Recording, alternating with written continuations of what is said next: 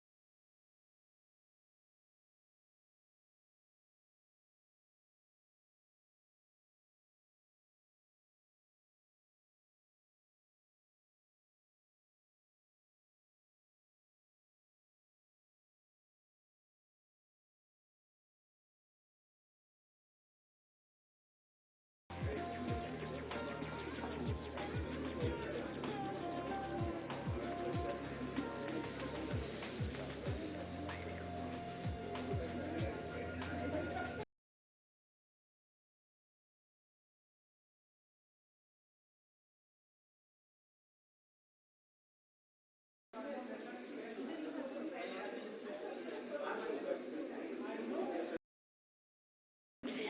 I please request everyone to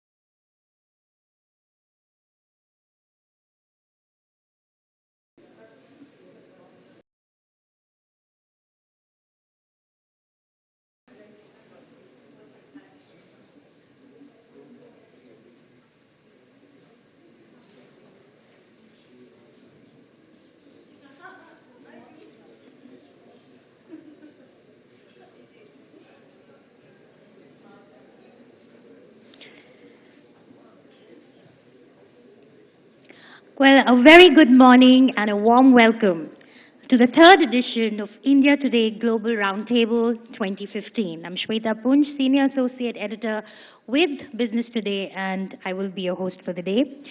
Well, our first edition was held in New York ahead of the Prime Minister's visit to the United States in September last year, followed by a roundtable that we did in Nepal. And this year, the roundtable is, of course, in Delhi.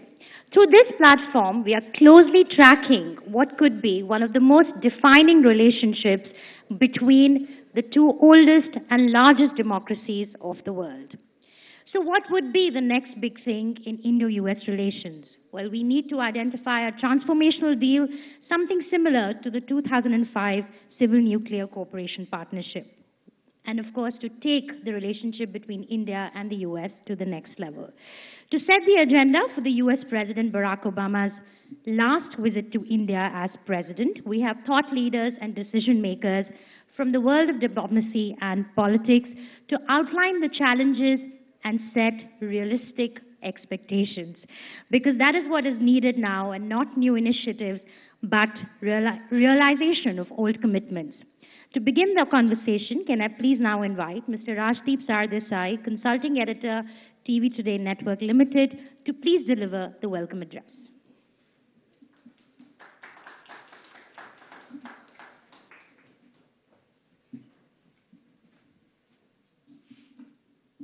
Thank you very much, Shweta. Ladies and gentlemen, a very good morning to each and every one of you. On a cold winter morning in New Delhi, let me welcome each and every one of you to the warmth of the India Today Global Roundtable. The warmth, in a sense, of the Indo-US relationship.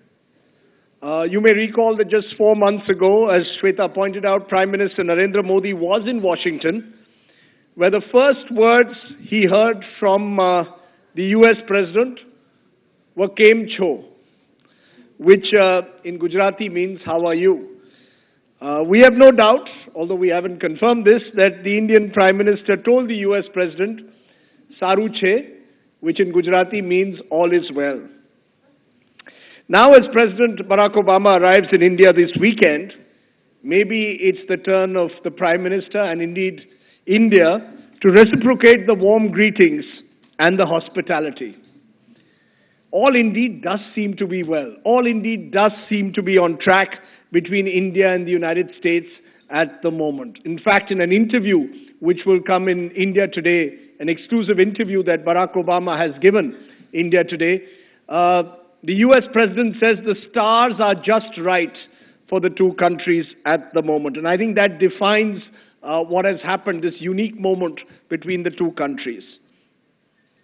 As I said, there are sustained exchanges between the two leaderships, and that in itself augurs well for the future. Shweta said this would be Barack Obama's last visit to India as the US President. Who knows? He still has a year and 10 months to go. He might be back, and we might have another roundtable when the US President is back in this country. The fact is that the once estranged democracies seem to be finding increasing common ground and mutual interests. And yet, like with any relationship, there are challenges to overcome. Today's roundtable will aim to highlight those challenges and set the stage for the road ahead. A decade ago, we might have obsessed with Pakistan, or even while talking to Washington. Now we look at the United States from dimensions that go well beyond Islamabad, from energy security to the Indo-US nuclear deal, from climate change to trade and business, from education to the growing influence of NRIs. This relationship now operates at multiple levels. 4 months ago, when we held the first India Today Global Roundtable in New York, one of the speakers candidly admitted, one of the American speakers candidly admitted that while we may not be strategic allies, we certainly can be friends and partners. This roundtable in Delhi aims to set the terms of that partnership. Shredding the baggage of the past, India and the United States could well be a defining partnership of the 21st century. It is with that spirit of hope that today's roundtable is taking place. On the menu, as you will find at lunch, are stars and stripes, but also in true Indian style, a little bit of spice, enough to stimulate the mind. Thank you once again, ladies and gentlemen, and the viewers out there for being here and being part of this global summit that will play all day on Headlines Today and Aaj Tak, so you will be able to watch it in your homes and the warmth of your homes. As they would say in New York, let the show begin. Thank you very much.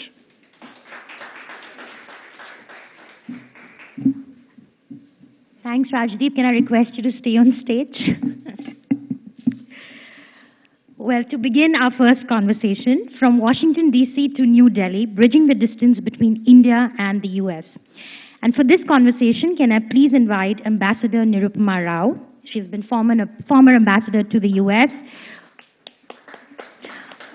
also someone who's often been described as a tireless champion of the Indo-US strategic partnership, and it was during her tenure that the relationship between the two countries touched new heights.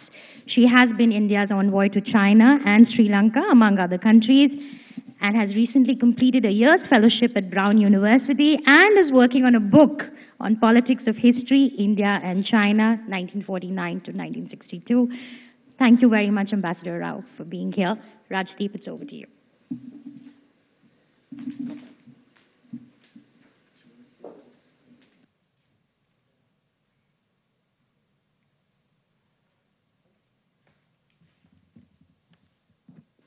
Ambassador Rao will first make a few preliminary remarks, and then we'll set the stage for an audience interaction and questions that we've asked on social media and Twitter for Ambassador Rao. So I'm going to ask Ambassador Rao to really set the stage for today's global roundtable by telling us what she sees as the road ahead and the roadblocks possibly to a full-blown India-US partnership. Ambassador Rao.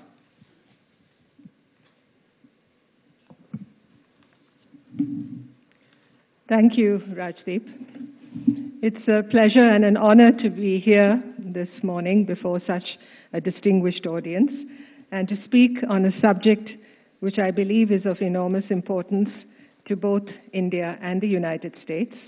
That is the forthcoming visit of the President of the United States, Barack Obama, to India at the invitation of our Prime Minister, Narendra Modi, and to be present here on what is indeed a very important occasion for more than 1 billion Indians, our Republic Day.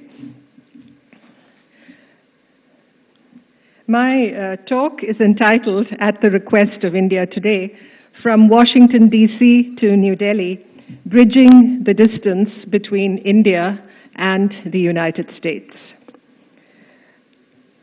Early this week, on the eve of the forthcoming visit of President Obama to India for Republic Day, as I just said, at the invitation of Prime Minister Modi, in the White House, the United States Deputy National Security Advisor, Benjamin Rhodes, talking to reporters, described the uniqueness of the visit, calling it transitional, if not transformational, moment in the relations between the United States and India.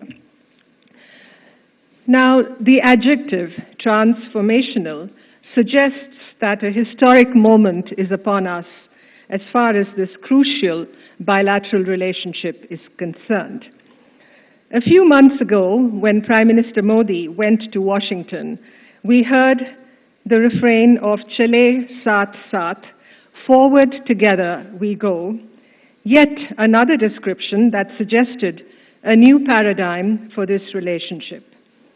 The image of the American president and our Prime Minister in the shadow of the Martin Luther King Memorial, reflecting on the greatness of leaders like King and Mahatma Gandhi, implied the forging of a unique personal bond between Mr. Obama and Mr. Modi, a bond that reassured the world that our two countries had emerged from the shadows of the crisis that had so threatened our relationship as 2013 drew to a close. And just yesterday, the Prime Minister tweeted that the next episode of his monthly radio address, Man Ki Baat, will be, as I quote him, a special one where our Republic Day guest at Barack Obama and I will share our thoughts together, unquote. This meeting of minds will be definitely one to remember. So after the chill of last year, spring is upon us once again. India and the United States have restored the balance, the equilibrium in their relations, and they are ready to go forward, exploring new initiatives, unclogging blockages to bilateral cooperation, avoiding, I hope, unpleasant surprises, and learning to discuss their differences in a manner more mature and grown up than in the past. No longer are we saddled with the images of a faltering partnership or a relationship in a rut, as some described it not so long ago. Both the US President and the Indian Prime Minister have jointly enunciated last September that the strategic partnership between America and India, I quote, rests on our shared mission to provide equal opportunity for our people through democracy and freedom, unquote. A new playbook is being fashioned, one I hope that will endure and be useful and relevant in diverse situations, proving the value of diplomacy that is creative, innovative, and not risk-averse. Putting aside any niceties about democracy and freedom, one may ask, what is the geopolitical, strategic, and economic glue that holds this big relationship together? This has been a relationship marked in the past by emotional distance, rhetorical outburst, varying degrees of alienation, manifestations of the American bully pulpit, and how not to transact diplomatic relations paradigms. And yet, there is an intrinsic logic that drives India and the United States to seek closer understanding and friendship. When the United States talks of rebalancing to Asia, India is central to its calculations. An Asia without India or China is inconceivable. While it is true that we are partners and not allies, we share common interests, common concerns, and priorities that do not really clash with each other. And there are defining features, and these, in fact, are defining features of the US-India relationship today. The vision that defines what is universally called our strategic partnership is founded on mutual comprehension of the threats we face, the forces that endanger our freedom and unity, our common interest in keeping our oceans and maritime passages free for trade and commerce and not threatened by recrudescent nationalisms, and ensuring the free flow of technologies, capital, and most importantly, ideas for the all-rounded development of our societies and peoples. Our enemies are common, whether poverty, terror, religious intolerance, illiteracy, disease, or violence against women. We are well positioned, therefore, to be friends and partners, and it is time we shed any anachronistic inhibitions that make us hesitant to say this out loud. That President Obama and Prime Minister Modi are to have a second summit meeting in 4 months is unprecedented in the history of India-US relations. I was quite taken with the media headlines calling Mr. Obama's visit the second coming of President Obama. The new energy and dynamism this signifies must bode well for cooperation in a number of spheres, as also promote a better understanding of developments in our immediate region and beyond. In the short period after Prime Minister Modi's visit to the United States, the synapses of bilateral interaction have come alive. We have had understanding reached on the trade facilitation issue and the issue of public stockholding of food stocks. The Trade Policy Forum has met after a gap of 4 years. There are reassuring indications, and I say reported through the media, that the impasse on nuclear liability is on the way to being sorted out. We hope so. The Defense Technology and Trade Initiative is very likely to record productive yield in 1 or 2 co-development areas, we hear. Our cooperation in the creation of an infrastructure collaboration platform is moving forward. Cooperation in smart cities is very much in focus, and the education dialogue is acquiring greater momentum. Differences on intellectual property rights, especially in the pharmaceutical sector, may remain, but the decibel levels of the to and fro debate have reduced, signifying that rational understanding and solutions are not beyond our reach. We come, India and America, from very different parts of the world. Geographies, cultures, historical experiences, the levels of our development, all separate rather than unify us. But distances telescope in the world of today, and our alignment of interests, whether they be counterterrorism, peace and development in Afghanistan, the mutual threat we face from the Hafiz Saids and the Zakiur Rahman Lakhvis who seek to blight our lives, our allegiance to the standards of democracy and freedom, openness and good governance, diminish the earthly distances between us. Also, the presence of a 3 million strong Indian diaspora in the United States imparts the calculus of American understanding of India with far more depth and resonance today than ever in the past. This being a season of parades, let us for a moment stop to reflect on the past 60 years when rainstorms have come down on the parade of our relations. Steadier hands and a more rounded vision could help prevent a repetition of such setbacks. Driven by far-seeing leadership, our bureaucracies also need to move beyond mindsets and behavioral instincts honed by past experiences to embrace present imperatives and priorities. This cannot be a relationship for the faint-hearted or for closed minds. Much is said of the China factor in our relations. In my experience, it is my understanding that neither of us seeks an exclusion or isolation of China. Each of us has our set of interests and compulsions in dealing with China and for transacting mutually beneficial relations with that country. India's Act East policy must envision how the contrasting visions of India and China are to be reconciled in the mapping of 21st century Asia. So too for the United States, which is an Asia-Pacific power, and has enormous stakes in the peace and prosperity of continental and maritime Asia.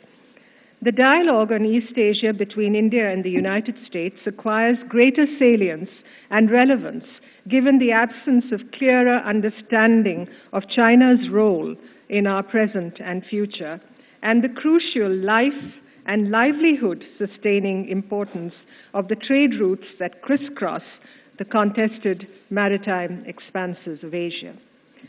Similarly, our concerns about South Asian regional trends and developments are not easily understood by the United States, especially when they pertain to Pakistan.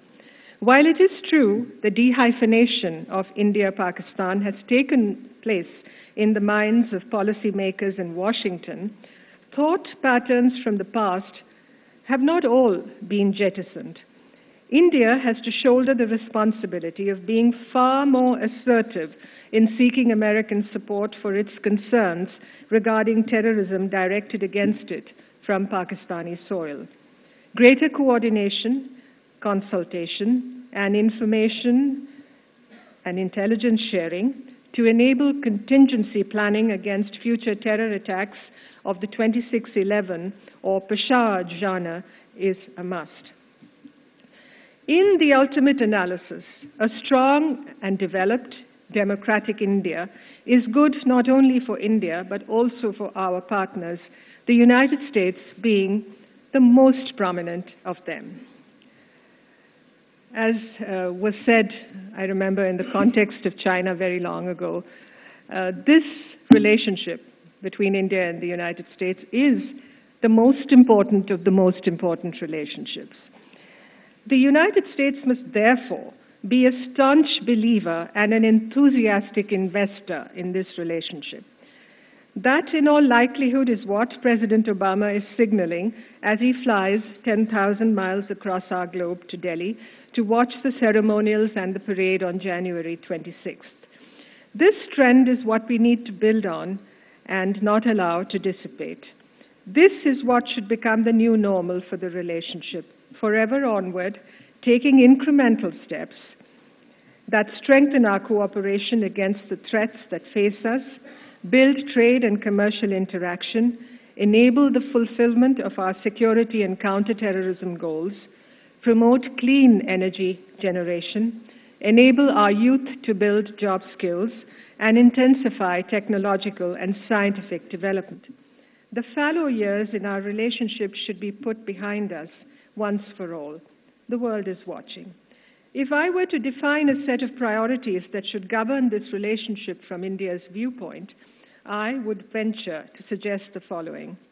Strengthen defense cooperation, including co-development manufacture in India with American inputs of technologically advanced defense systems, and this works in very well into our Make in India plans also. Build resistance against terrorism and strengthen homeland security, and resolve the difficulties relating to the implementation of the civil nuclear deal so that the promise and the potential of nuclear energy generation with American participation is not a promise denied. Every small step taken will add up ultimately to substantive growth and consolidation of the relationship. Our capacity to safeguard our sovereignty and our independence is in no way jeopardized by this. Time and again, India, we have proved that we are capable of defending our interests. The experience of the last 60 years has taught us so much. Thank you.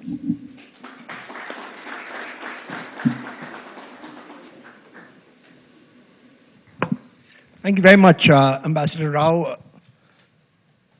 Let me try and sort of set the stage for what's going to be a stimulating day.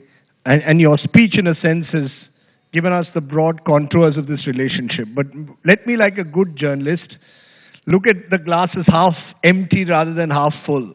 Diplomats tend to look at the glass as half full. I'll look at the glass as half empty. You mentioned that an American diplomat, before Barack Obama arrives in the country, described the relationship as transformational. Do you believe it's transformational already? Or do you see somewhere it's still rooted in suspicion and still one-sided? Do we need the Americans more than they do? Jairam Ramesh famously said, Yankee, go home, but take me with you. Is it still a bit of that we still are rooted in a bit of the past suspicions and yet desperately wanting to reach out in some way to America more than the Americans want us? Is it an equal relationship, ma'am? You're talking of a relationship between equals. I wouldn't use the word equal relationship so much as saying it's a relationship between two equal, very important nations on the world stage. As far as the attitudes and the approaches that each or either country takes to the relationship, I have spent a number of years in America. I first went there more than 3 decades ago, and I've been witness to the very palpable, tangible change in the way Americans view India.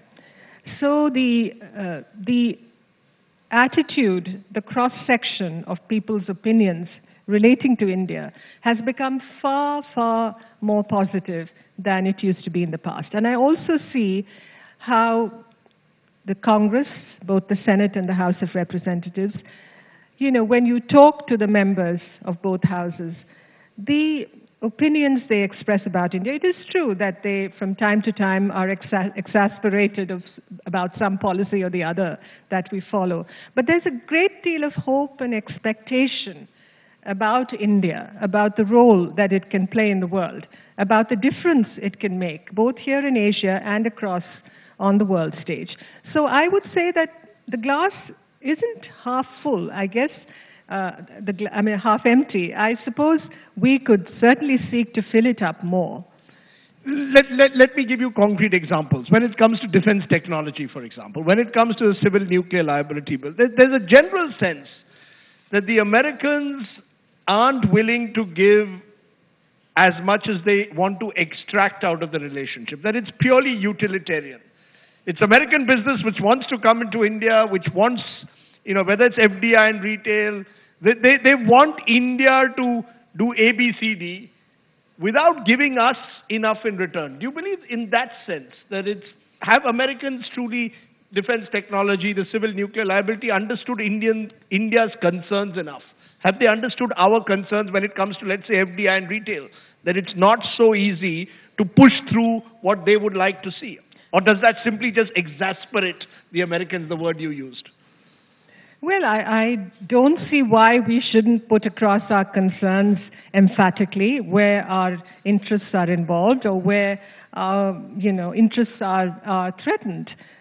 So I believe that the Americans appreciate that kind of openness and candor, and we should continue to stick to our guns on issues that really are seen as not promoting our interests or not promoting our domestic economic development or the idea of inclusiveness where our development is concerned.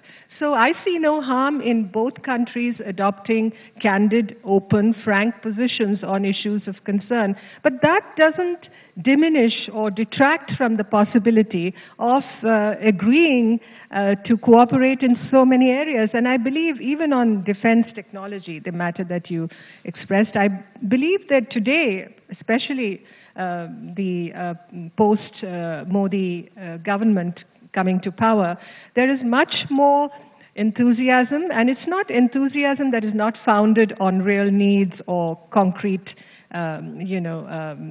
marshalling of facts and ideas. There is certainly much more enthusiasm, much more activity, much more willingness to do on both sides when it comes to all the areas that you mentioned. And we have to be a little more patient. The media tends to look for a harvest the morning after the seed is sown. So I don't believe that will happen. I get it. The media is living in the world of 24/7 television, which wants breaking news between India and America virtually every day. But there's a sense that America's business is business. And therefore, if India doesn't open up its markets, they'll even go to a Philippines, they'll go to a Sri Lanka, they'll go to an Indonesia. Why would I come to an India unless we provide open access to our markets? And now we have our genuine concerns there. Do you therefore believe that are we a priority for the United States? Is Washington ready to be patient with India? And the fact that this is a democracy where decisions can't be taken overnight in the manner that they could perhaps in a more authoritarian regime. Is America willing to be more patient with India in your experience? I think there's a constant learning curve in the relationship, and this is a relationship which gets constantly honed and constantly better based on our experiences in the past. So I think there is a far greater degree of patience in the United States when dealing with India today. Let me ask you the point that you made. You said that the relationship, in a sense, has been dehyphenated. The Indo-Pak relationship is reaching the stage of dehyphenation. And yet, from time to time, we'll have Indian leaders putting pressure on America, in a sense, or at least doing it perhaps now that you're no longer actively serving. You can tell us whether there was pressure put on the Americans to get us Lakhvi, to get us a Dawood, to ensure that at least Pakistan delivers on ABC when it comes to terror. Is there enough being done in your view by the Americans to get Pakistan to deliver on specifics? Or are we still not able to put enough pressure on America to get us what we want when it comes to terrorism across the border? Well, if you're talking of a dream list, all the 12 things you want for Christmas, maybe that's not happening. But counter-terrorism cooperation between India and the United States has certainly taken off. And there's much more happening. This is not something we can obviously discuss before, in the public space. Of course we can. Of course. But I remember Mr. Jaswant Singh on this. We can't conduct diplomacy in an amphitheater. So we have to remember that. But there is a lot happening in terms of information exchange, intelligence gathering, and we're on the same side of the street when it comes to dealing with all the elements that you spoke of. Ultimately, I suppose a lot depends also on the strengthening, the buttressing, the honing of our own capabilities in dealing with threats to our homeland, in making sure that a 2611 doesn't happen again. And we have to be, essentially, when it comes to a big nation like India, we have to learn to take care of this business ourselves.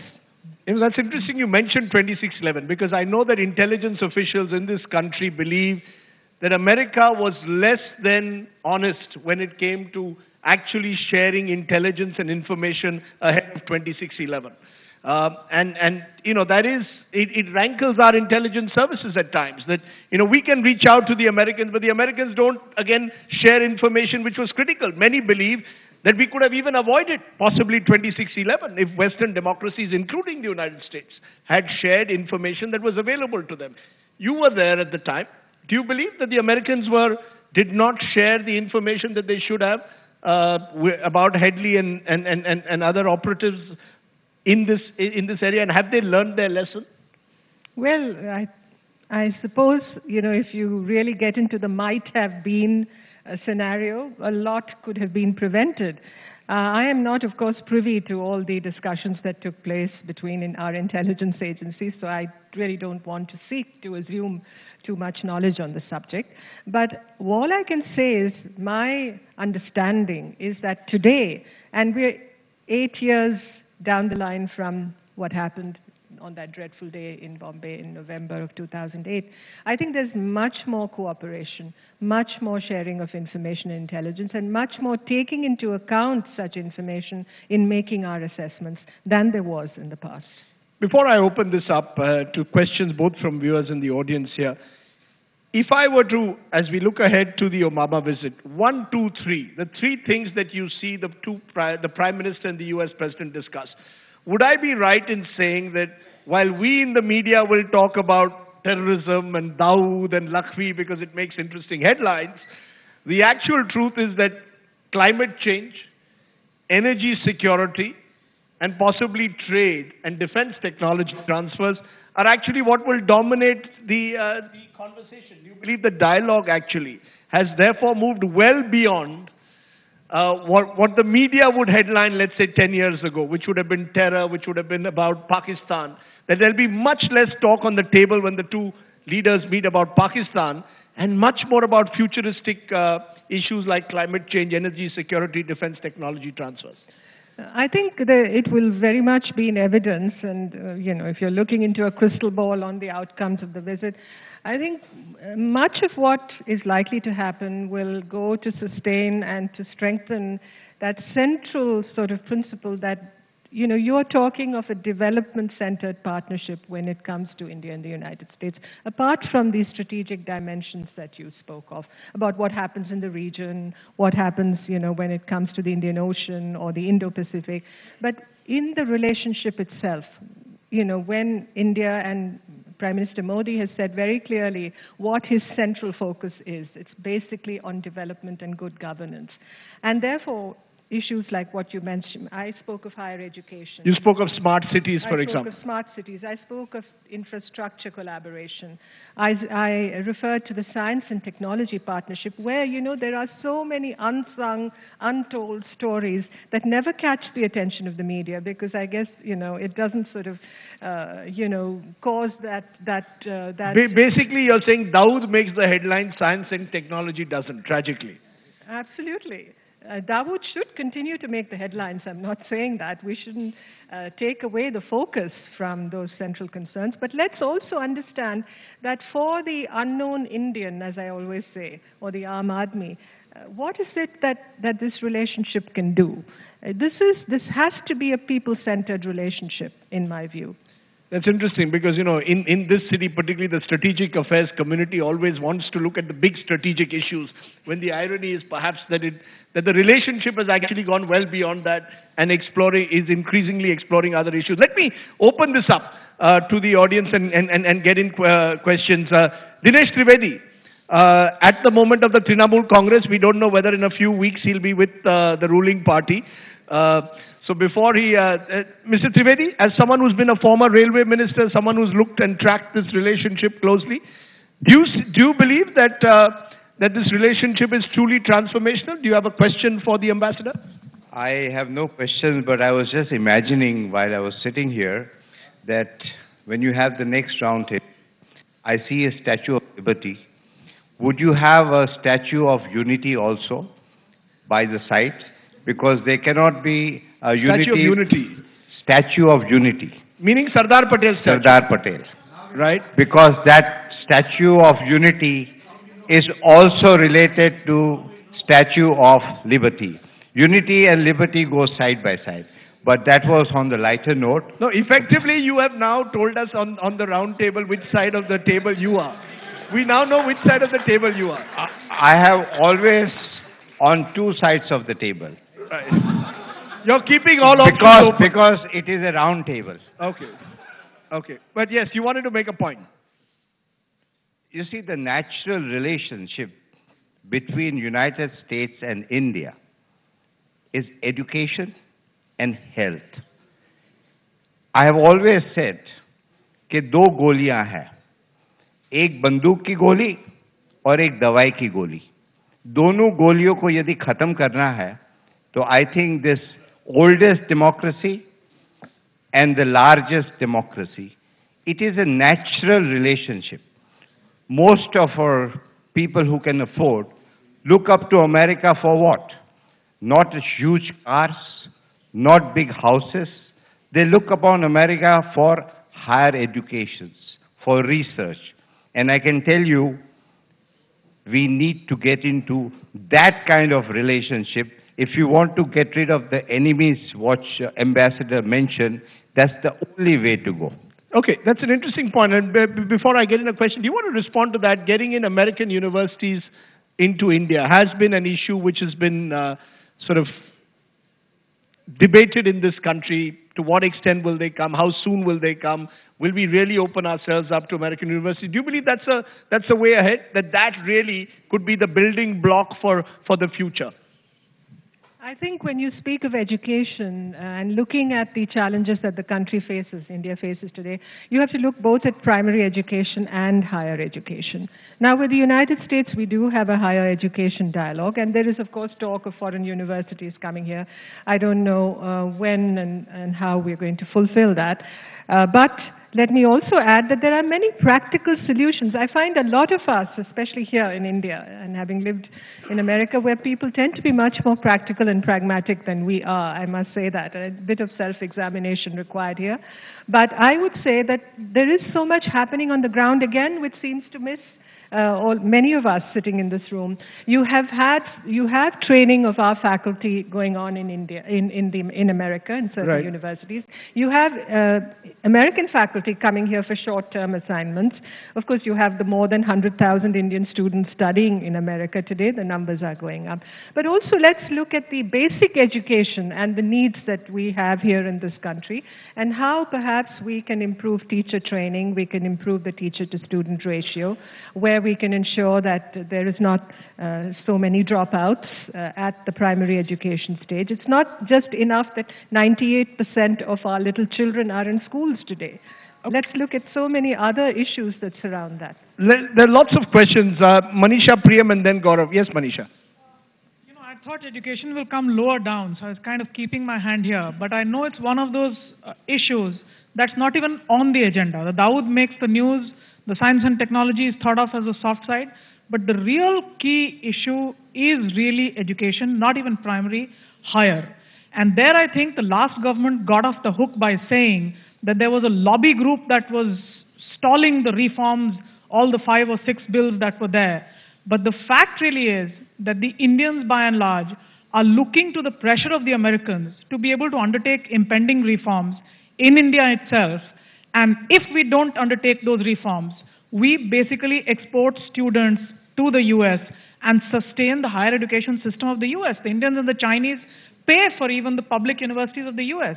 So how far do you see that this type of dialogue, and would it just be seen as a pressure coming from the US? Would we use it strategically to undertake some of the impending reforms here? If we don't do that, we are, in a sense, if we don't undertake the reforms, we are a business opportunity for the US. So how do you look at this dilemma? I'm going to treat that more as a comment at the moment.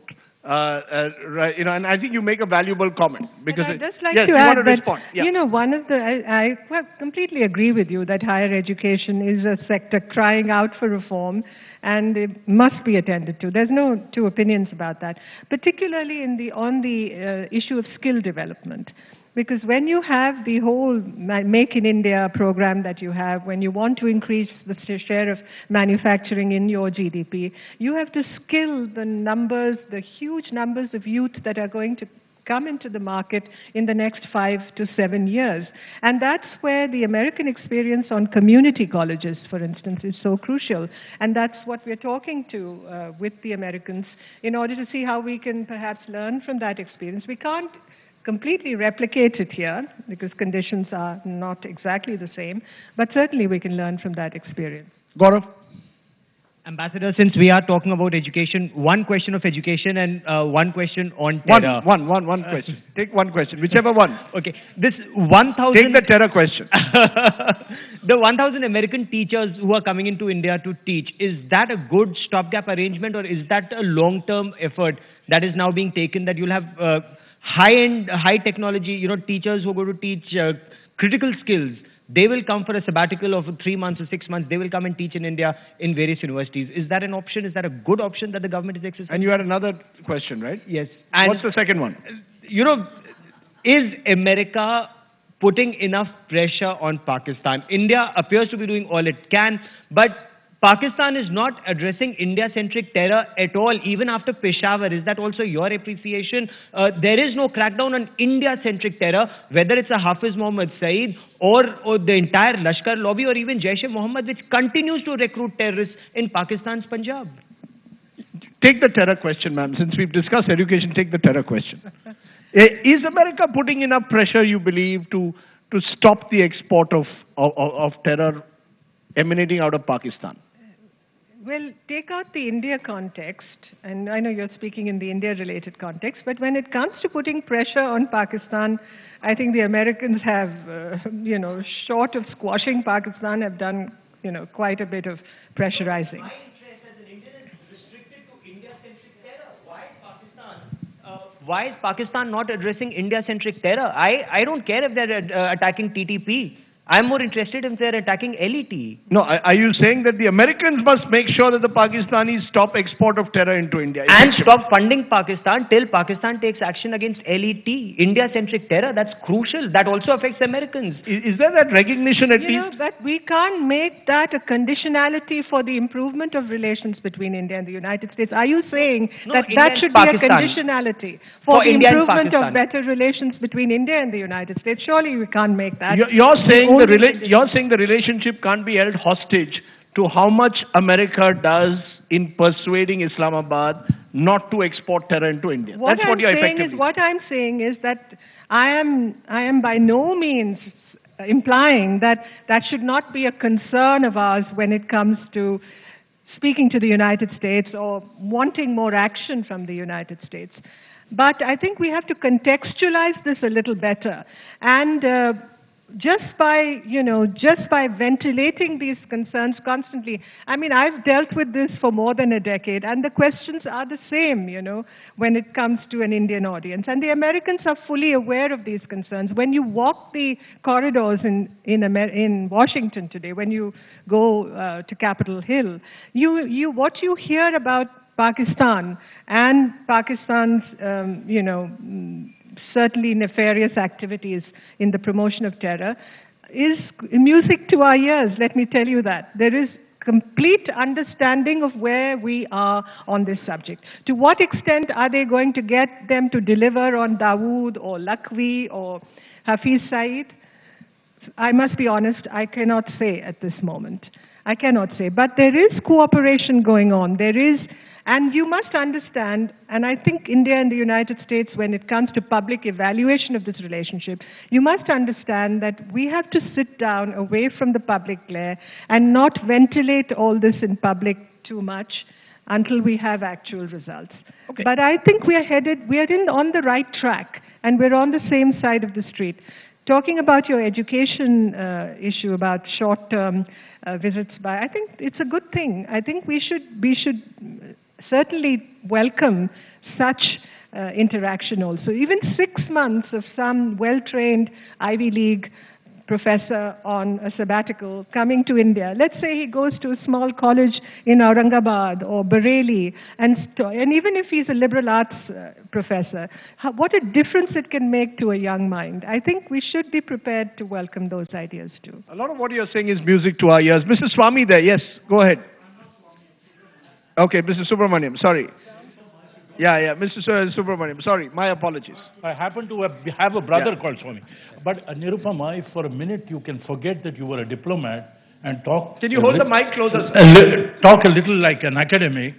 Are you realistic to believe that the United States is serious about abandoning Pakistan because of its linchpin importance vis-a-vis Iran, Afghanistan, near the wells of power, as Olaf Karo says?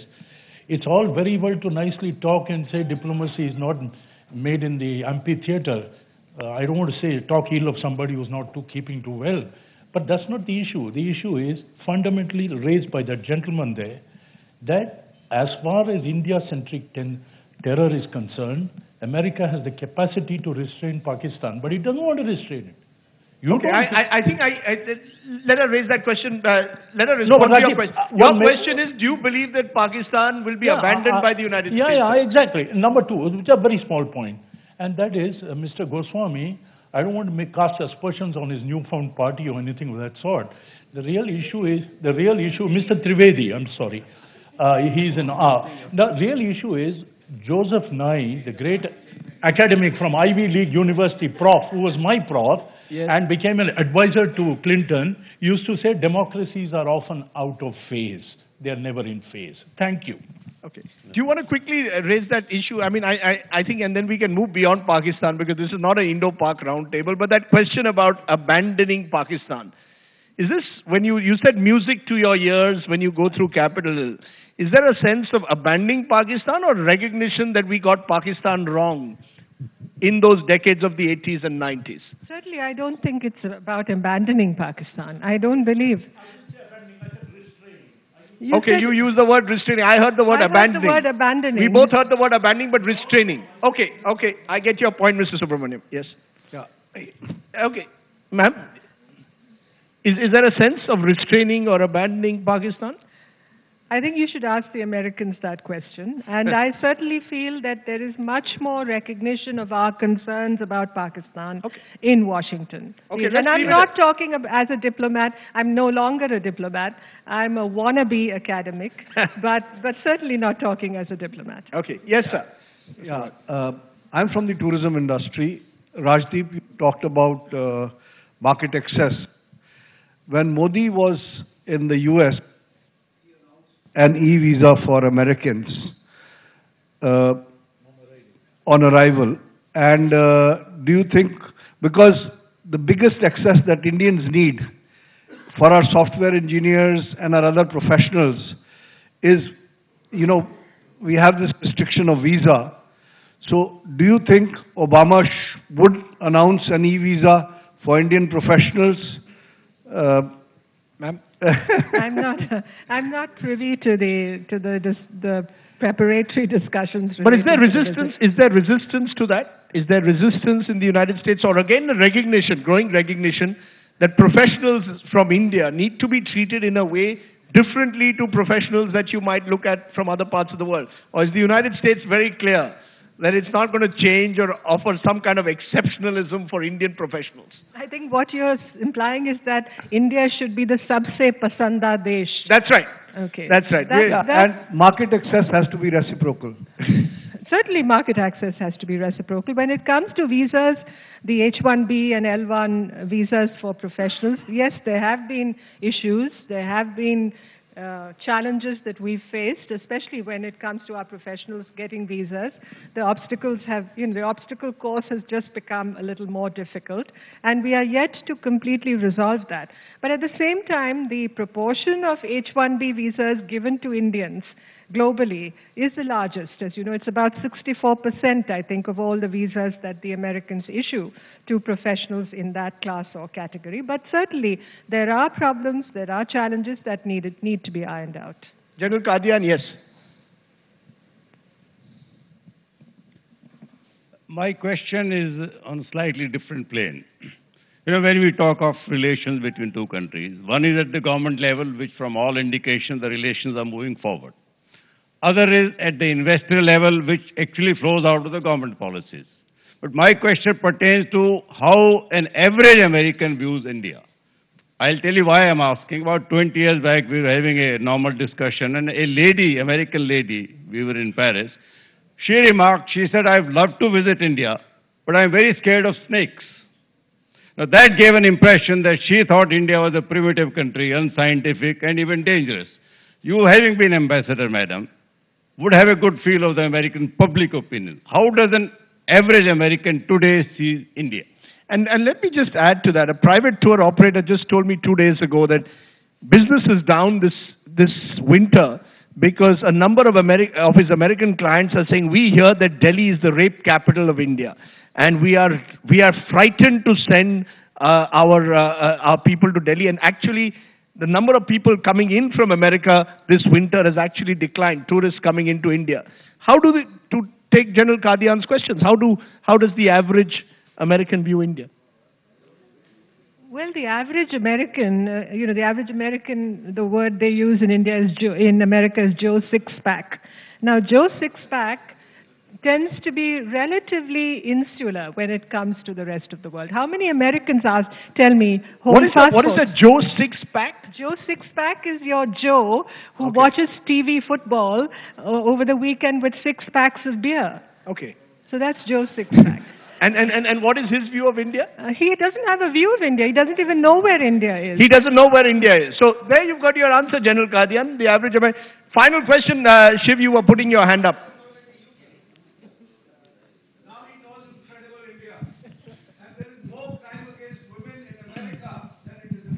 Okay. Well, the tourist industry needs to do much more to dispel than those stereotypes in Focus America. on Joe Sixpack. Okay. Go ahead, Shiv. Last question. I just have a very practical question, and I'm sorry to be returning to the issue of terrorism, but that's what I'm interested in. Ambassador Rao, you were ambassador in Washington, at a time when there was a virtual media frenzy over terror, over Pakistan. There was a lot of pressure. I have a practical question. In your experience, obviously there was a great deal of pressure. Yes, these aren't issues that always have to be ventilated. Just out of curiosity as a citizen, what was it like speaking to the United States at that time when there was this overwhelming attention to India-centric, terror from Pakistan at that time as ambassador? Were there trust issues in your personal experience? If you could tell us what it was like for you personally as ambassador dealing with that kind of pressure, because obviously the demands on you personally to perhaps some kind of results from the American side must have been huge. He wants you to reveal all that you're going to say in your biography.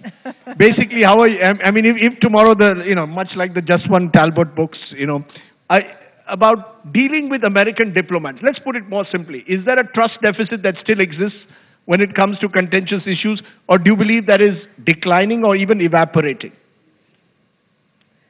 Well, I think the communication flows much more easily than in the past. There's no two opinions about that.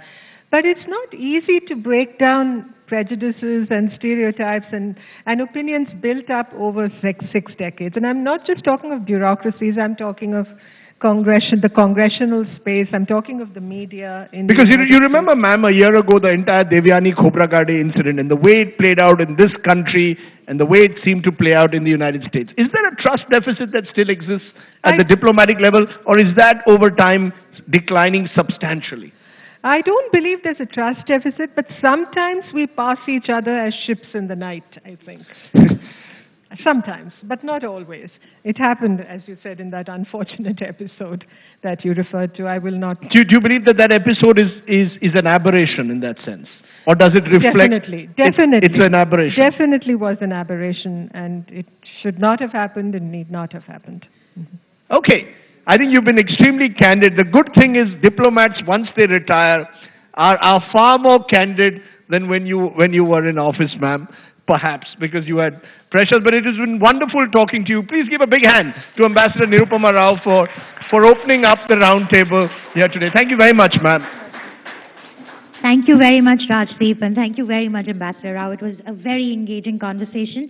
Can we please request you to release our special issue, which carries the only interview that the US President has given to an Indian media organization. You're supposed to do it like a film star.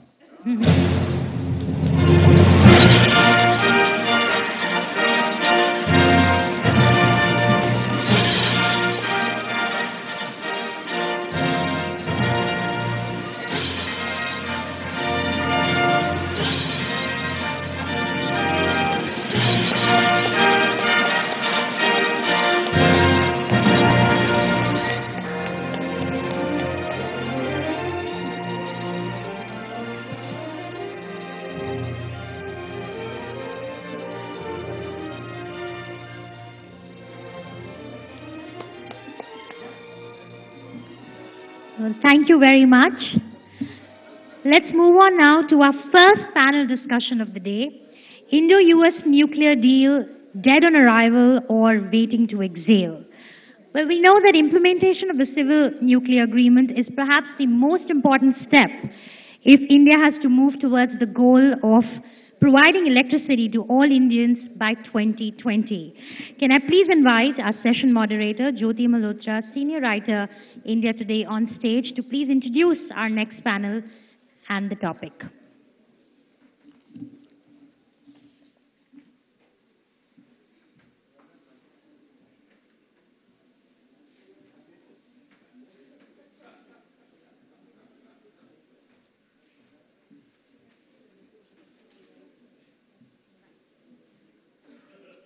Good morning, ladies and gentlemen. I'd like to welcome you this morning to the third edition of India Today's Global Roundtable on the Indo-US relationship and it's in all its glorious manifestations, and some would say not so glorious manifestations, and to the session this morning on discussing the India-US nuclear deal, specifically titled India-US Nuclear Deal, Waiting to Exhale or Dead on Arrival. And before I call on stage my charming guests this morning, both of whom are engaged in conversation, Mr. Hardeep Puri isn't. Mr. Hardeep Puri, former diplomat, and Mr. Sitaram Yechuri of the Communist Party of India, Marxist.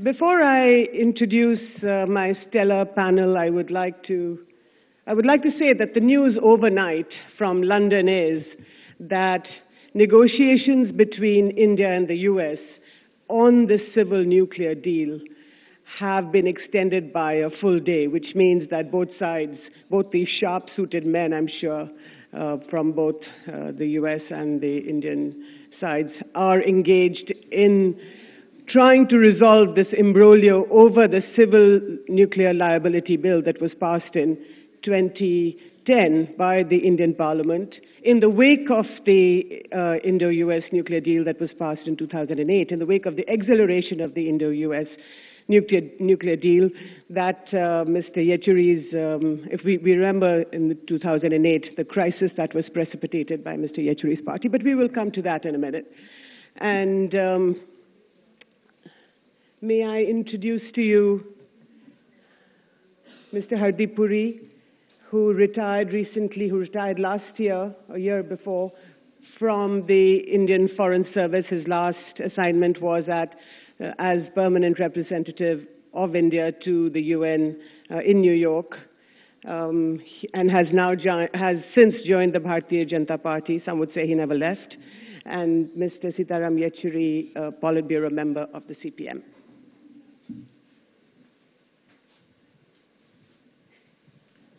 Good morning and welcome. Can you hear me?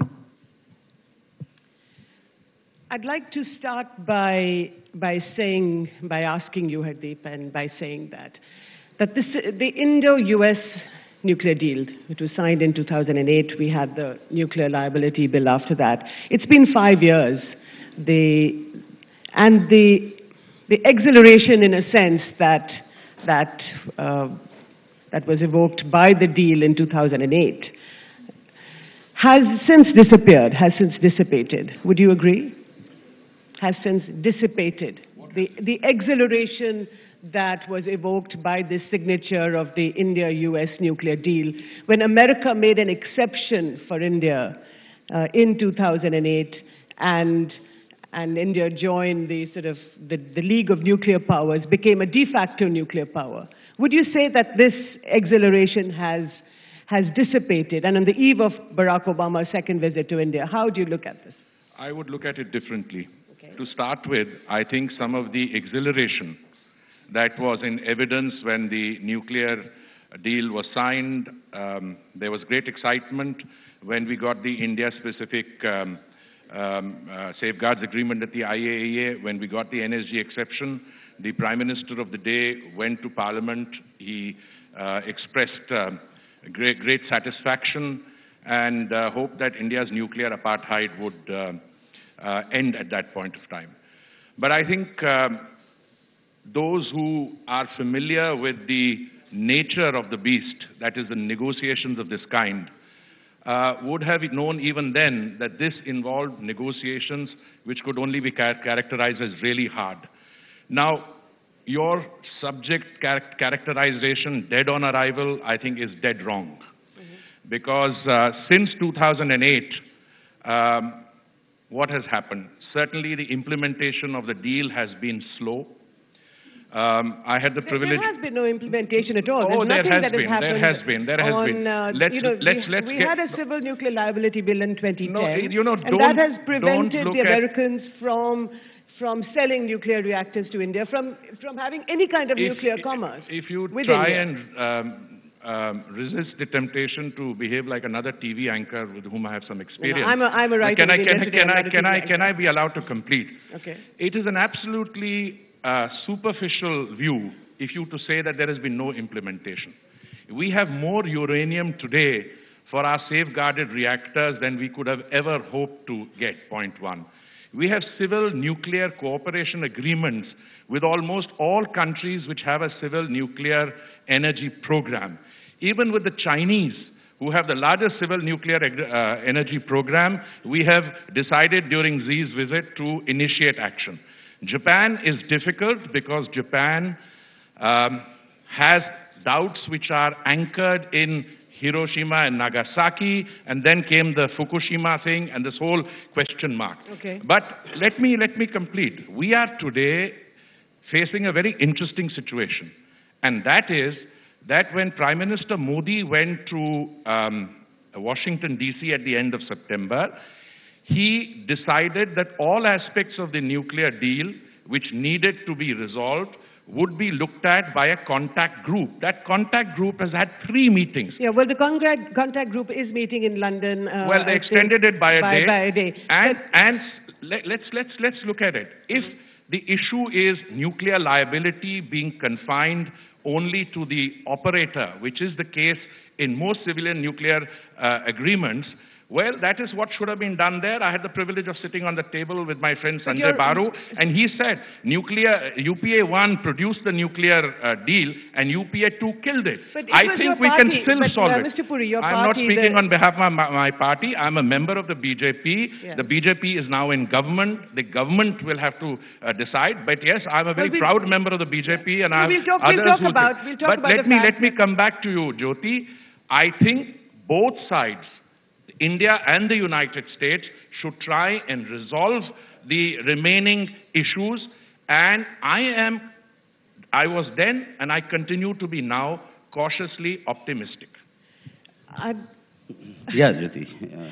So I'd like to ask you, Mr. Yechuri. Mr. Puri is cautiously optimistic, even though his party at the time, I'm talking about the Nuclear Liability Bill in 2010. It was his party that went along with the rest of the parliament in creating a law that has actually now is impeding this nuclear commerce between India and the US.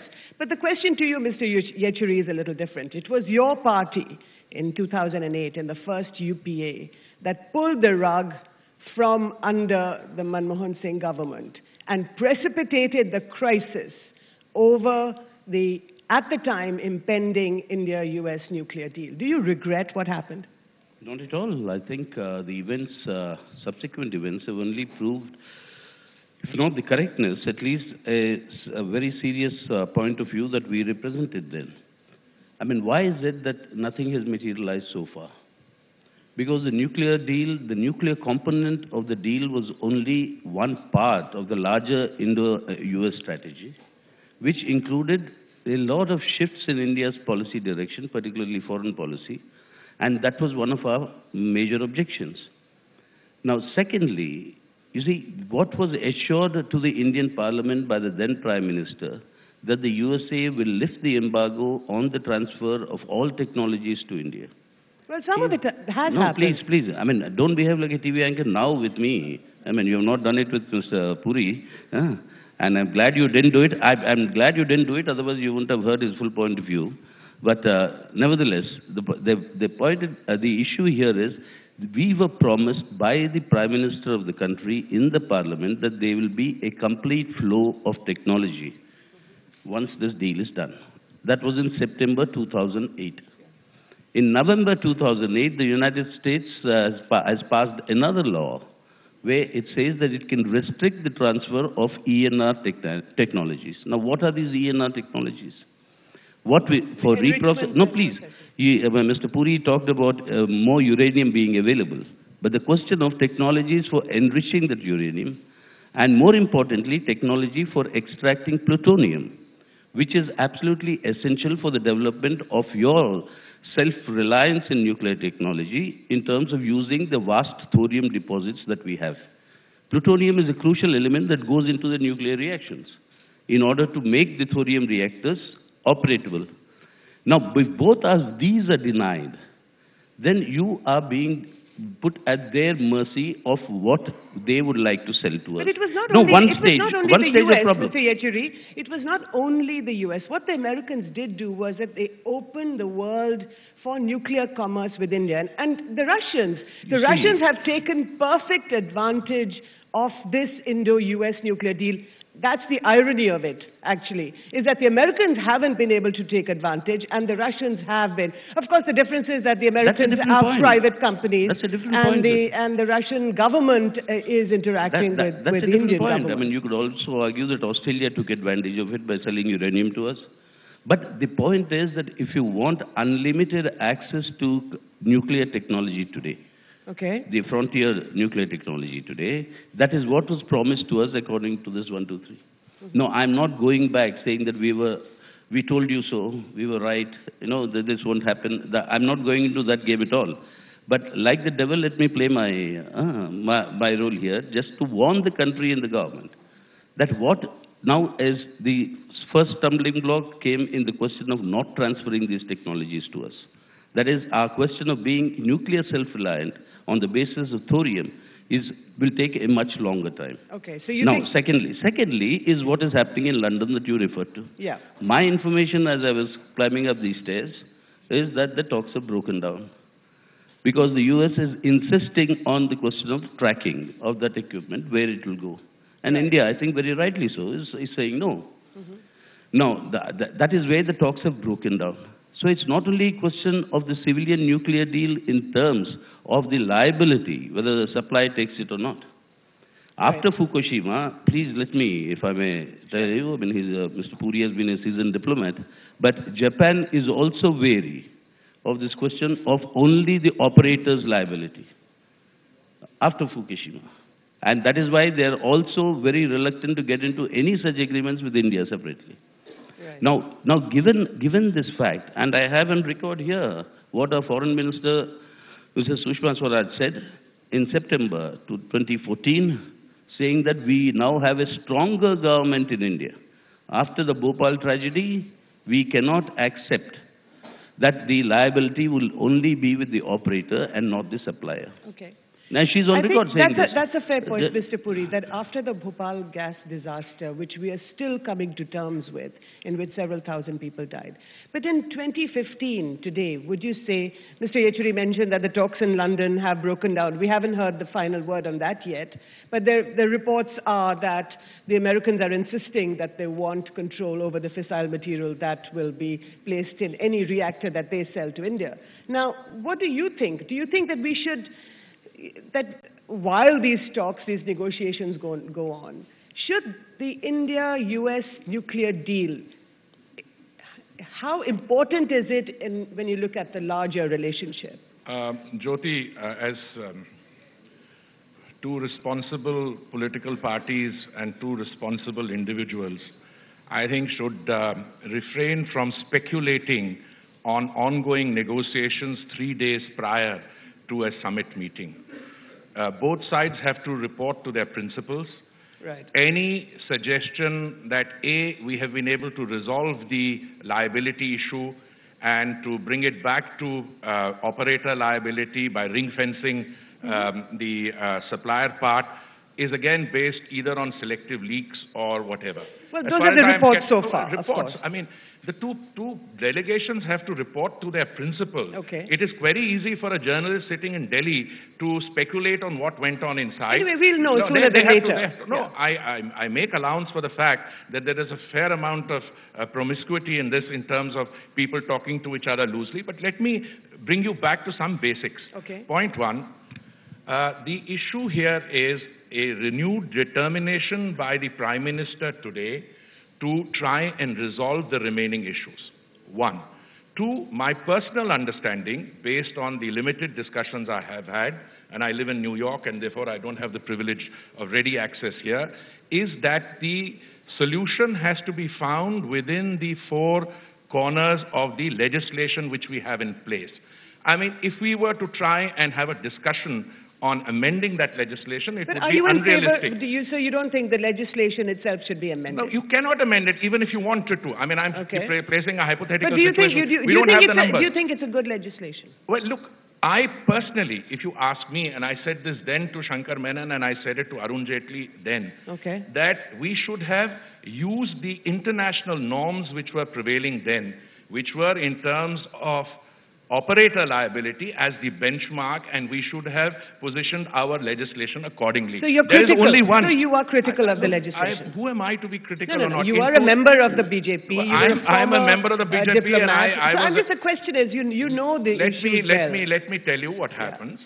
I don't think that the government of the day then, when the nuclear liability bill was enacted, when it was legislated, at that point of time, did enough to run with the ball and reach out to everyone to explain what it is. There's one country you think which that has... the BJP was not fully informed. Well, Are you saying, I have heard the story both from the people in the government then and those in the opposition. So are you saying that the conversation there was a gap. So the BJP didn't know enough I don't think it is no. I think some objections were mentioned, but those were not taken on board. The next thing we knew is that the draft which went in... Objections by the BJP. Yes. And there the were government of the day, the Congress-led government, did not take the BJP objections on board. The UPA 2, which was Congress-led, had already nullified what had been achieved in UPA 1. No, what is the issue? What is the issue today? Today, you have to make it work.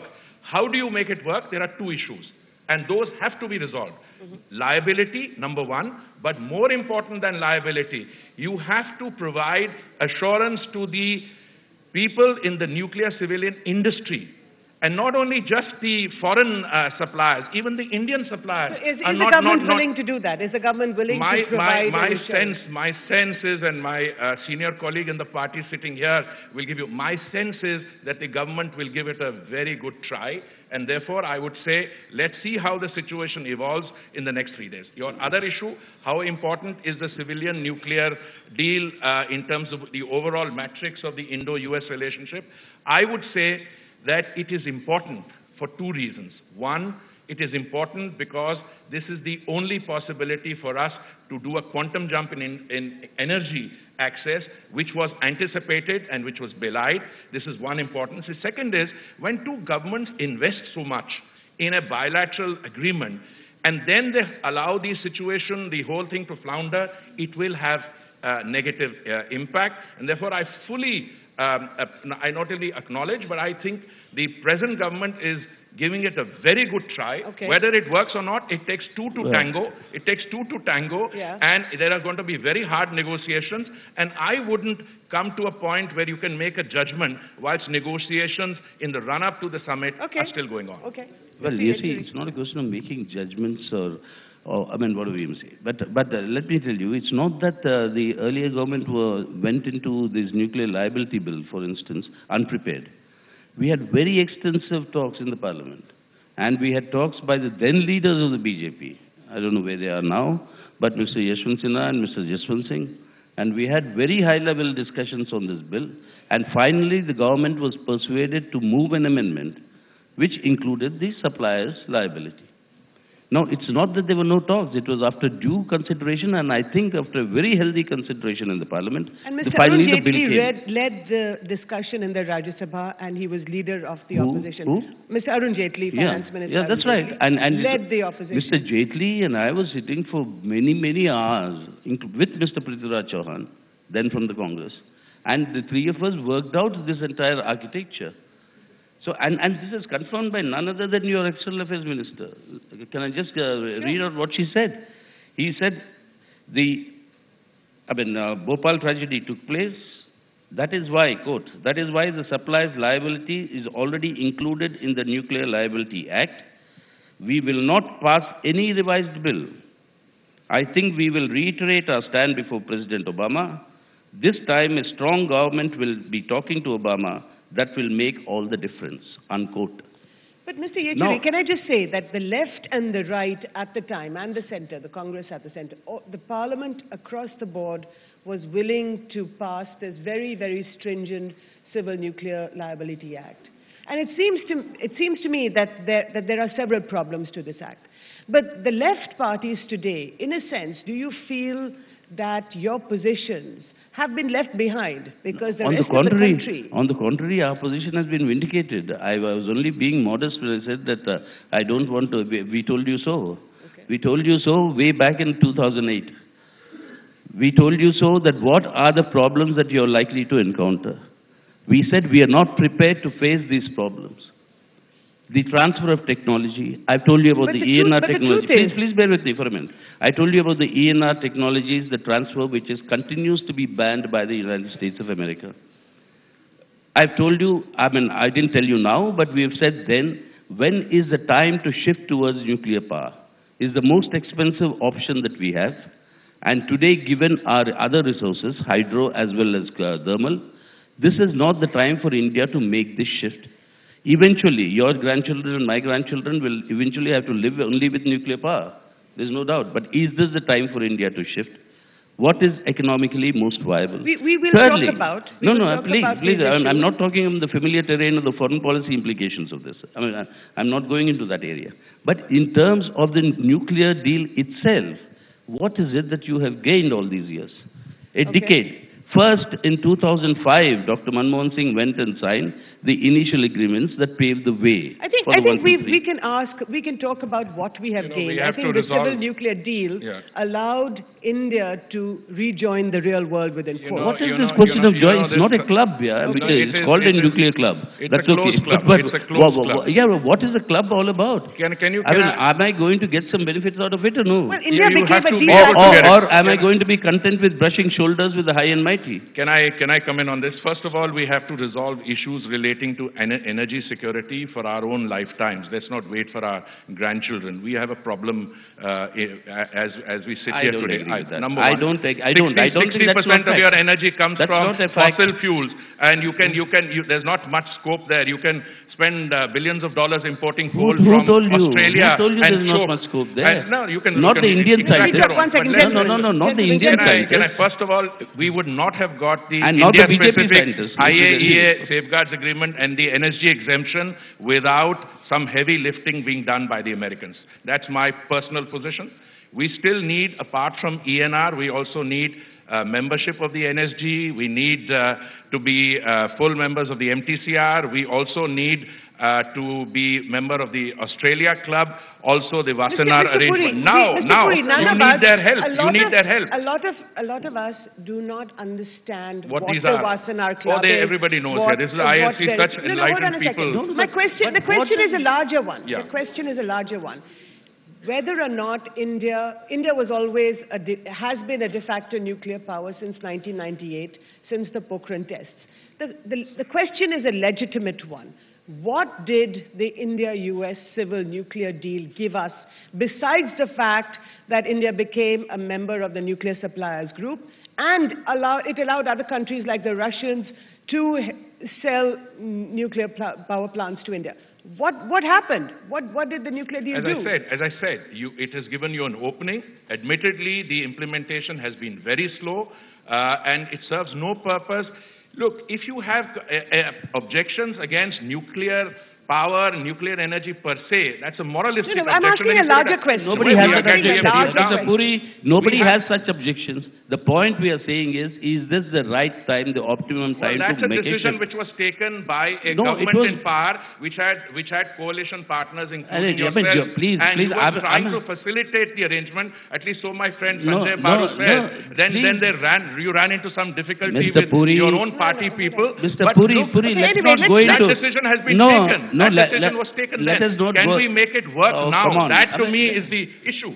Now to say it was a wrong decision to take in 2005 to initiate it, I'm afraid that's not a very solid basis on which you can have a discussion. I personally think the decision, that call was taken. Now we have reached a stage where we decide either we will try and make the nuclear deal work or we will abandon it. I am one of those who says, and I believed all along, once you've entered into an agreement, try and get as good a deal as you can. See if you can make it work. Okay. Now, let me ask you another question. Let me just ask you another question. One of the reasons that the Americans did the heavy lifting for India at the time in 2008, and now Barack Obama is coming back to India for the second time in 5 years, was that in their perception, in America's perception, India could be or could become a democratic counterbalance to China. And the Chinese, as you know, have been a nuclear power for some years. They are a permanent member of the Security Council. Yeah, Do you see, think in 2015 that China and India and America, how do you look at this triumvirate relationship? Well, you see, first of all, let me at least put the record straight for Mr. Puri, because I always considered that Mr. Puri as a diplomat was much better than Mr. Puri as the BJP. Now, you say put the record straight. No, okay, I was please.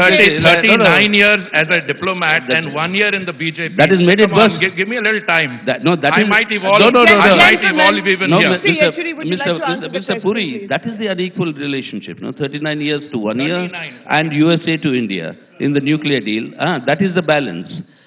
And it is that balance that is reflecting itself now. The China question. The China question. Let me come down. Yeah. The China question. You see, as an Indian, why is it my concern of what the USA wants and how it wants to contain China? Okay. My interest is with my development. Do you think the US does want to contain China? Of course it does. It's part of its strategic document where it is spelled out in these words. Of the three objectives post-Cold War, one of the three objectives, it says, apart from control over economic resources, apart from its hegemony, the third is the containment of China. But where does India fit into this? Where does India fit That is what I'm asking you. Why should India be seen in this hyphenated existence at all, always? Whether it's Indochina, whether it's Indo-Pak, for heaven's sake, break out. We are a country which has its own worth to have its place in the international world. Now the question is, why do you want to look at yourself with the Chinese, dark glasses? Okay. My point is, what is in the interest of my country? I require energy today to eliminate our country's poverty. I require energy today to develop. Which is the best mix that I have at the present moment to generate this energy? Now there I'm saying, whether it's thermal, whether it's hydro, our potential is completely unutilized even today. And despite that, you're moving, and the nuclear option is at least 4 times more expensive than either thermal or hydro. Okay, Mr. Puri. Now, climate change, 1 minute, Jyoti. I think this must be understood in the perspective. Now, climate change is one factor. We say, no, we require clean energy. Yes, but why is it? Tell me, answer me one question. Why has there not been a single nuclear reactor installed in the United States of America in the last 3 decades? Why? You are just missing the woods for the trees. Why is the United States not using nuclear power or expanding in that direction? And you want all these risks to be associated with us? No, I'm sorry. Here, if you are looking at it from India's point of view, then let us discuss. If you're looking at it, how far we are going to be a subordinate junior partner of USA in the world, in the global strategic affairs, then I'm sorry. That is not the parameters of my discussion. I'm talking about my country, my people, my requirements of energy. Okay. Mr. Puri, I think Mr. Yechuri's question, does the Indo-US nuclear... So 2 questions. The first is that in the 1998 Pokhran tests, at the time, Mr. Atal Bihari Vajpayee wrote a letter to then President Clinton to say that one of the reasons for the nuclear tests was this bitter neighbor in the north, meaning China. Would you say that China somewhere, even today, as Barack Obama comes back to India, is the elephant in the room vis-a-vis the continuing nuclear story between India and the US? I want to comment on each of your statements separately. First of all, the letter written at that point of time. As a professional diplomat, I think that was a mistake. The letter should not have been written, because the minute you write a communication like that, you're waiting for it to appear in the New York Times, which it promptly did, point one. Right. Whether China was or is the elephant in the room, I look at the situation entirely differently. Our relations with the United States are predicated on the fact that it is the world's largest economy, 15 trillion plus. Our relations with the United States have evolved slowly into a strategic partnership. We have something like 40 40 bilateral dialogue mechanisms with them. But Can I complete this, please? Okay. You have to be patient to give the other person a chance to develop the thought. Secondly, the most important, the kind of emphasis that the present government is laying on domestic economic transformation, I think that kind of transformation in terms of economic cooperation, wooing foreign direct investment, being able to access technology, including in critical areas which are still being denied, to that extent Mr. Yatori is right. Okay. You have to have a much more intensive and upgraded relationship with the United States, and that is in progress. Okay. Now, the good relations with the United States, from our point of Just view, the China question. I'm coming to that, are predicated and stand on their own imperative. Insofar as China is concerned, look, it is probably a $10 trillion economy, growing. We have outstanding issues with the Chinese. We need to develop relations independently. There is no issue. There is no issue about a country like India with Mr. Modi as the Prime Minister and us now beginning to develop to enter into what is called a subservient relationship. Okay. I think subservience is a state of mind. Okay, so quick answer. The answer, therefore, is no. It is a relationship which will develop on its own merit and because it has an imperative of its own. Okay. I'm going to open this debate to the House. Would anybody like to ask a question? Okay, the young man at the back. My question is to Mr. Puri sir. Mr. Subramaniam, there's a young man at the back who's asking the question. No, not you. Can you identify yourself, please, and ask who are you addressing the question to? Right, myself, Sanjeev, from University of Delhi. I am doing political science honors, masters. So my question is to Mr. Puri sir.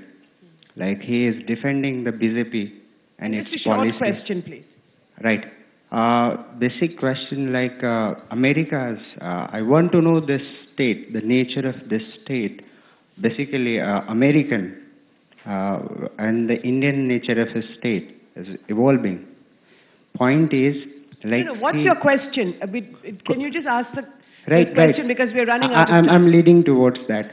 Basically, how like...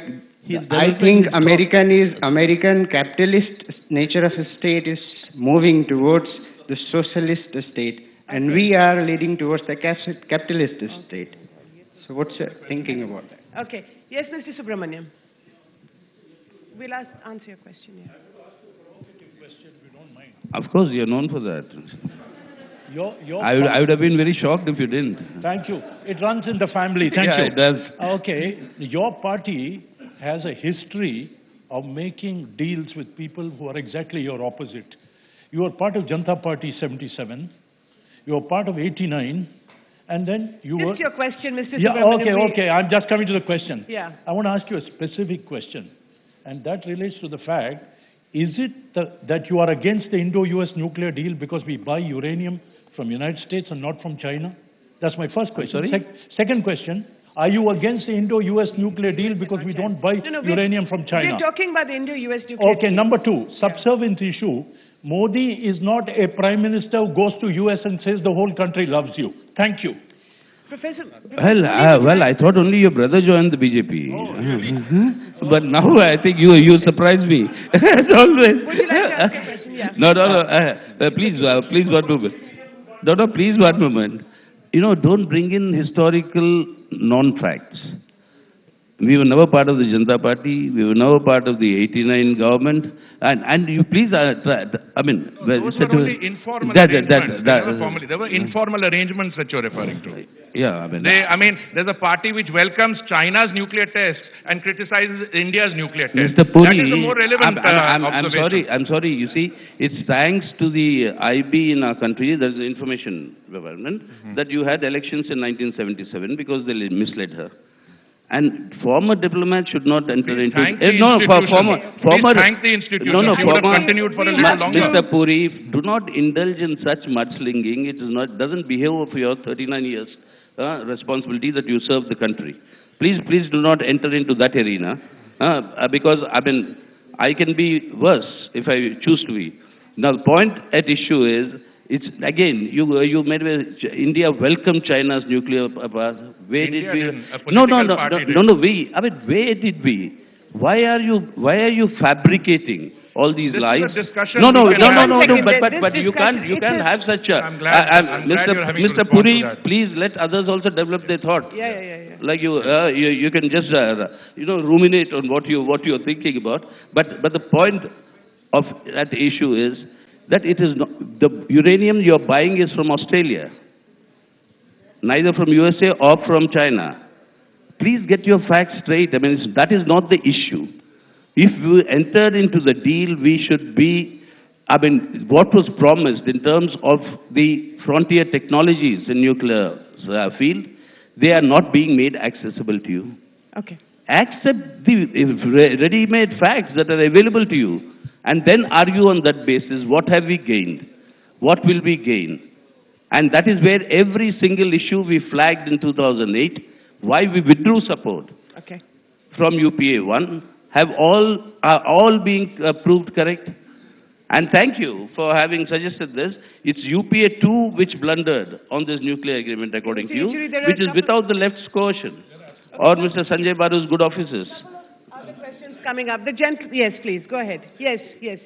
But just two very short questions because we have to really wind up now in the next minute. I have a very short question. My name is Firoz Bast and I'm a columnist. My question to Mr. Puri is, you just said that we will go ahead with the deal if we get a good business, or we get a good response. Now tell me one thing, USA is nobody's friend. United States is its own friend. Do you think that should we not see US with suspicion? And will it be fair with India if you go ahead with this deal? Professor Muni, would you like to ask your question, please?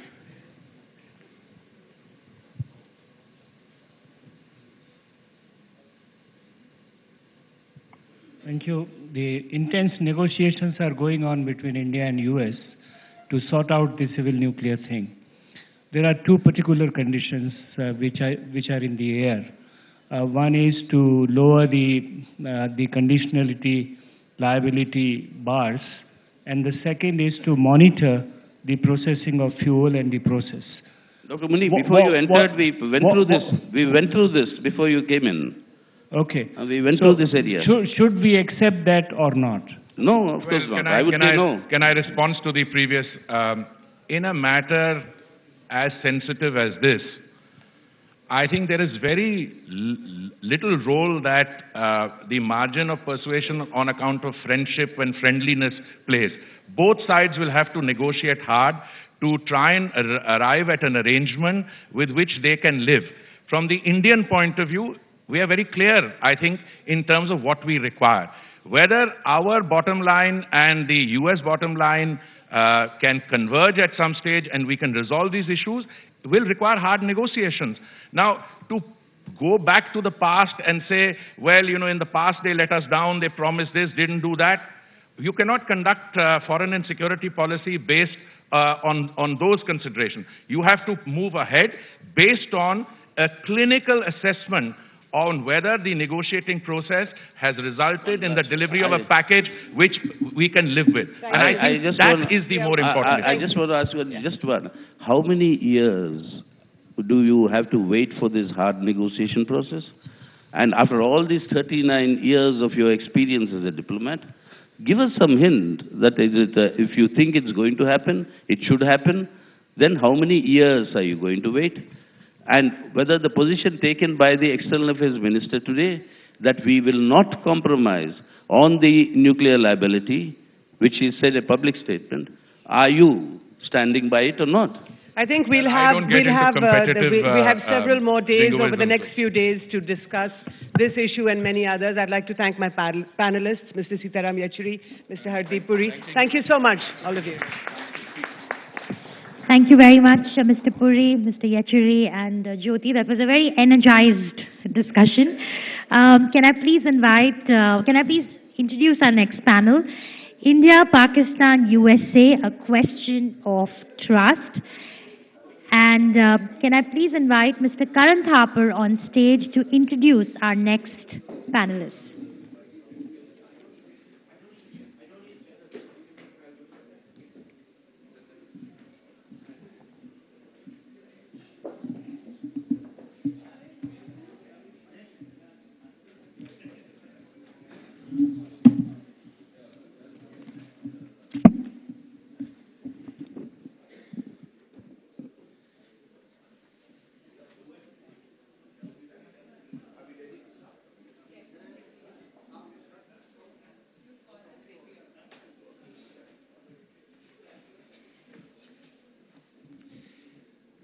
Good morning, ladies and gentlemen.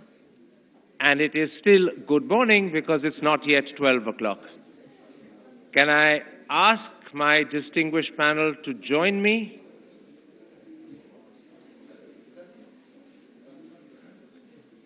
Mr. Bassett, would you come up on stage, please? Mr. Chari, Mr. Tiwari.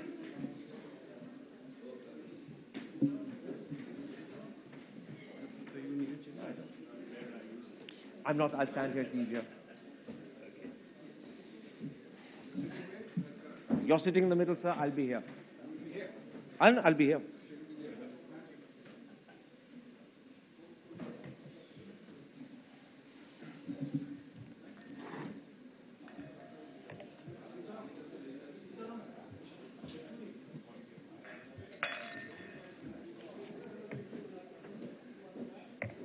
Can I ask you for your indulgence, please, ladies and gentlemen? I think we're ready to start. If those people talking in the corner could either move out or keep quiet, please. Thank you very much indeed. Good morning, ladies and gentlemen, and welcome to this very special discussion. The subject today is an intriguing one, but I would say a very perceptive one as well. In the context of India, Pakistan, America, we're talking about the question of trust. And if you think about it, trust bedevils that relationship, whether you're talking about India and Pakistan, whether you're talking about India and America, or whether you're talking about Pakistan and America. It's no great secret that the biggest element of problem in our relationship with our neighbor is that we probably don't trust each other. There are good historical reasons. Unfortunately, there are also several more contemporary political reasons. But trust also has bedeviled the nature of our relationship with the Americans, both in terms of how we perceive them, and much more importantly, in terms of how we understand what they say and what they plan to do. And much as the Pakistani government may feel close to the Americans, the Pakistani people have their enormous reservoir of distrust of Washington. So trust, in a sense, vitiates this triangular relationship. And in a sense, therefore, trust is the issue that needs to be addressed if this relationship is going to escape from the problems that it's been through historically. My guests are Manish Tiwari, former Minister of Information and Broadcasting and a very distinguished Supreme Court lawyer in his own right. Mr. Abdul Basit, the Pakistan High Commissioner. Very welcome to us this morning, sir. And Mr. Seshadri Chari, former editor of The Organizer and a member of the BJP National Executive. Let me, in a sense, start with you, Mr. Tiwari. Most Indians are distrustful of Pakistan. But can you be honest and say that a very large element of that distrust is either based on prejudice or perhaps ignorance? Well, I think both of them are not exclusive to each other.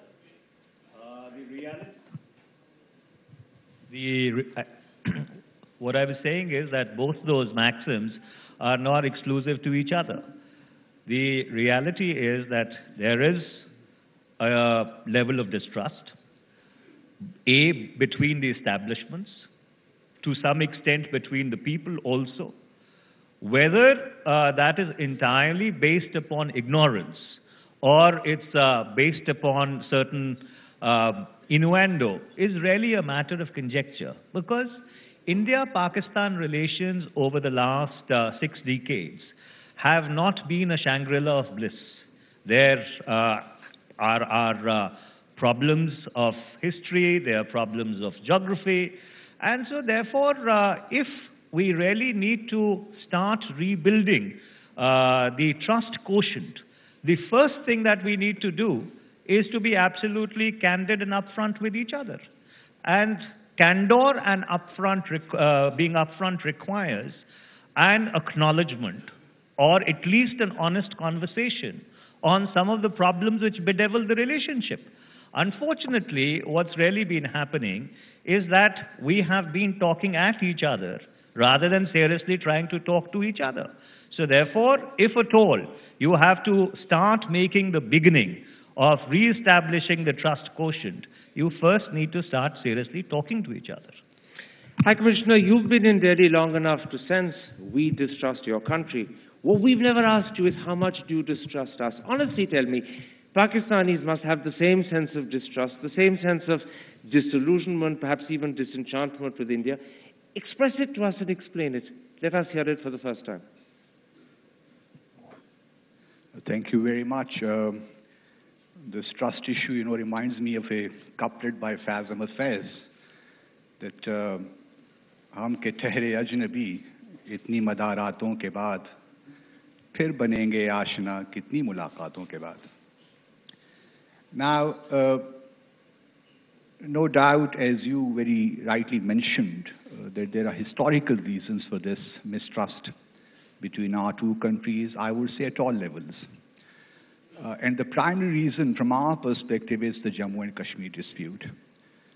I think if we had been able to resolve that dispute right in the beginning, we would not have seen that level of mistrust which exists today. We have fought wars over that dispute, and that, in my view, continues to be the major bone of contention. Then, because of that dispute and because of the wars we fought, we added many more issues to our bilateral relationship, including Siachen, Sar Creek, so much so that we have not been able to ease travel restrictions between our two countries. So this is, the trust or the mistrust is kind of increasing.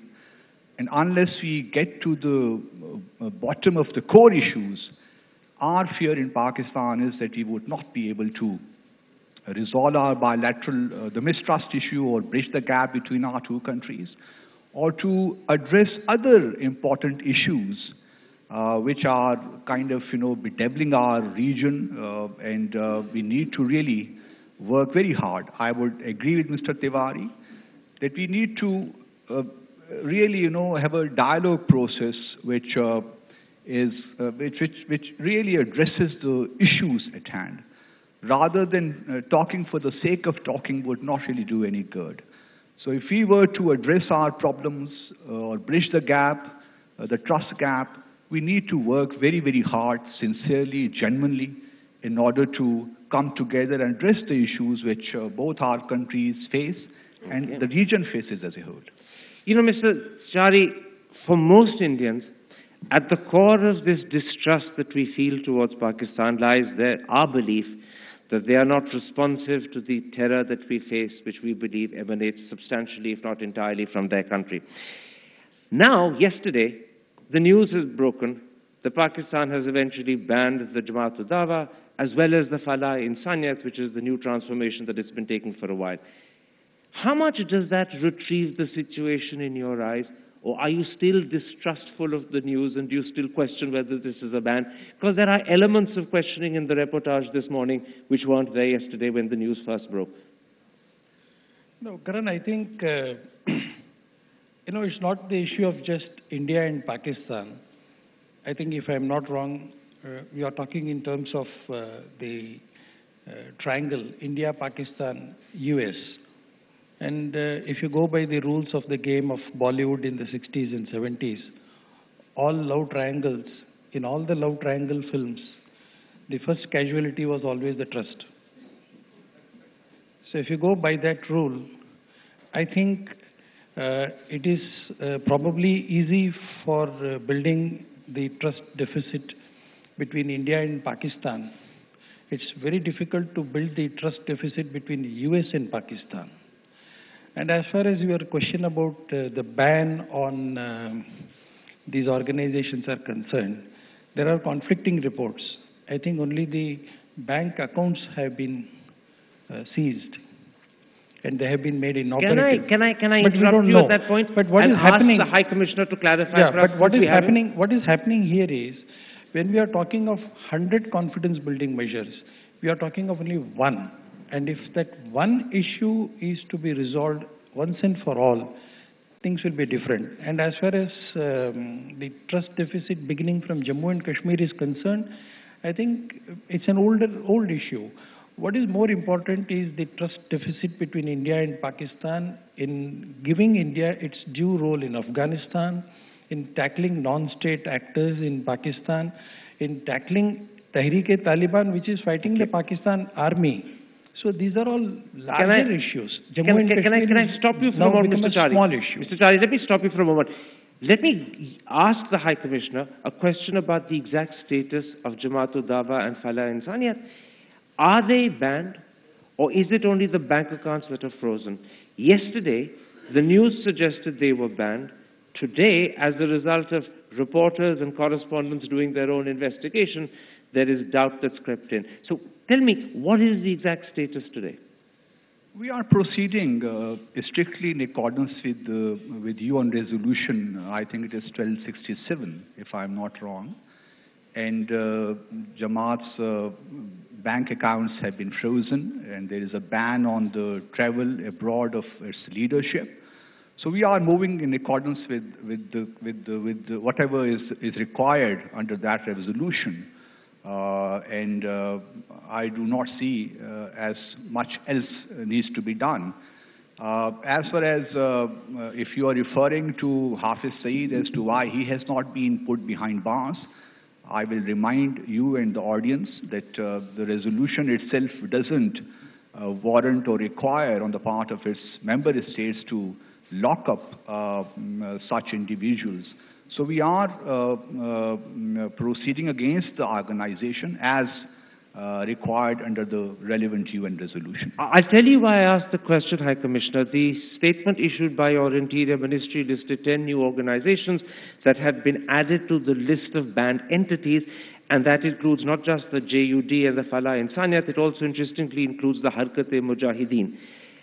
But the news that has subsequently broken is that only bank accounts are frozen and there are travel restrictions. So is it actually on that list of banned entities?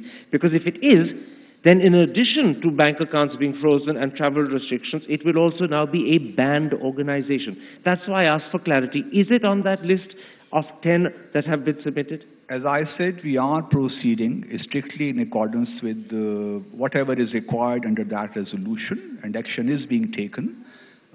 So there are no two views about it, that Pakistan is now moving ahead without any distinction when it comes to terrorism. You're a desk diplomat, sir.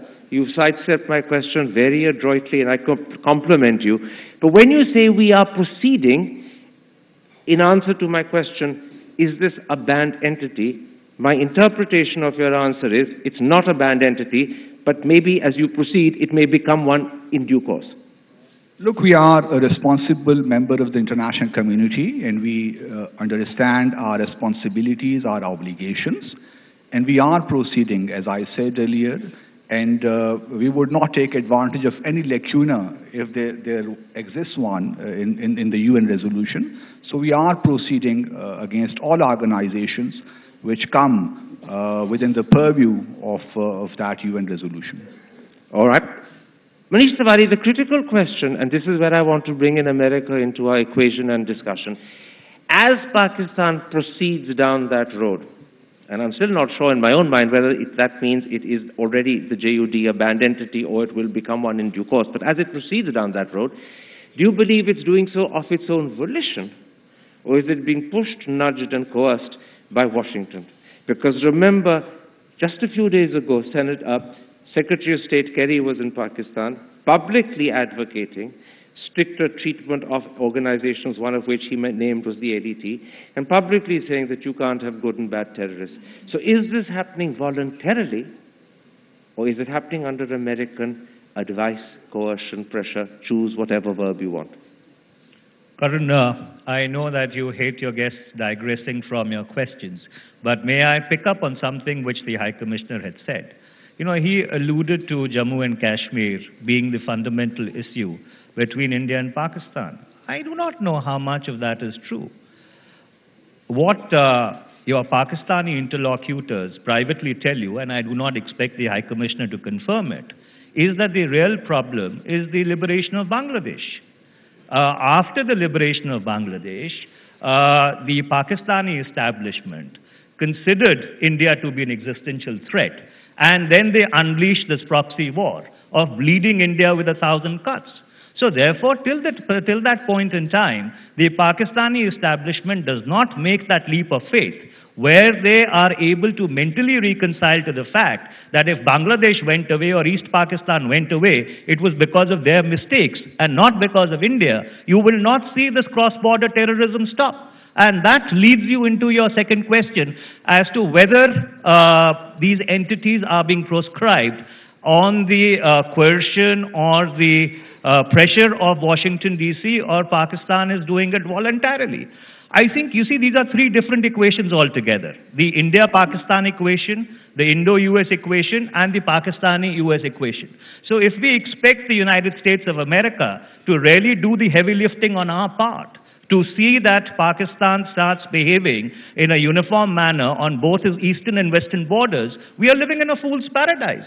The fact is that over all these years, while they've allowed drone attacks into the tribal agencies, they have been patronizing the Jamaat-ul Dawa, the Jaish-e-Mohammed, and all the Punjab-based terrorist groups which have been sponsoring terrorism into Punjab, into India. And this has been going on for the last 3 decades. It started with Punjab, spread to Kashmir, and spread to the rest of the country. And after the Peshawar massacre, if still the Pakistani establishment does not wake up and realize that the Frankensteins have come home to bite, I'm sorry, they are really up a creek without a paddle. And insofar as we are concerned, we'll have to do the heavy lifting on our own part and not expect Washington, D.C. to pull our chestnuts out of the fire, because ultimately the reality of Bangladesh's liberation cannot be undone. And that's the mental block which the Pakistani establishment has. You know, Mr. Chari, Manish Tiwari deliberately sidestepped my question, but it's 6 years since 2008 and we were not able ourselves to convince the Pakistanis to ban JUD. Now, on the eve of President Obama's visit to India, the Secretary of State comes.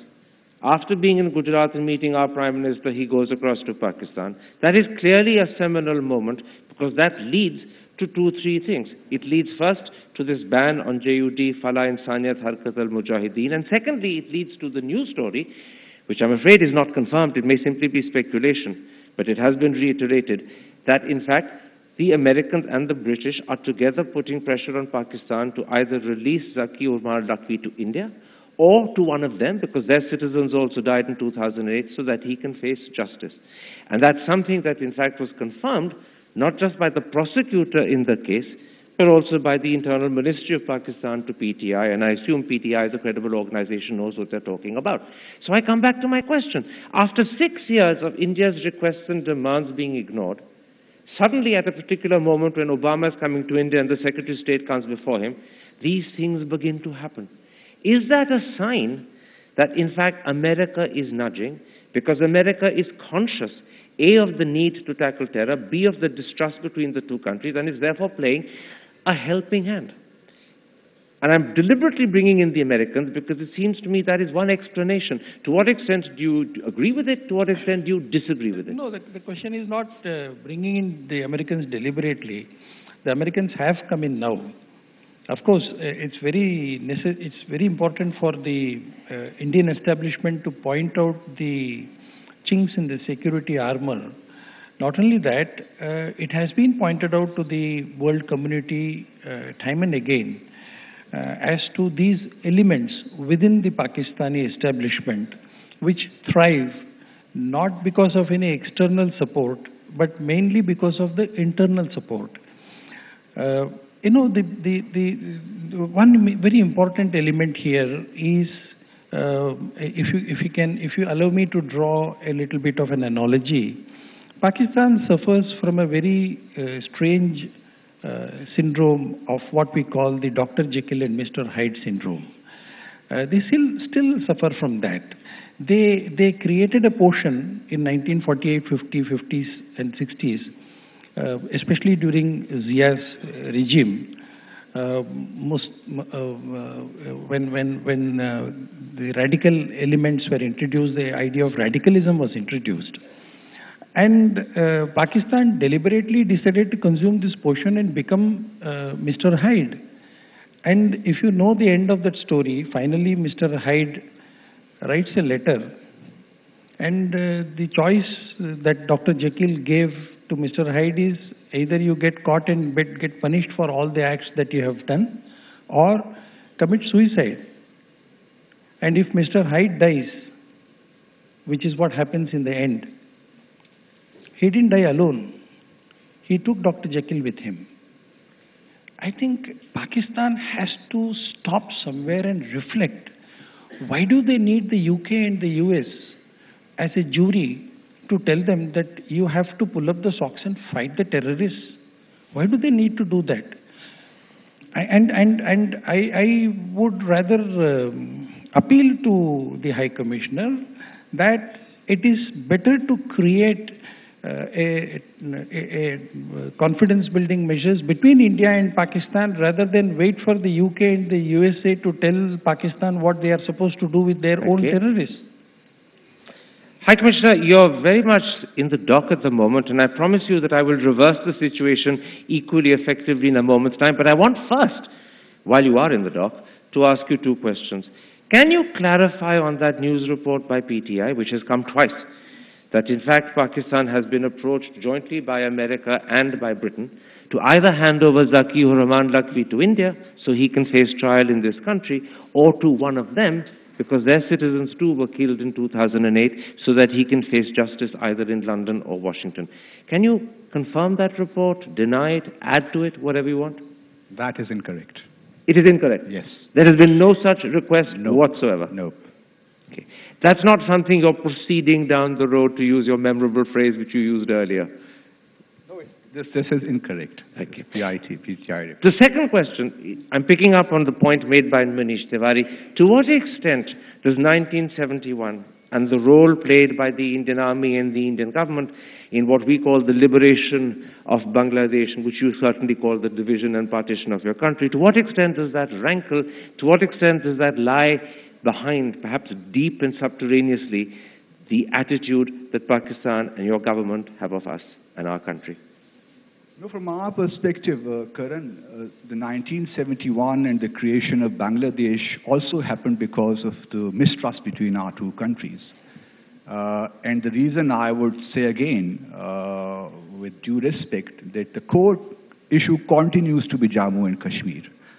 Terrorism, the issue of terrorism, you would appreciate that Pakistan is also one of the major victims of this menace.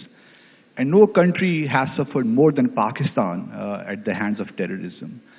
So, as far as Pakistan is concerned, we strongly believe that both our countries need to really work together to resolve this issue. Having said that, when you talk about terrorism in Pakistan, we have strong apprehensions that we may have some internal problems as well.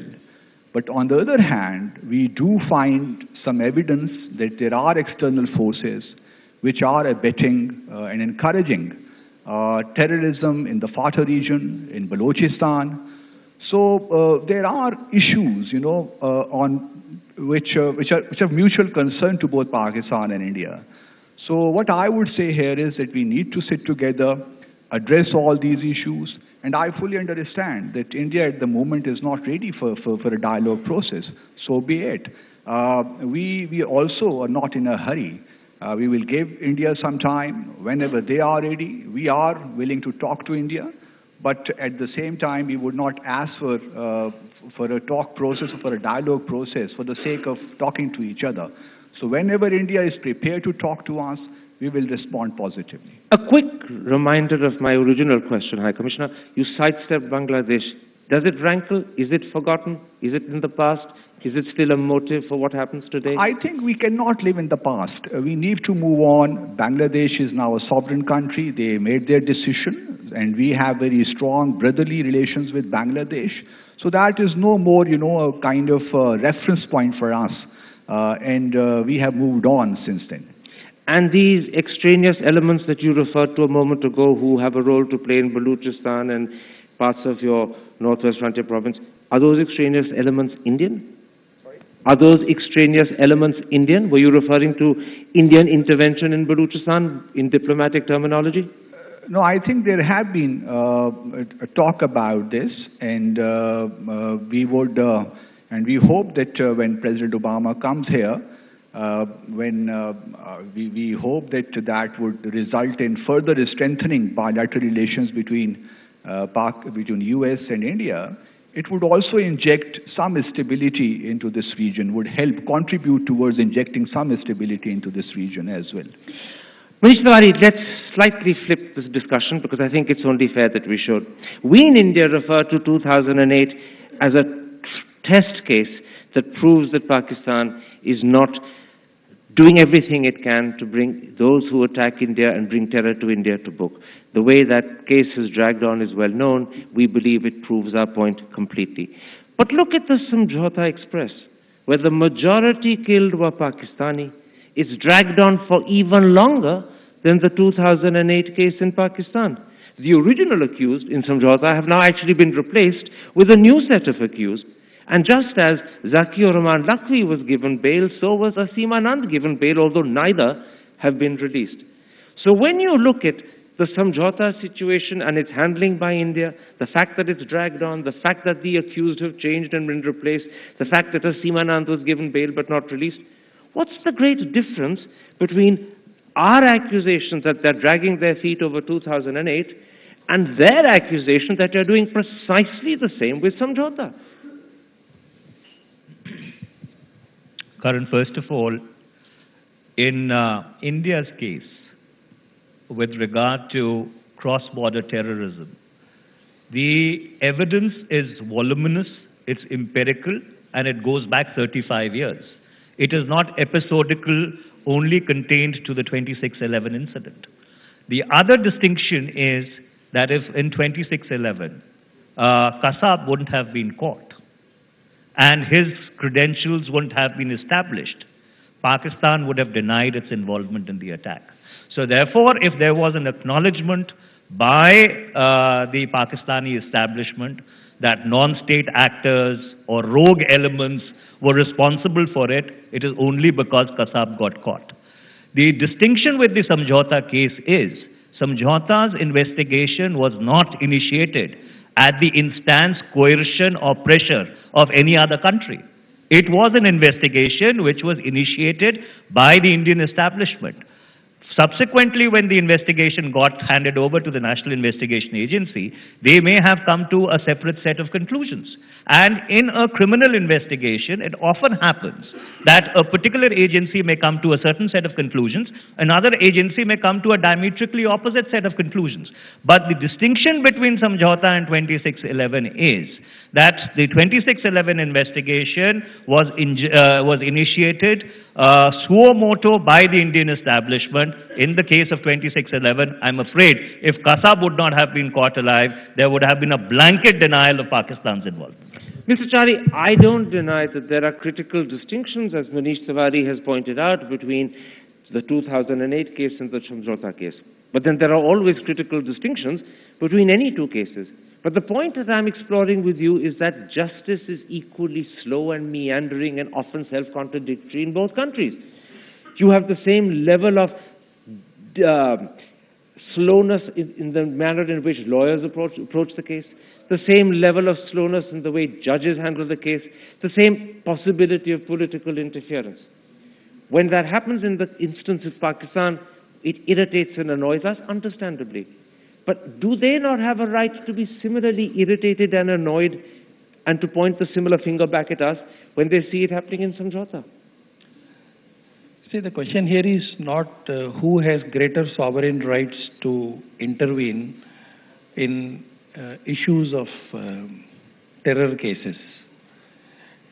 If you think terrorism is bad for Pakistan and if India thinks terrorism is bad in India, both the countries have the equal sovereign right and also the duty to speed up the cases and come to a logical conclusion. Having said this, aren't we as guilty of ignoring that as they are? No, no. I fully endorse the views of Mr. Manish Tiwari. There has been probably no or very little political discourse as far as these issues are concerned. But when it comes to the Pakistani case, it's not just India's accusations or India's apprehensions. You should also go through the enormous, voluminous details that Headley's own investigations have come up. If you go by what Headley's investigations have thrown out, if you go by what the American establishment, the State Department has produced reports on all these involvements of terror elements within Pakistan is concerned, if you go through the details that Pakistan's own security establishment has on its files as far as Tehreek-e-Taliban's involvement in Peshawar, and not only Peshawar but Tehreek-e-Taliban's involvement elsewhere is concerned, I think we don't need a mirror to show in what poor kind of light Pakistan is when it comes to pursuing terror cases. You know, and I wanted to introduce another element here. I'm sorry, I'll be taking you back to the earlier question of what Manish Tiwari mentioned about the 1971 defeat. It's not that Pakistan's question of existentialism arose in 1971. It has been there since 1947. Therefore, the question is, Pakistan is yet to decide on its own existential narrative, whereas India's narrative is very old and known. Therefore, the question here is the question of existence, the question of having your own independent narrative, the question of convincing the world community that you are extremely serious when it comes to tackling global terrorism. Mr. Chari, unlike you, I'm going to deliberately sidestep the existential question. There's no doubt in my mind that Pakistan exists, proof of which is the immaculate presence of its High Commissioner sitting between you and Mr. Tiwari. So let's sidestep that issue, but I will instead, High Commissioner, raise the original question with you. I brought up, in an attempt to mitigate the situation, the fact that justice is equally slow and dilatory, often contradictory, usually irritating in both countries. That you have perhaps as much of a right to be irritated with us over Samjhauta as we are furious with you over the handling of 2008. But there is a critical difference, and it's one that Mr. Chari alluded to, and that is the role played in the terror that emanates from your side to us by organizations like the ISI, and probably perhaps what's called the deep establishment in your country, which is code for your army. And it's not just David Headley, through the Americans, who's given us those details, but Adrian Levy in his book has extrapolated and given the same. I mean, the names of Major Iqbal and Major Ali are not new to me. They're certainly not new to you. The fact that they arranged for training in surveillance, in counterintelligence, the fact that Major Iqbal gave £15,000 allegedly to Headley, he gave him counterfeit Indian money, he asked him specifically to reconnoiter Chabad House. Those are details, the equivalent of which do not exist in the Samjhauta case. And it's the presence of those details and the link that they make to the ISI and the army that makes many in India sit back and say, there is terror in both countries, the courts are slow, but this is an additional element that doesn't exist on the Indian side. Yeah, no doubt, Karan, there are distinctions. And I think the most important distinction is that the crime scene of Samjhauta express blast was India, not Pakistan. And from our viewpoint, it was far less difficult for the Indian authorities to pursue that trial in a more speedy manner as compared to Mumbai, because the crime scene in the Mumbai context or in the Mumbai attack was India, and our judicial system or our prosecution was heavily dependent on the evidence which we got from India. And you would appreciate that there are many, many gaping holes, gaps in that evidence. Having said that, I think the government of Pakistan and the prosecution have been trying to put up a strong case. You would all appreciate that the matter is sub judice, and we are leaving no stone unturned on the basis of whatever evidence we got from India to try to bring those accused to justice. So there is no question about that, about our seriousness, our sincerity of purpose. But on the other hand, people in Pakistan do ask questions as to what happened to Sanjota Express. 42 Pakistanis were killed in that heinous crime, yet the crime scene was in India, yet we do not see any tangible, concrete progress to bring that case to a closure. Just one little question before I come to Mr. Tiwari. You said we do our best, we are putting up a strong case. But you know, the judge has changed 6 times in 6 years. The prosecutor, original one, was murdered. There's a new one now. The court itself has switched a couple of times between Islamabad and Rawalpindi. A small fraction of the prosecution witnesses have so far been heard. None of the defense witnesses at all. Is that really the best one can do? No, I think witnesses are being examined and cross-examined. So we hope that this trial will come to an end sooner rather than later. So there are no two views about that. All right, Manish Tiwari, you put up your finger. One more element. Just a moment. Manish wanted to say something. I'll come to you in a moment, sir. He wanted to say something. You know, Karan, the High Commissioner is our guest, and I do not want to be impetuous. But it is an absolute travesty that for one crime, there are 2 concurrent trials going on. This is unheard of in criminal jurisprudence. If you believe that those people who are being tried in Pakistan are prima facie guilty, why don't you extradite them and hand them over? Well, there isn't an extradition treaty between the 2 countries, that's why. Well, there doesn't have to be an extradition treaty. You can always trace it back to your common British ancestry. There's enough in criminal law which allows countries to not only share details of investigation, but also to hand over accused. Because, in fact, if you look at it, it's a classical case for all the accused to go free. Never does it happen that for one crime there are 2 parallel trials taking place. But so therefore, it is different countries. So therefore, Karan, allow me to complete. What is happening in Pakistan, for the lack of a better word, is complete humbug. It's an eyewash. If you really want to build trust, I think the first step is hand over the 2611 accused so that they can be tried in a court of law where the crime was committed, where the jurisdiction of the crime is, so that the ends of justice can be met. Mr. Tiwari, you're a delightful politician, but you're not a diplomat. I don't think the High Commissioner of any country has ever been called a humbug to his face. He's taken it with a great smile. I want to broaden the discussion a little before I then open it up to the floor, because I don't want to get stuck on this critical question of either distrust or terrorism. I want to broaden it by putting this to you, Mr. Chari. The 2 countries, particularly if you talk about North India and Pakistan, speak the same language. They have the same food, the same customs, the same swear words, the same jokes.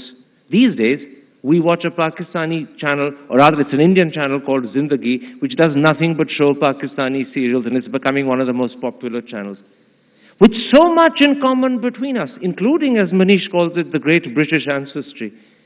Why on earth can't we get on? It's just religion that separates us, that's it.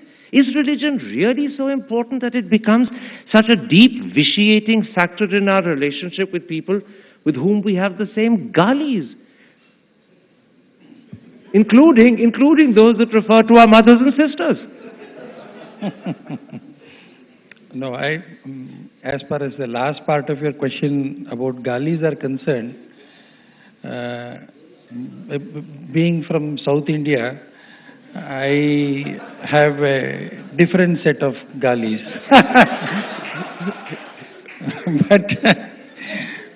but yes, you know, ironically, you forgot to mention one more thing.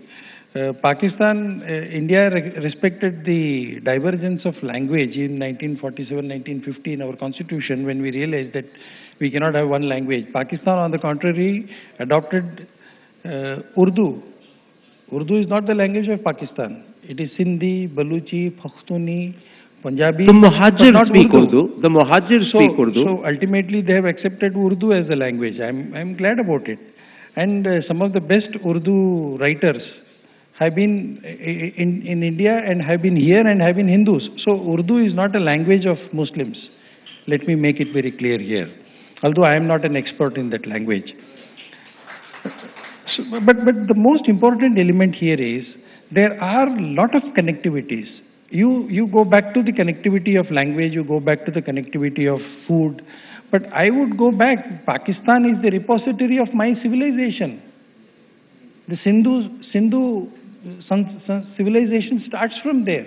The Mohenjo-daro civilization, my civilization starts from Pakistan. How can I see that country as something being different? I don't. I relate not with just the British ancestry, but I relate to my own ancestry of 10,000 years back. True. So there are elements of art, there are elements of history, there are elements of culture that unites both India and Pakistan. They cannot be two different places. And if I may say so, there is a very, very interesting letter written by one Dr. Hashim Kidwai. Dr. Hashim Kidwai was a member of parliament in India, and he got hold of a newspaper which was published. The name of the newspaper is Frontier Post and Muslim India in New Delhi. But more importantly, the Frontier Post. The Frontier Post quotes the then Pakistani Prime Minister Liaquat Ali Khan, who just met Muhammad Ali Jinnah when he was extremely sick. When he came out, it seems he told his friend, the old man has now discovered his mistake. This letter is published in Times of India, dated 27th July 1988. The issue here is, the most important element here is, again I go back to the same analogy. Existentialism again, aren't you? So let Pakistan decide about these things. Let not Pakistan consider India as the enemy. Let Pakistan consider that there are Mr. Hydes in their country. They are the real enemies of Pakistan. Let them tackle those people first. Okay. You know, High Commissioner, sometimes I feel it's not religion that divides us. I feel that most strongly when I say to myself that as a Punjabi, I have more in common, and I'm sure many Punjabis say the same, with your Punjab than I do with my Tamil Nadu. And that's a fact of life, perhaps, of many people in North India. The affinities go east to west, sometimes not north to south. And therefore, I get the feeling that actually the problem is that when families fall apart and break up, when brothers and sisters start turning against each other, the bitterness that it generates vitiates their prospects of living together peacefully for a very long time. It's not religion that divides us, it's the experience of partition. It's the fact that we broke up nastily, and it's engendered a poison that we simply cannot tackle. To what extent would you agree or disagree with that? Since you are my host, I would not like to offend you in any way. Oh no, don't be a diplomat, sir. Disagree, it's much more fun. No, obviously, you know, Pakistan was made on some basis, and I think we are very happy in Pakistan, and we are proud of our country. It has, over the last 6-7 decades, have come a long way in many ways. Pakistan has been growing at a remarkable rate, even at one point ahead of China and India.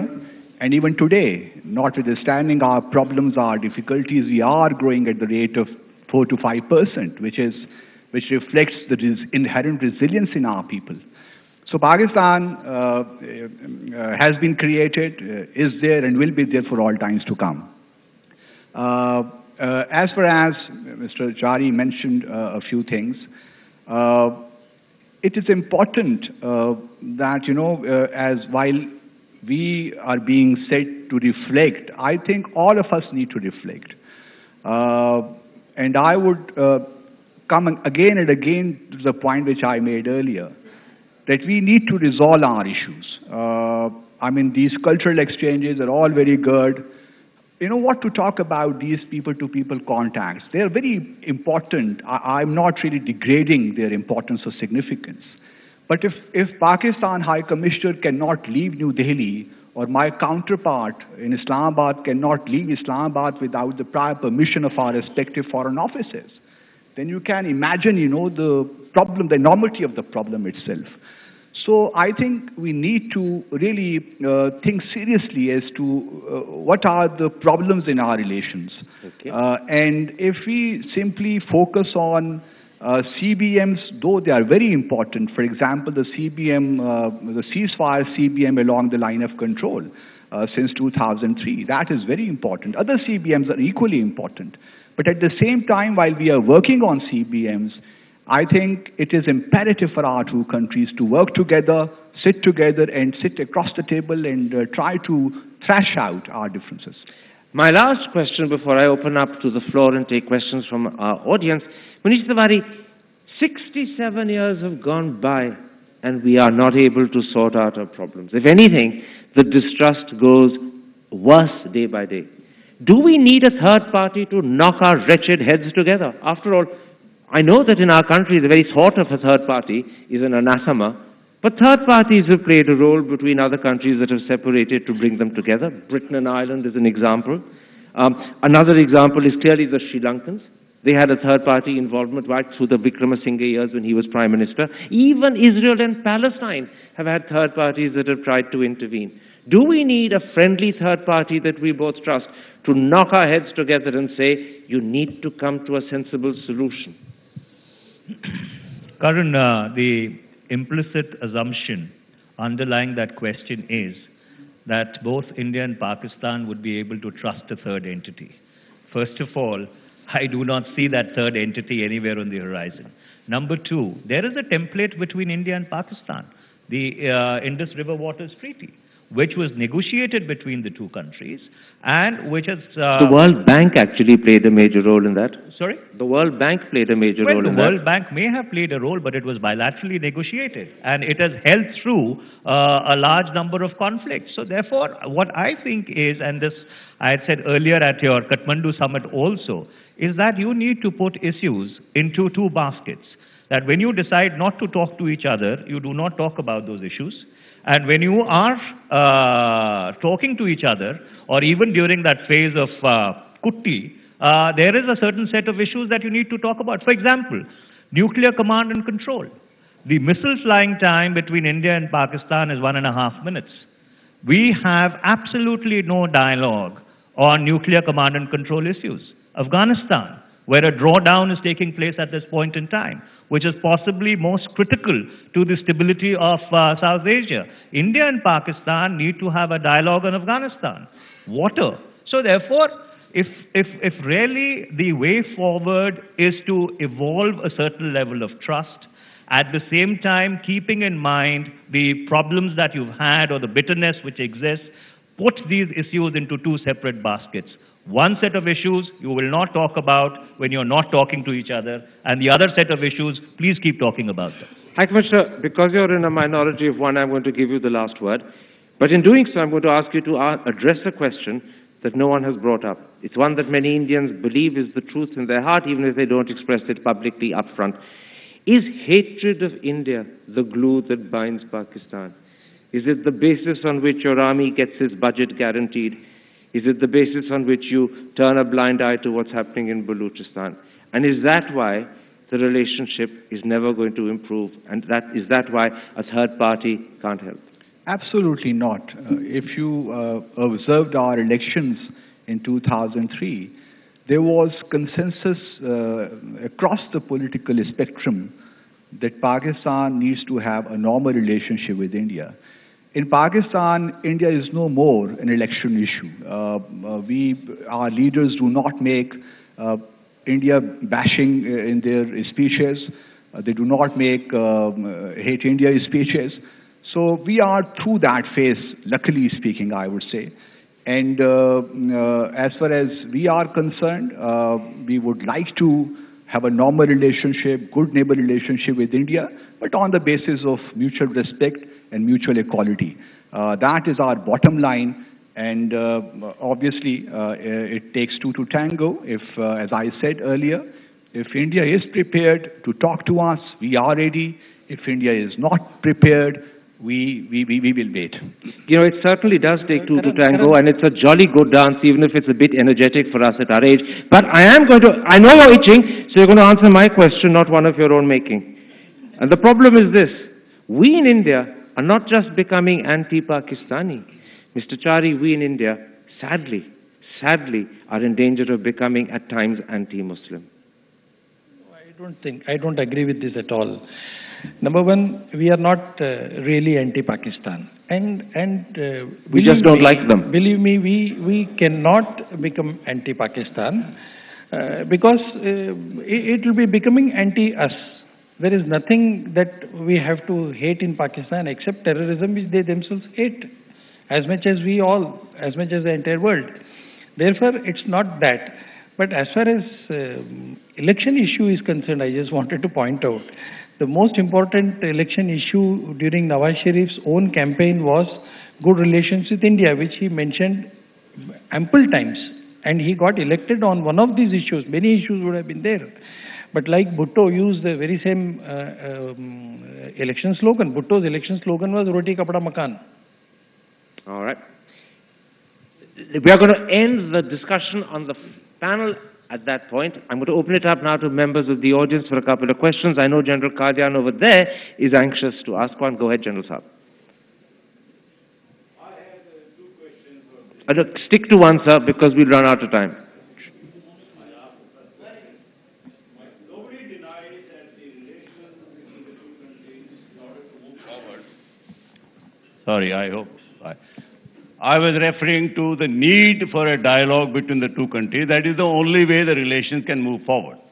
India is not averse to talking to Pakistan, but even the last August when the talks were cancelled, it was because of Pakistan's insistence that they first want to talk to the separatists. In fact, the High Commissioner did meet the separatists. Now, it is akin to somebody coming with a marriage proposal and saying that on the way I must meet the divorce lawyer.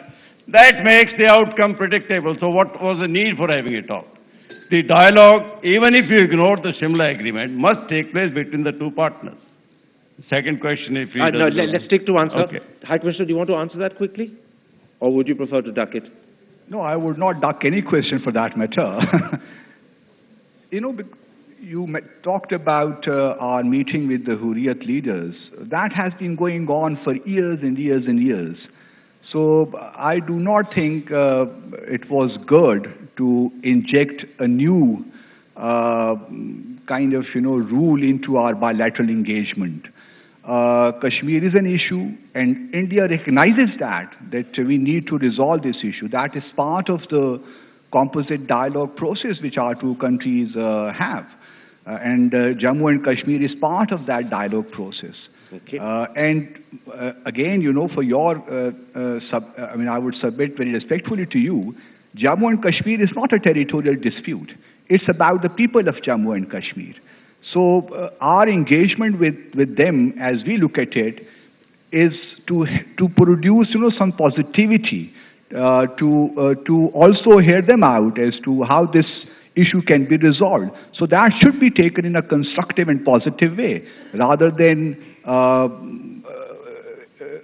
making that issue, I would not use a pretext, but I think making that issue as an impediment to have a dialogue between our 2 countries. Gentleman in front of me over there, yes sir, you. Could someone give him a mic, please? Karan, you are bang on when you talked of hatred. I happen to have spent a year with General Musharraf in Royal College of Defence Studies in London. He wrote a thesis. In the thesis, he gave 3 reasons. And the first reason was hatred. Right.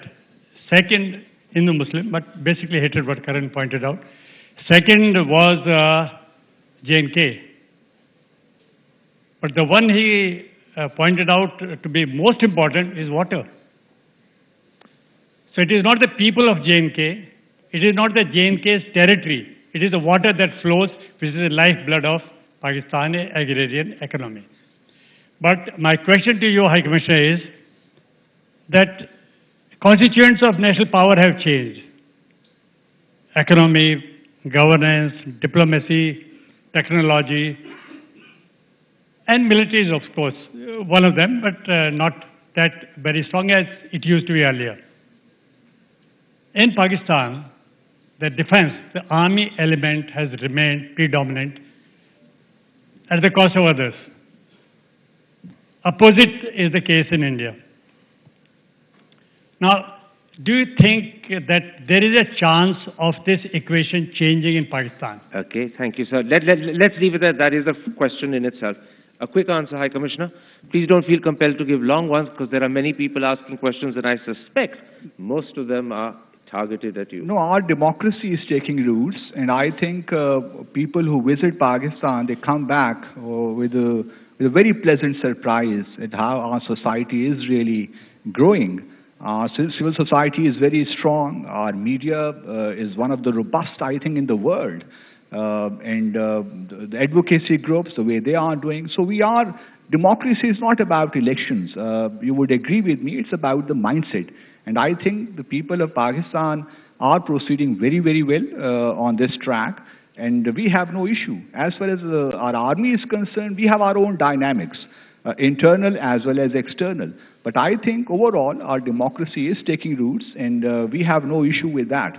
So we are moving ahead consistent with our own peculiar requirements. Mr. Dinesh Trivedi, I saw your hand up a moment ago, sir.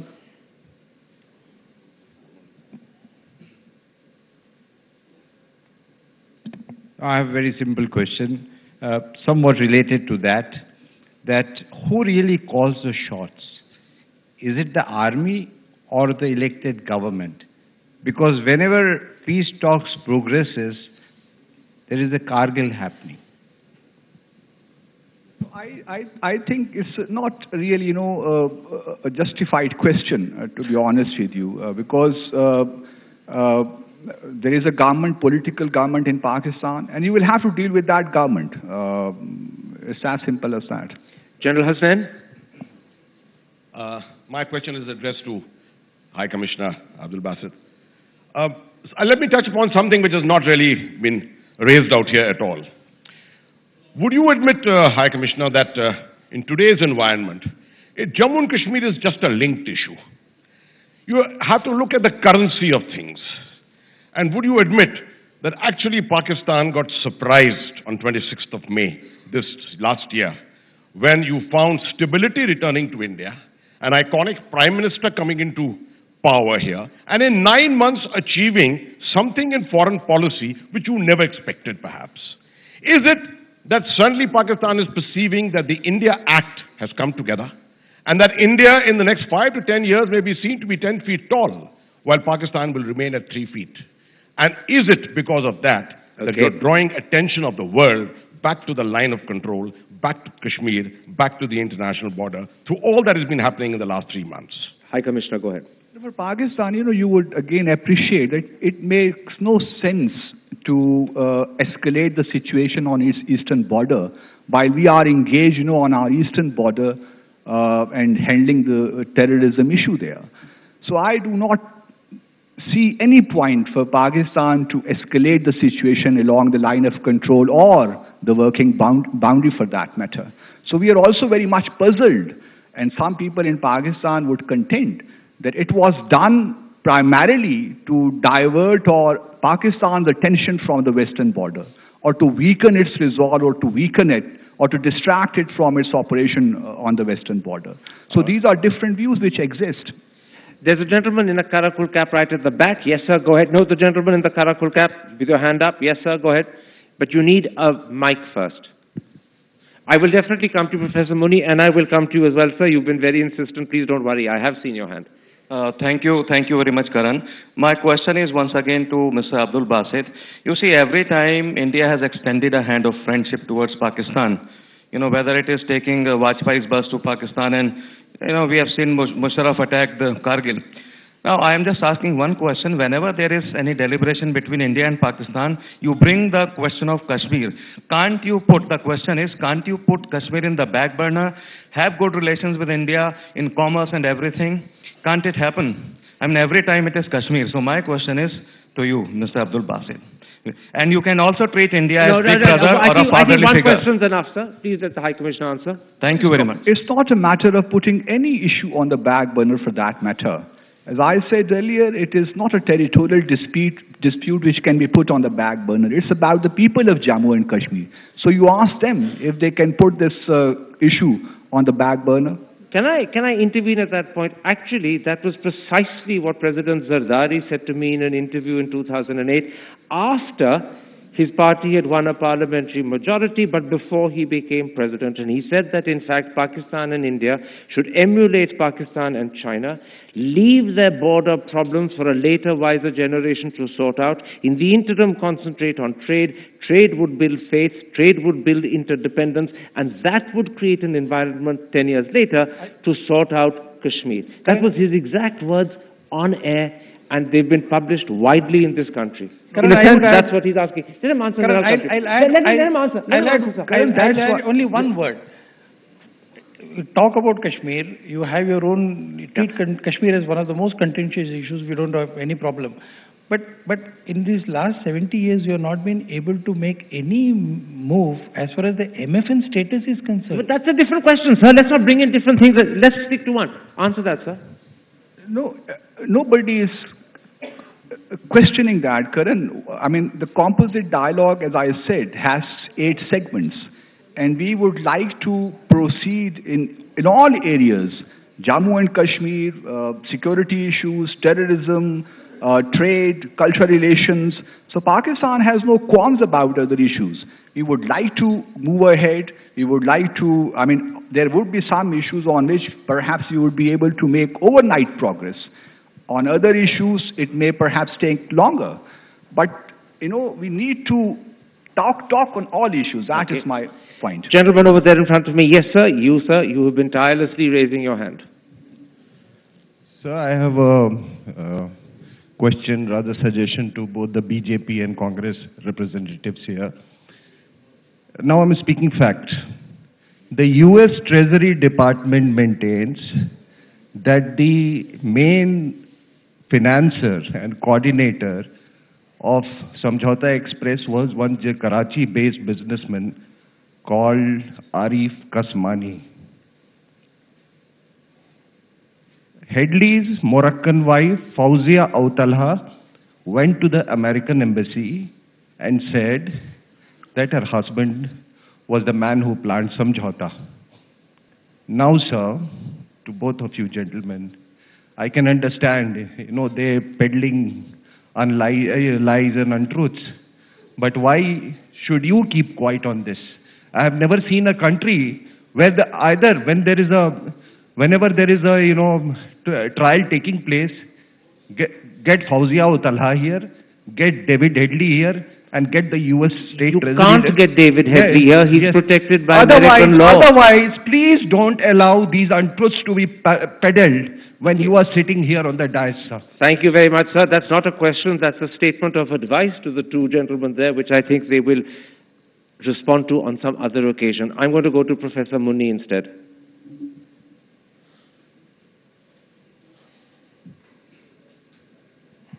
Pakistan's concern for the people of Jammu and Kashmir. Excellency, why do you only talk to Hurriyat? Why not to the people on your side of Kashmir and all those groups without outside the Hurriyat? You raised such a hue and cry of our talking to Hurriyat. I do not know what will happen if you talk to others as well.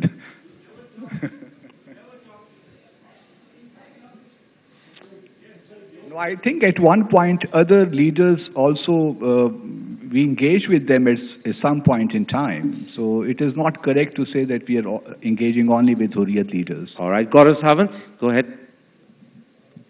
Hi, Commissioner. My name is Gaurav Sawant. I work for Headlines Today. My question is, how is this ban on Jamaat-ud-Dawa different from the previous bans on Jamaat-ud-Dawa, whether that was in 2005, 2008, or 2012? Actually, forgive me, I must correct you.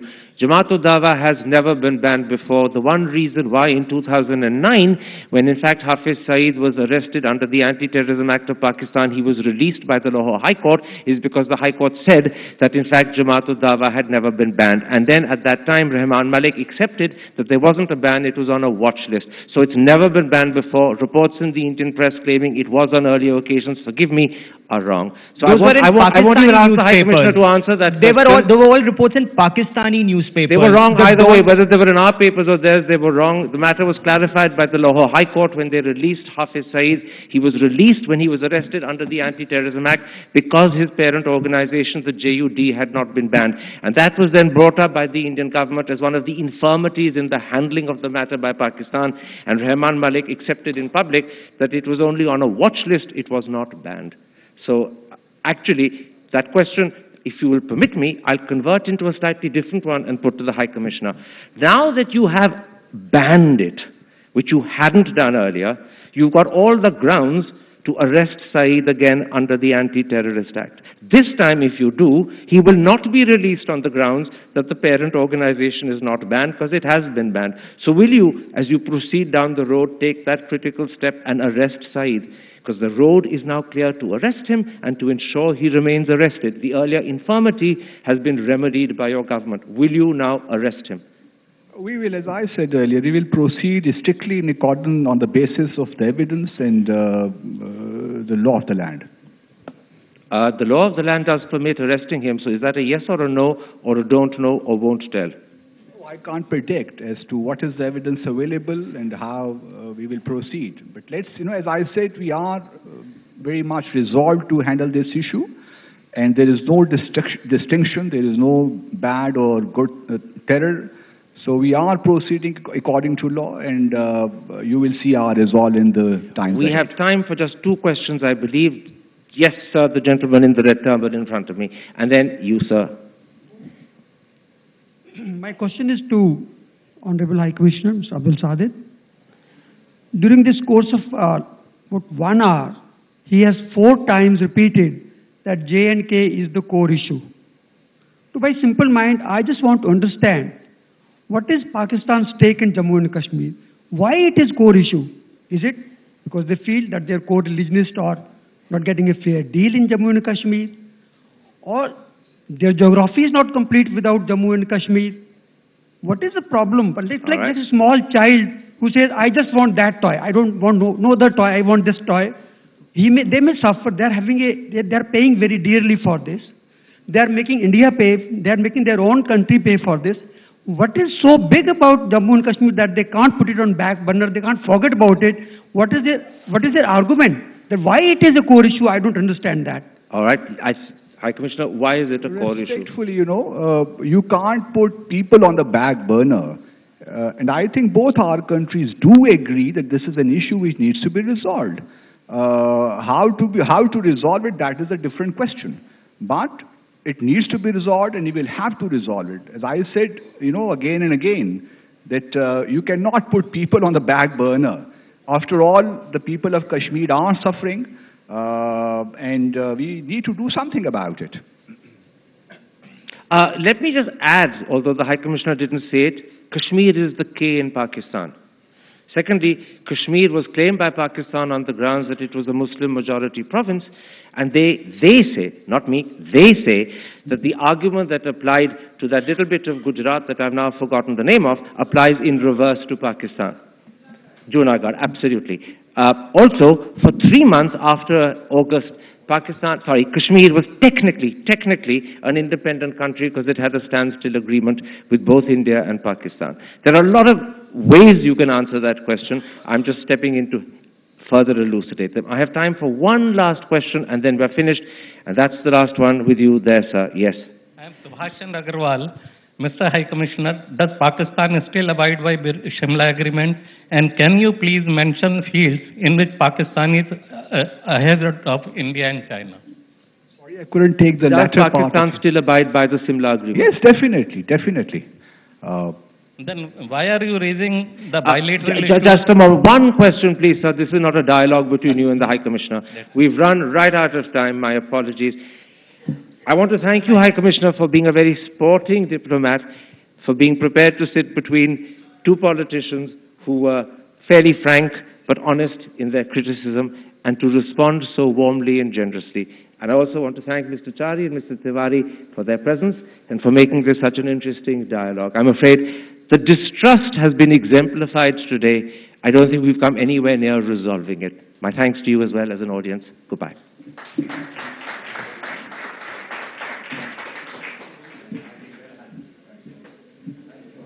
Thank you very much, Mr. Thapar, Mr. Tiwari, Mr. Bassett, and Mr. Chari. It has been an exhaustive discussion and a fascinating first half of the India Today Global Roundtable.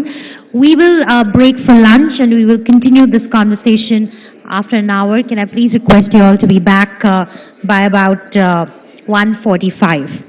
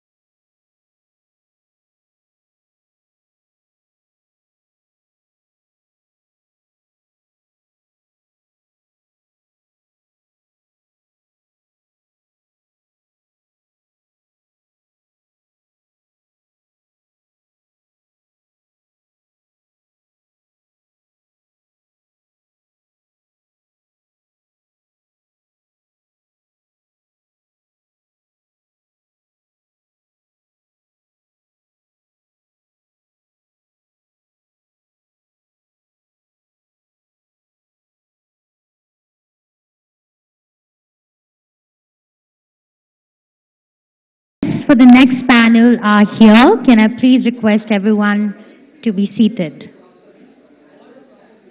We're about 20 minutes behind schedule.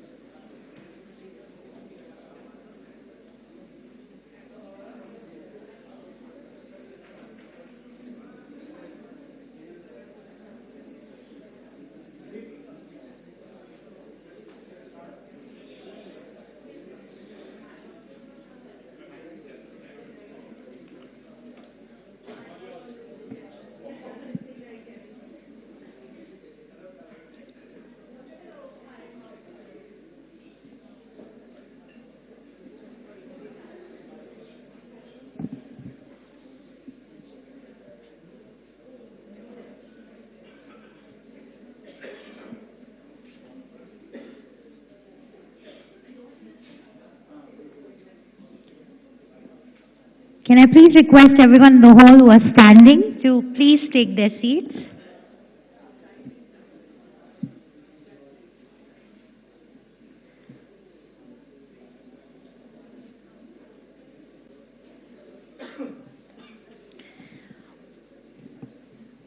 Welcome back to the third edition of the India Today Global Roundtable, the first initiative of this kind that is closely tracking the evolving and growing relationship between the two oldest and largest democracies of the world. The first such roundtable was held in New York, followed by Nepal, and of course now it's in New Delhi. Well, when we decided to do the first roundtable, it was ahead of Prime Minister Narendra Modi's visit to the United States of America. And since then, there has been a whirlwind of activity. The two leaders have met twice since, and innumerable high-level delegations have met, hammering out trade facilitation agreements. Well, at the heart of every address that the Prime Minister is making these days is an aggressive Make in India campaign. And if we are to go by President Obama's State of the Union address, he was also heard urging companies to bring back jobs to America. So let's look at life after India decided to pitch itself as a manufacturing destination for the world. Can I please invite Editor Strategic Affairs Headlines Today, Gaurav Sawant, to introduce our next panel, Defense of the Realm, Life After Make in India. Over to you, Gaurav.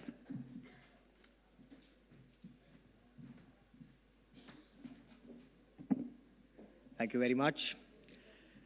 Ladies and gentlemen, good afternoon. Hope all of you had a lovely lunch. There's a lovely session that's waiting for you. 3 days from now, 3 days, that's the Republic Day parade. Now, this promises to be unique in more ways than one. One, you have the US President coming to India for the first time as the chief guest of the Republic Day parade. That makes it unique. What also makes it unique is the scale, the size, and as friends in the Ministry of Defense tell me, the vision of Prime Minister Narendra Modi will be on display on Rajpath. On the Republic Day, you will see Make in India as a very prominent theme on the tableaus. But will this remain just on Rajpath, or will it be translated on ground? That remains to be seen. How does Make in India translate into actual action on ground? Let us try and get answers from men who can tell us whether Make in India will remain a pipe dream or will equipment actually be in the pipeline. Let me begin by introducing Sudhir Mishra, Chief Controller R&D, DRDO, and the CEO and MD of BrahMos Missile Corporation. Sir, may I request you to kindly join me on stage? Welcome, sir. May I also invite on stage Rahul Chaudhary, CEO of Tata Power, the Strategic Electronics Division. Welcome on stage, Rahul. Let me also invite on stage Pratyush Kumar, President, Boeing India. Now, Rahul is nurturing an injured foot, a skiing accident. Pratyush is also walking a little gingerly. He's just run the Mumbai Marathon, completed 42 kilometers in under 4 hours. So that's quite an achievement. Congratulations, Prat. Sudhir Mishra, I want to begin with you. We talk about Make in India. Is Make in India actually possible? I want to, for a moment, take our viewers and our friends here back to the Kargil War of 1999. That was a war I had covered. Some of the generals who are sitting here today were commanding troops either in Kargil or at that point of time they were in army headquarters. And the gun that won us the Kargil War, the Bofors gun, that was bought in 1987. Since then, we haven't been able to buy a gun. We haven't been able to manufacture a gun. Why is it? We talk about Make in India. We can't make one 155mm howitzer, sir? Thank you. I don't agree with you that we have not grown after the Bofors. I am CEO and MD of a company, BrahMos Aerospace, who makes the best, fastest, and most sophisticated supersonic missile in the world. That too in New Delhi, Hyderabad, Nagpur. So now how did we make it possible? Let me tell you. We had a visionaries like Dr. Kalam, who in 1998 decided that the time has come when we should come out with a new kind of weapon which would give a new kind of capability to the country. And thus the BrahMos was born out of intergovernment agreement between India and Russia. We had a brainstorming session to know why the joint ventures fail. Joint ventures between two governments, Russia and India, that too in the defense sector. Russia, which had a completely, governmental kind of controls, and India, we had a DPSU model. So let's decide what are the things which have failed kind of joint ventures, and we came out with few ideas. We said, let's have a equal partnership in terms of equity, in terms of money, in terms of technology, in terms of partnership. And we formed a joint venture, BrahMos, which had 50.5 and 49.5 So that was equity. Russian technology, Indian money. It came in together, and you had the BrahMos. But that still doesn't answer. No. Russian money and Indian money both came together. Okay, that still doesn't answer. We still don't have a 155mm howitzer that the artillery can use, the Indian Army can use today. And Rahul, perhaps you can tell us what are the problems that you face with such a situation? And if we talk about India, US, Make in India, does the government deter the private sector? I will take the last question first, which is, does the government deter the private sector? I will just give you a statistics. Ministry of Defense has two parts. You have DG Acquisition, who is a special secretary, additional secretary equivalent to Government of India, and below him has three joint secretaries who look after the acquisitions. On the other side, you have Secretary Defense Production and Additional Secretary Defense Production, 7 joint secretaries. The way this country and the rules of businesses are, defense production is required to look into what private sector needs and what private sector can contribute and bring in. However, they have joint secretaries are sitting on almost all the DPSUs. You have also nominated generals and Air Force people who are on DPSUs, boards. Till very few years back, even some of these joint secretaries were called by the name of the public sector company. Now that's the governance structure. There's too much bureaucracy, too little work getting done. And this bureaucracy needs to make sure that these factories are always fed. And that is the crux of the problem. You have a conflict of interest sitting there. On one side, you have an acquisition guy. On the other side, you have the joint secretary of the public sector company sitting there.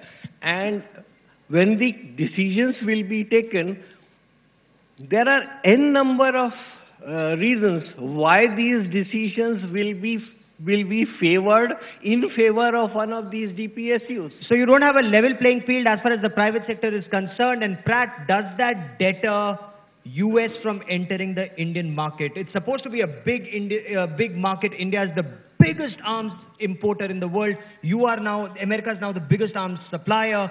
But manufacturing in India, transferring the technology to India, that's not happening. Does the bureaucracy deter you? The short answer is that there are things that bureaucracy could do to facilitate that. For example, the defense offsets were envisioned as a catalyst to start defense manufacturing in India. I think it's an open secret that it hasn't. Get the mic closer to you, yeah. It's an open secret that this offset has not really so far fulfilled the promise it's supposed to do. And perhaps a tweaking of the rules around the edges can enable manufacturing in India in defense sectors. I'll give an example of that. So for instance, they insist the defense offsets should be discharged in 5 to 7 years time frame, which for high technology is not very long time frame, right? I'll contrast that with the civil aviation offset, where the performance period is 12.5 years after the delivery of the last aircraft. Now, that enabled us to build world's most advanced manufacturing factory in Nagpur and put that composite component in the most advanced aircraft flying today, 787-9, right manufactured in India. Now, that kind of time frame is not available for us in defense. And consequently, what happens is that us and others are forced to do largely low-tech manufacturing. And that is not what Prime Minister Narendra Modi's vision or the government's vision of Make in India is. I mean, as Pratt was just mentioning, you don't need people who will perhaps just rivet in screws in an aircraft. You need high-end technology. Do we have the capacity to do it, Mr. Mishra? I would like to assure you that yes, we do have. We have set up a joint venture which is working in the outermost cutting edge of the technology, BrahMos. Nobody in the world is having these kind of weapons. This is number one. Yes. Number two, what do you understand by Make in India? Make in India is not just a slogan to win the votes or heart. It is a strategy to develop the technology in the country, generate employment, and a capability building exercise. And anybody who is interested to participate in Make in India, they have to come here, they have to make investment. The way Russians have made in India, they have made investment of more than $125 million US. Second thing, you have to invest in the technology. I want to tell you that when we started, we decided that we would pull up the existing technology, what Russians are having and what India is having, what DRDO is having. We pulled up the technologies, and with the available equity money, we developed the technology in India and Russia, both the countries. And there were few things which we didn't have in the country. So, and Russians had, we are ready to share even the drawings of the subsystems. Is that possible when it comes to India-US relations? Because Sudhir Mishra is giving us big details about how BrahMos came about, a supersonic cruise missile where Russia is giving the best technology to India, transferring the technology to India. Can we expect that with America? For example, if it comes to the Globemaster, is it just an outright sale of $4.1 billion, or is there an offset which is more than just riveting screws into the aircraft? Well, as you're aware that U.S. and India has embarked on Defense Trade and Technology Initiative, which is all about making more higher technology readily available to manufacture in India. Of course, we'll have to get permission from the U.S. government on case-by-case basis, but to our experience, that has not been a gating factor. I would say, as Sudhir said, that India's strength is in engineering, right? We have to lead with our strength and really go up the ladder in subsystems and systems integration. No, but is America willing to invest that kind of money in India, that capacity building that is required in India? Whether it's creating a facility, educating youngsters into that technology, putting up plants in India, are they willing? Because US President Barack Obama, as Shweta was just telling us, is actually seeking jobs in America. Prime Minister Modi is seeking jobs in India. No, absolutely. Capacity building are not is mutually exclusive, sir. Let's understand one thing. Please understand that where are the strengths of these two countries lie.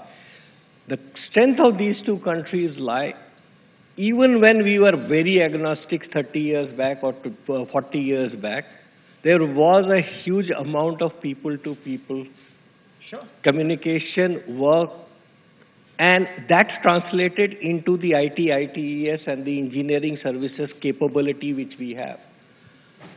It also created a kind of capability in India. Today, yes, we may call them cyber coolies, we may call them, we have no IPRs in this country, but there is capability which has been created in this country. Yep. Where we lack, and there is a genuine understanding and an ethos by which we can work together. I will give you an example. In India, you talk about any software company, it will always, the first thing it says is, we are a CMMI level 5 company. What is CMMI level 5? It is US DOD's standard which Carnegie Mellon created, and we all created the systems engineering capability around that. So processes, people, there is a ready language which we understand, and that is not easy when you are talking about. Okay. What we do not have and what we do not do is, as a country, articulate what we really want from America or we want from anybody. That is the problem which we have. Is that the problem, that India doesn't articulate what it actually wants? And perhaps Boeing, for example, wouldn't know what can be done in India unless India tells them that this is how it needs to be done. Well, I think I would say there's less of that, but I'll come back to your previous question a little bit. Make in India and manufacturing in the US is not a zero-sum game, right? It's net positive for both, because we are competing in a world which demands more for less. And India affords that incredible arbitrage on cost of labor, which can help us build in India and support manufacturing in the US both at the same time. Now, but India doesn't want to stop at just making low-end technology. Ki plane ke tire bana diye, darwaze bana diye. India is looking for high-end technology, that India makes those aircraft and exports them. Is that possible? Joint, co-production, co-manufacturing, and export to a third country. Let me clarify. India does not. What we do in India is very high-end technology for Boeing. I'll give you two things, right? Examples. 3 million lines of code for 787 aircraft were written in India, working our suppliers. The floor beam, which is the key integral structural part that holds the stresses in the aircraft, is manufactured right in India. These are not low-tech. These are cutting-edge, highest level, not available anywhere else in the world. Excellent. Does that mean, Mr. Mishra, that India can now graduate gradually, to manufacturing aircraft? Because LCA took 30 years and it's still not operational, it's still not with the Indian Air Force. We've had several celebrations LCA has done. You see, and can you trust America? Because that brings you to that big question. LCA was on a GE 404 engine that after the Pokhran test, the US stopped giving you. You see, I'm here to talk about BrahMos, but you mentioned about LCA. So I would like to tell you that if you keep changing the goalposts, the time also will be more to play that much amount. The second thing, coming to the high technology, I want to tell you that when it comes to the high technology, we followed a very simple model. We said, you share the drawing. Maybe initially you may give the material also. We will develop the same material in the country. And I want to tell you that more than 200 variety of rubbers, more than 50 variety of steels, and different alloys we developed in the country, and we have sent those things to Russia for certification, that you please see whether it's okay or not. And after that, when we have developed the subsystems and systems, then the result also we shared with the Russians. And the trust which we have together is very important. In the defense industry, there is a concept of build to print, build to design, but we mastered something called build to copy with mutual agreement. It was not build to copy the way Chinese do.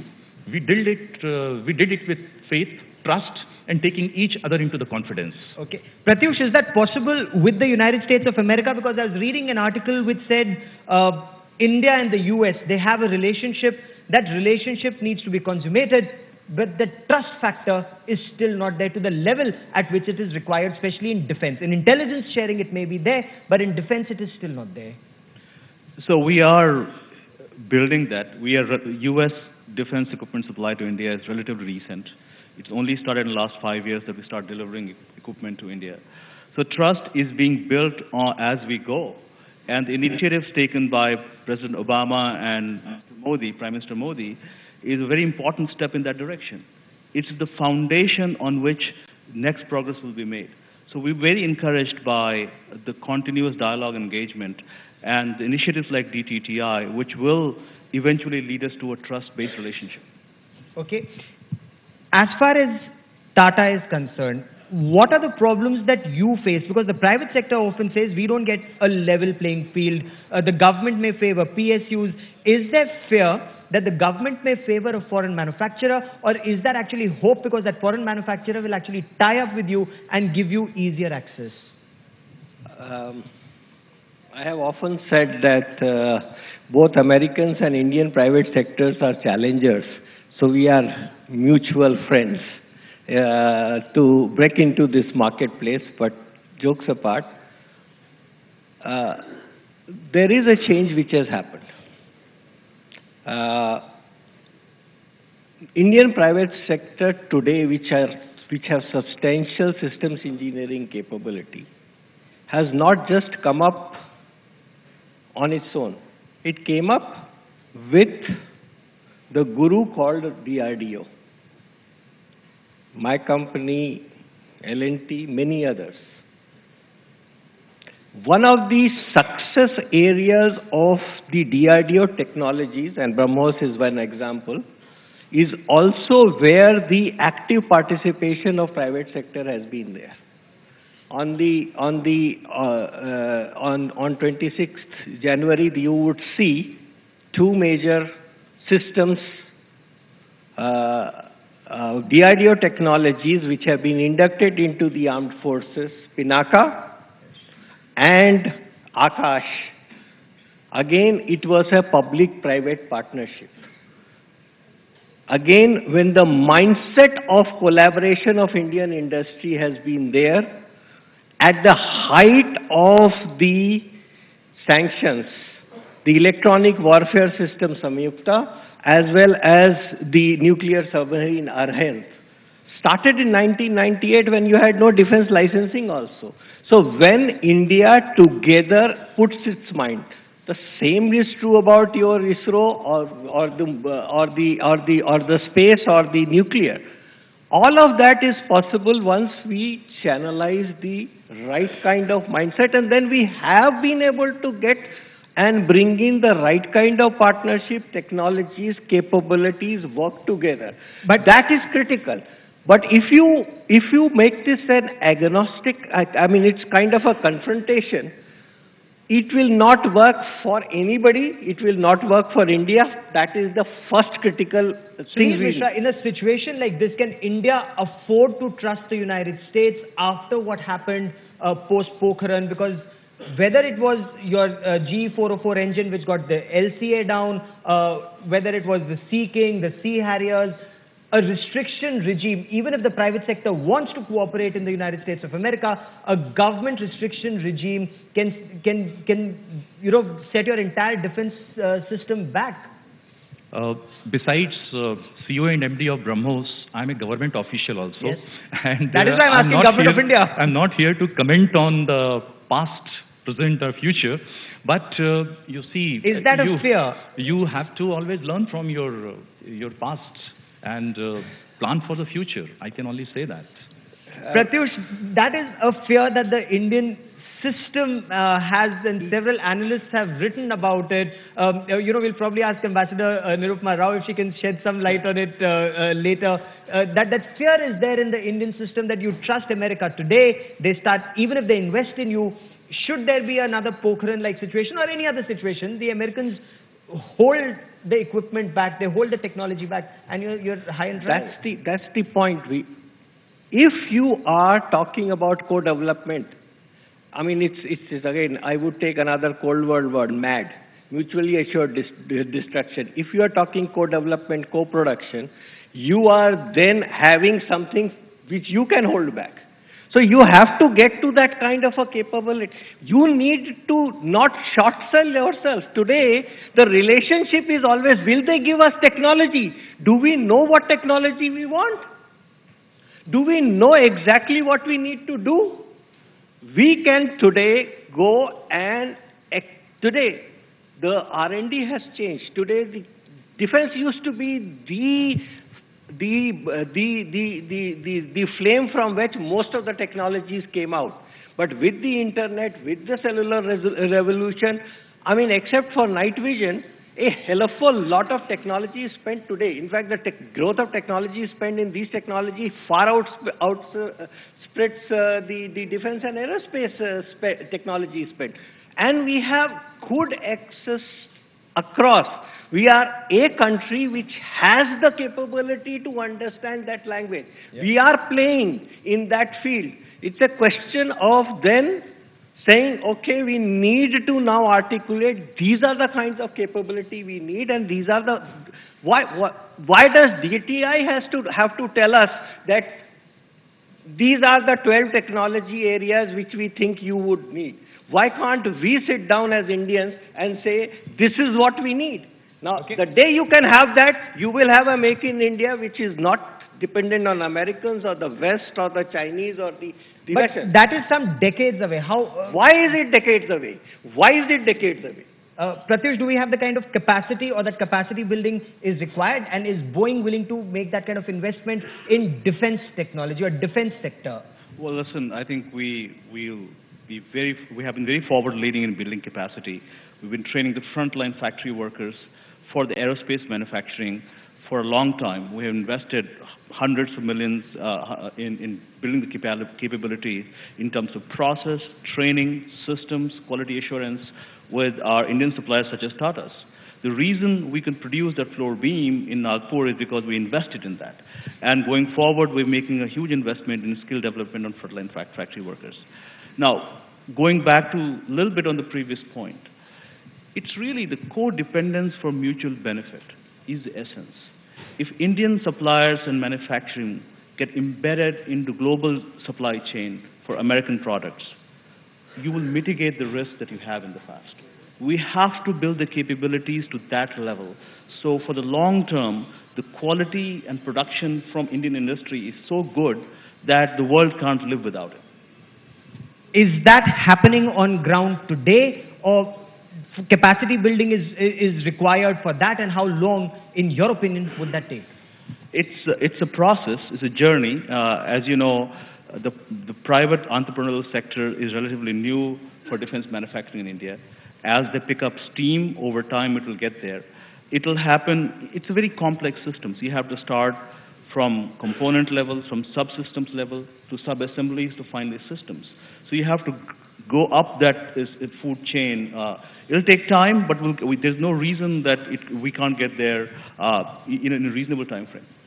Is that happening as far as the BrahMos is concerned? It's a very smooth operation. But apart from BrahMos, any other example that we can talk about code development where our processes are as smooth as other countries?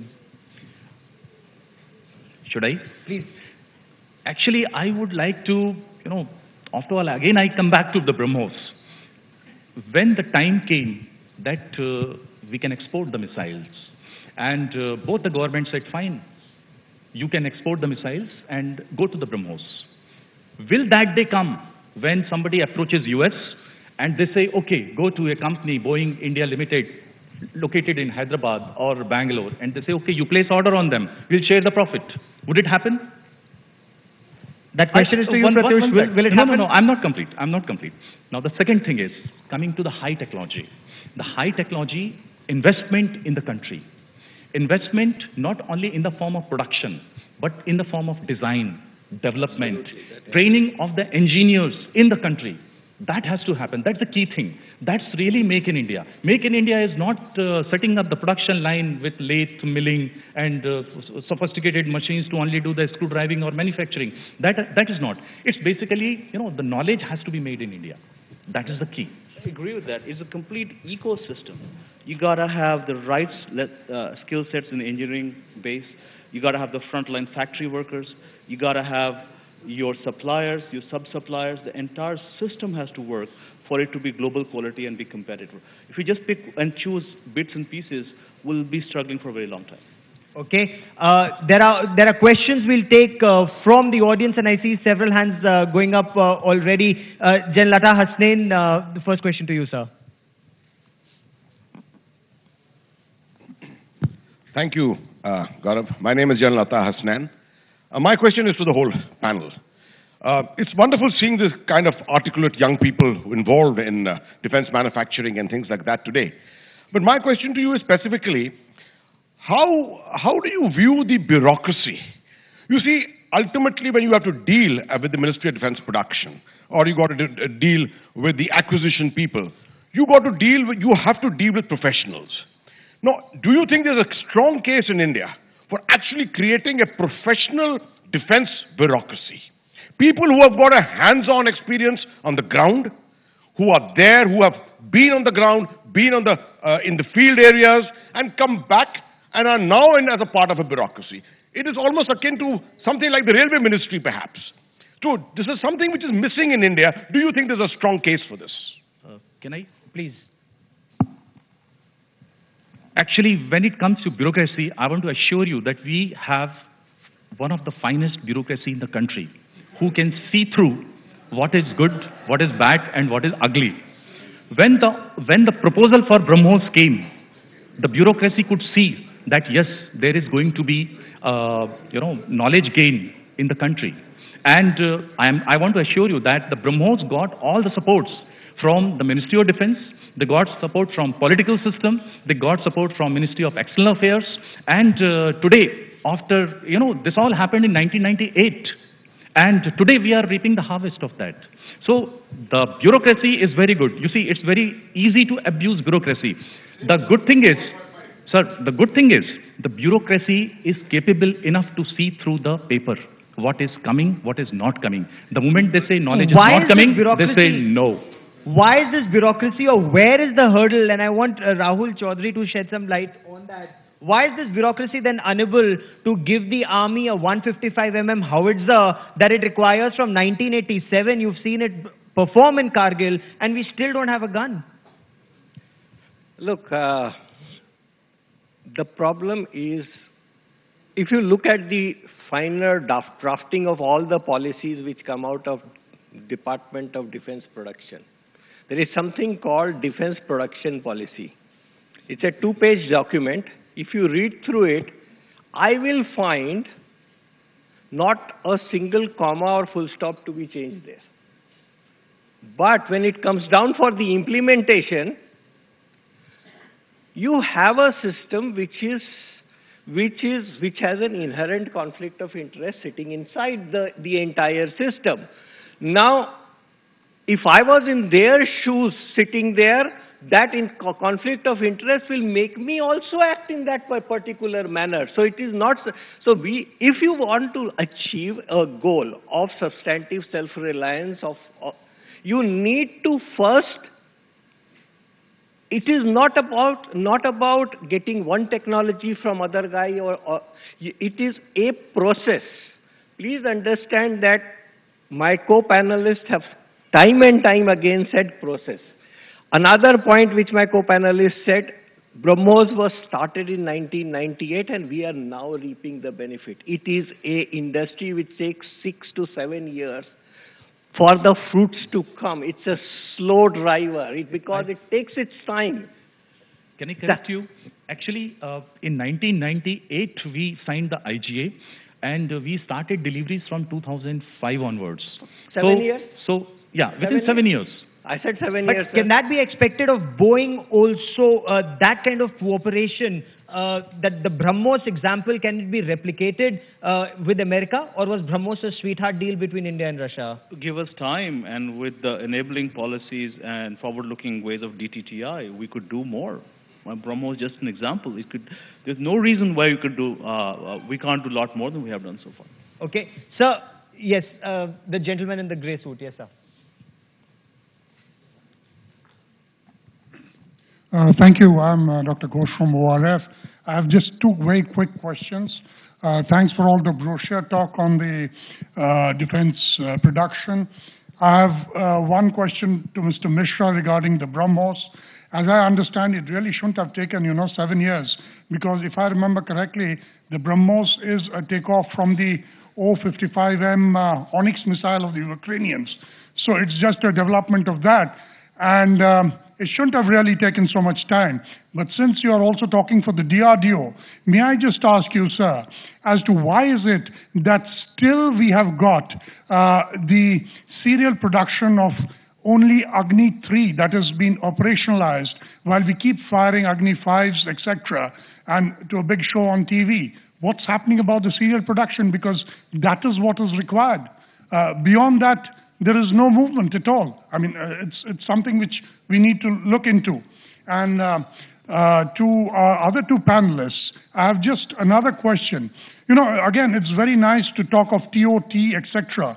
But the moment you talk over a drink and off the record, most of the foreign companies tell us that even if we do give you the technology, Indians are not ready, Indian companies are not ready to imbibe it. And this goes for Raytheon, it goes for Boeing, and it goes for all the other American companies. I would like your comments on that. Thank you very much. Can I? Yeah, first you, sir. Coming to the time taken to develop BrahMos, you said the origin is in Onyx. You see, the BrahMos is basically the culmination of our pulling together of the technology of DRDO and NPO Marsh, our joint venture partner. And in DRDO also we had a similar kind of products, not exactly this, but subsystems which were designed much earlier. And we brought those subsystems to the BrahMos. In the same way, Russians also brought the subsystems which were ready for some other kind of systems. They brought together. And the first flight we had in 2001, 2006, we started the serial production, delivery to the users. Your second question is about the strategic systems.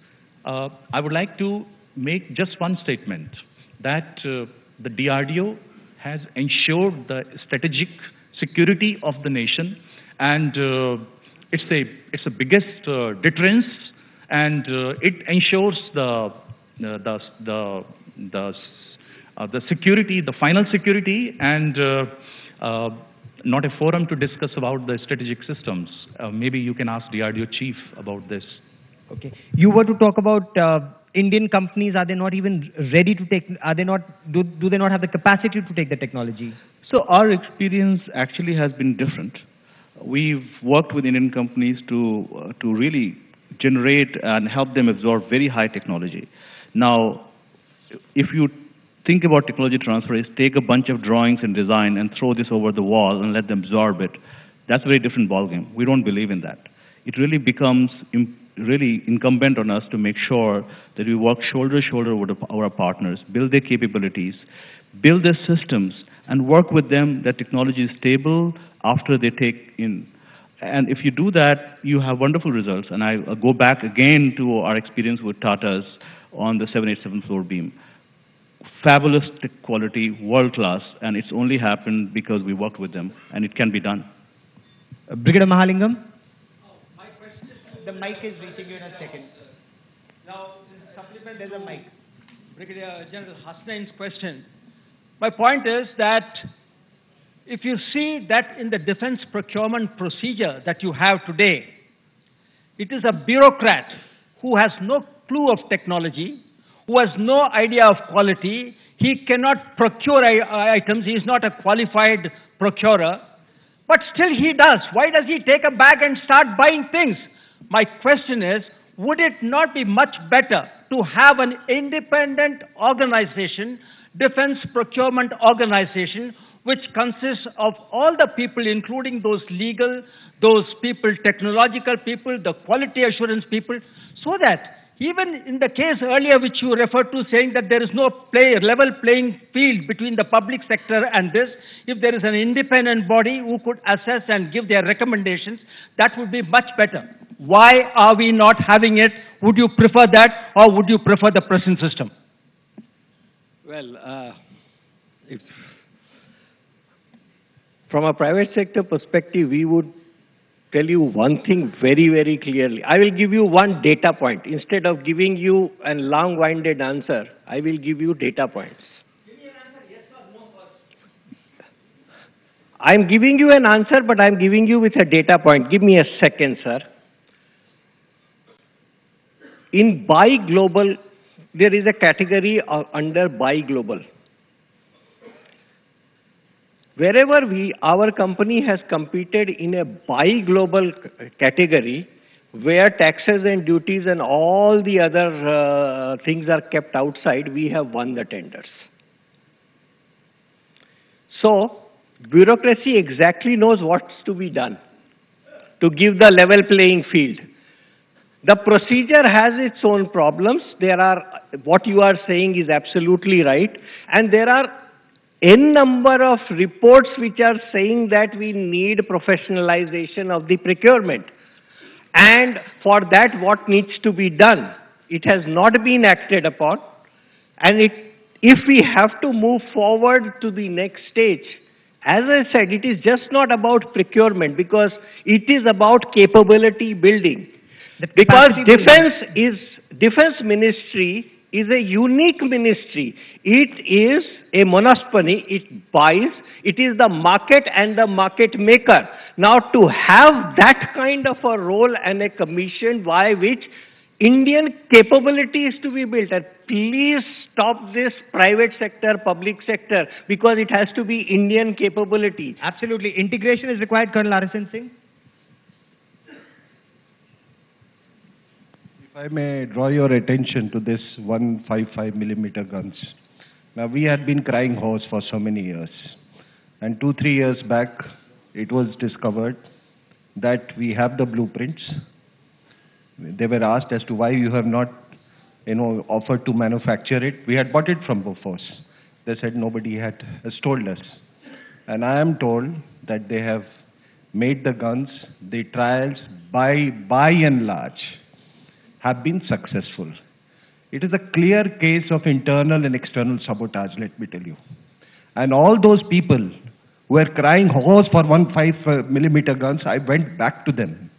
I asked them, why didn't you raise up this issue? They said, we thought, the guns have become too political.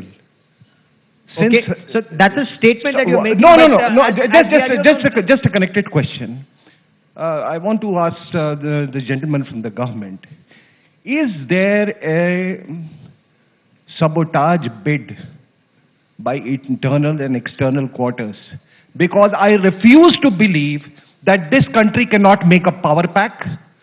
I refuse to believe that this country, which can make missiles, lacks in metallurgy.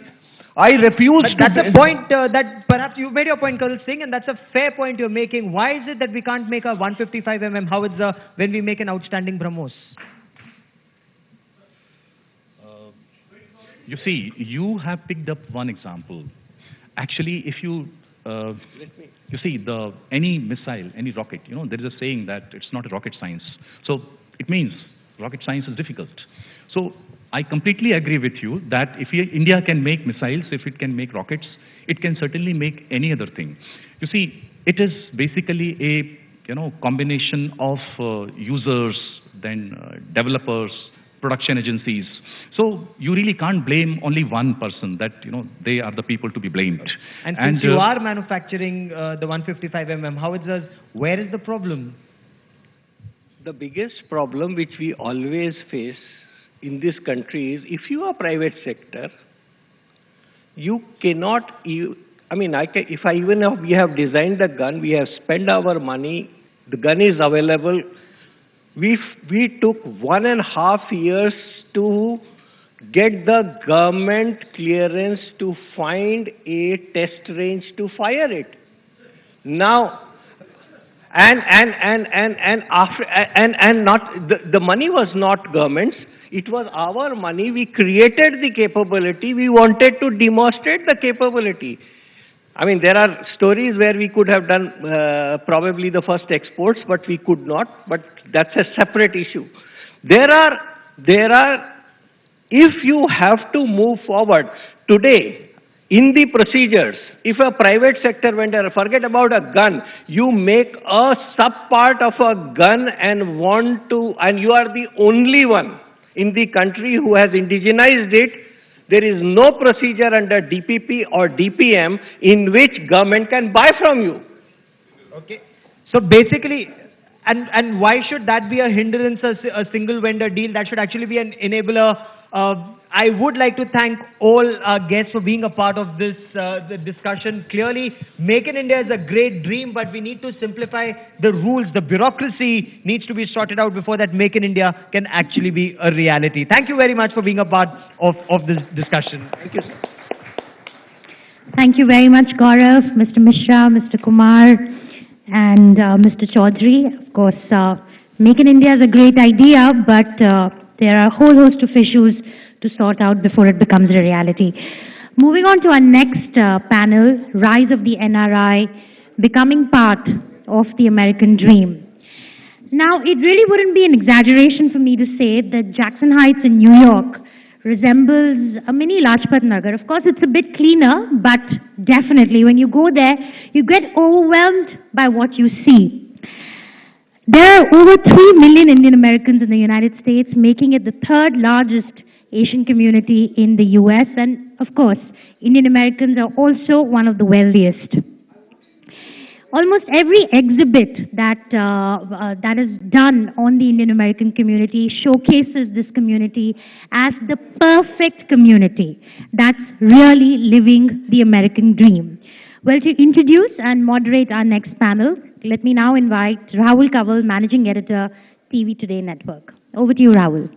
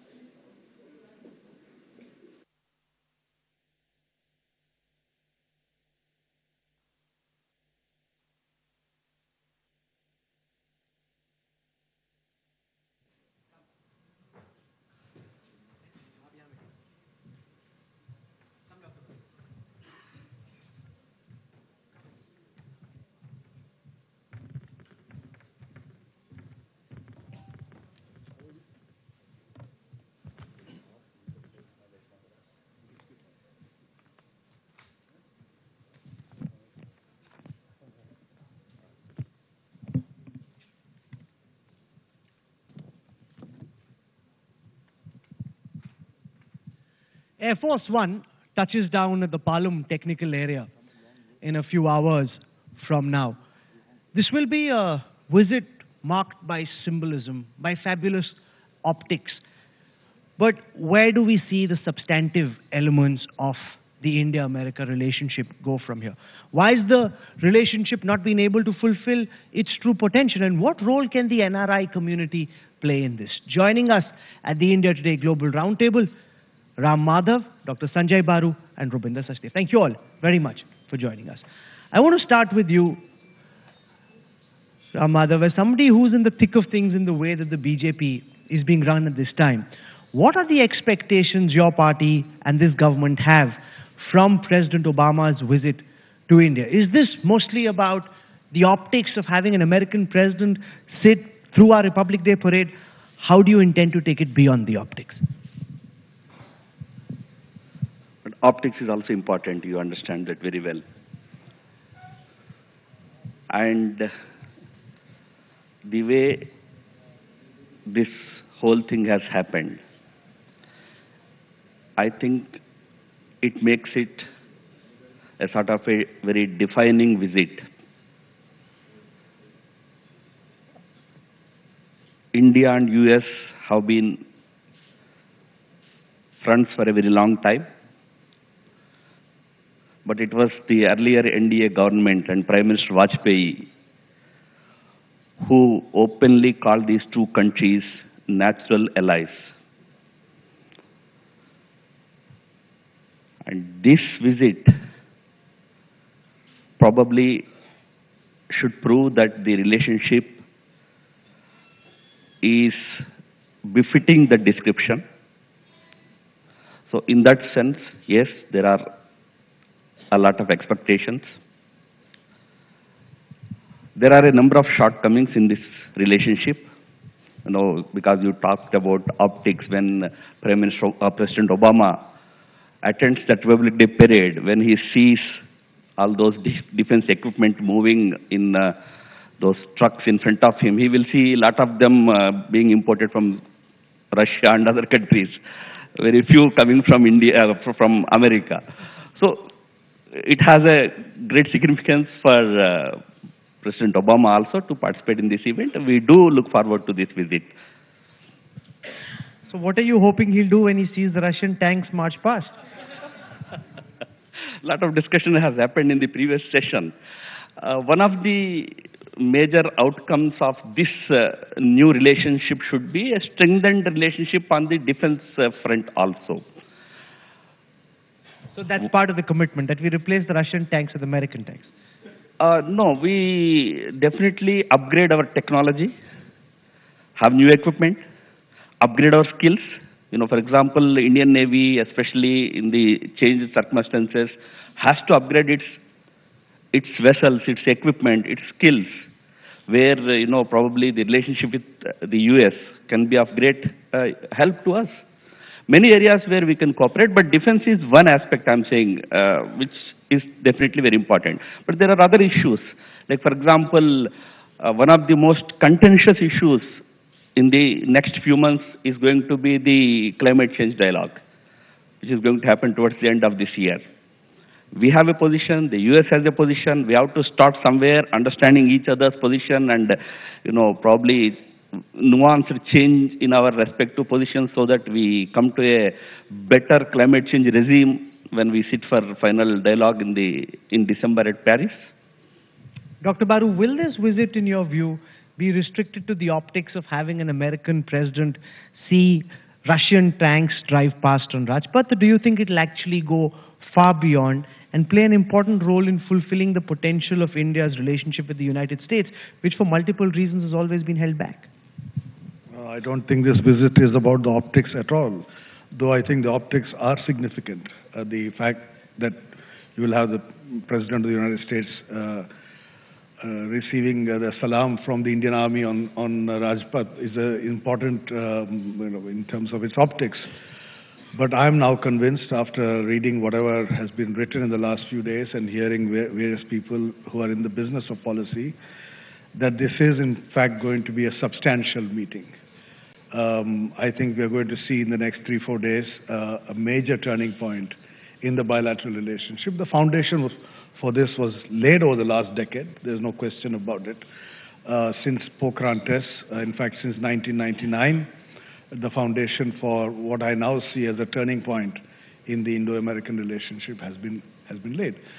So this visit is not just about the optics. I think. No, but what are the key outcomes that you see emerging from this visit, given the fact that on nuclear liability, on easing trade Well, Rahul, as regulations? somebody earlier this morning here in this room said, we should not be looking at this visit in terms of the transactional, the specific agreements. I don't think this meeting is about that. On all these fronts, there will be progress over a period of time. Even on nuclear liability, I won't be surprised if we get some big news coming from the London meetings. But it's going to be across the board: defense, science and technology, education,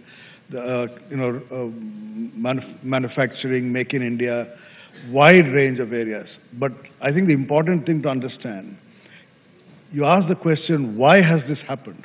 Why did Prime Minister Modi issue that invitation? And why was that invitation accepted? I think on both sides, both in Washington, D.C. and in New Delhi, in the last 5-6 months, there's a recognition that this is the moment we've been waiting for. The build-up has started in '99, as I said, when Prime Minister Vajpayee referred to United States as a natural ally.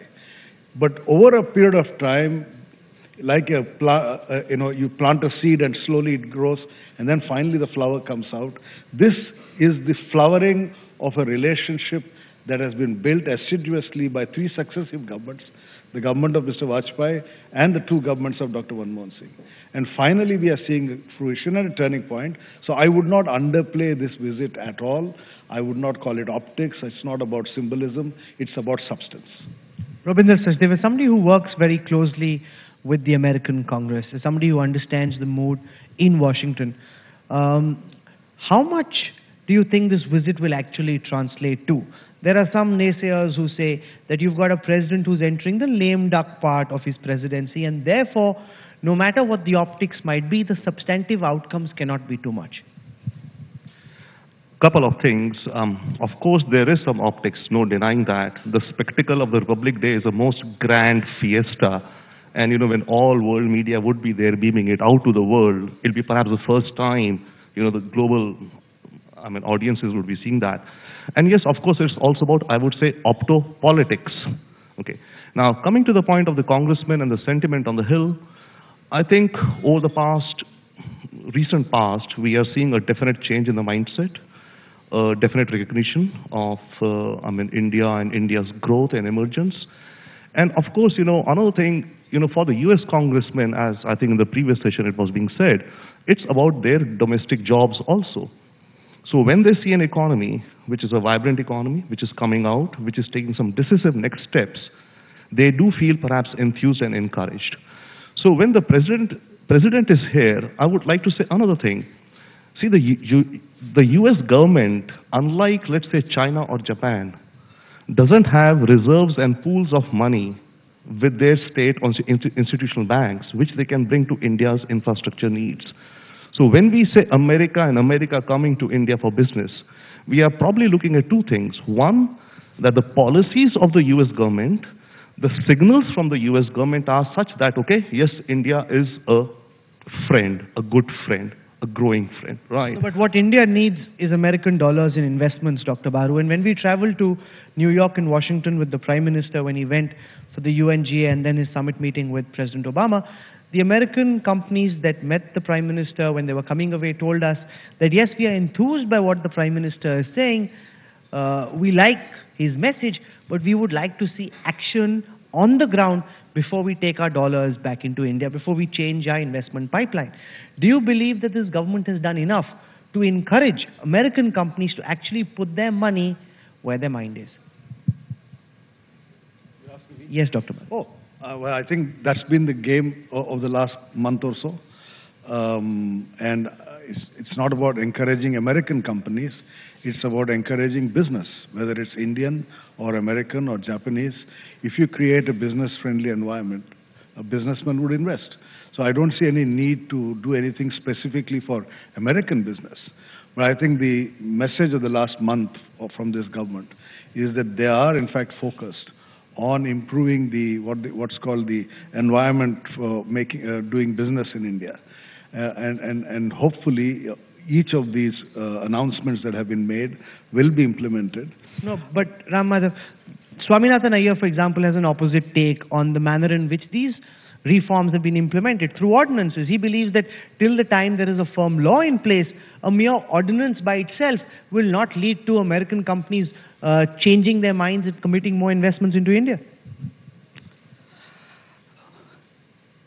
No, the government has demonstrated its sincerity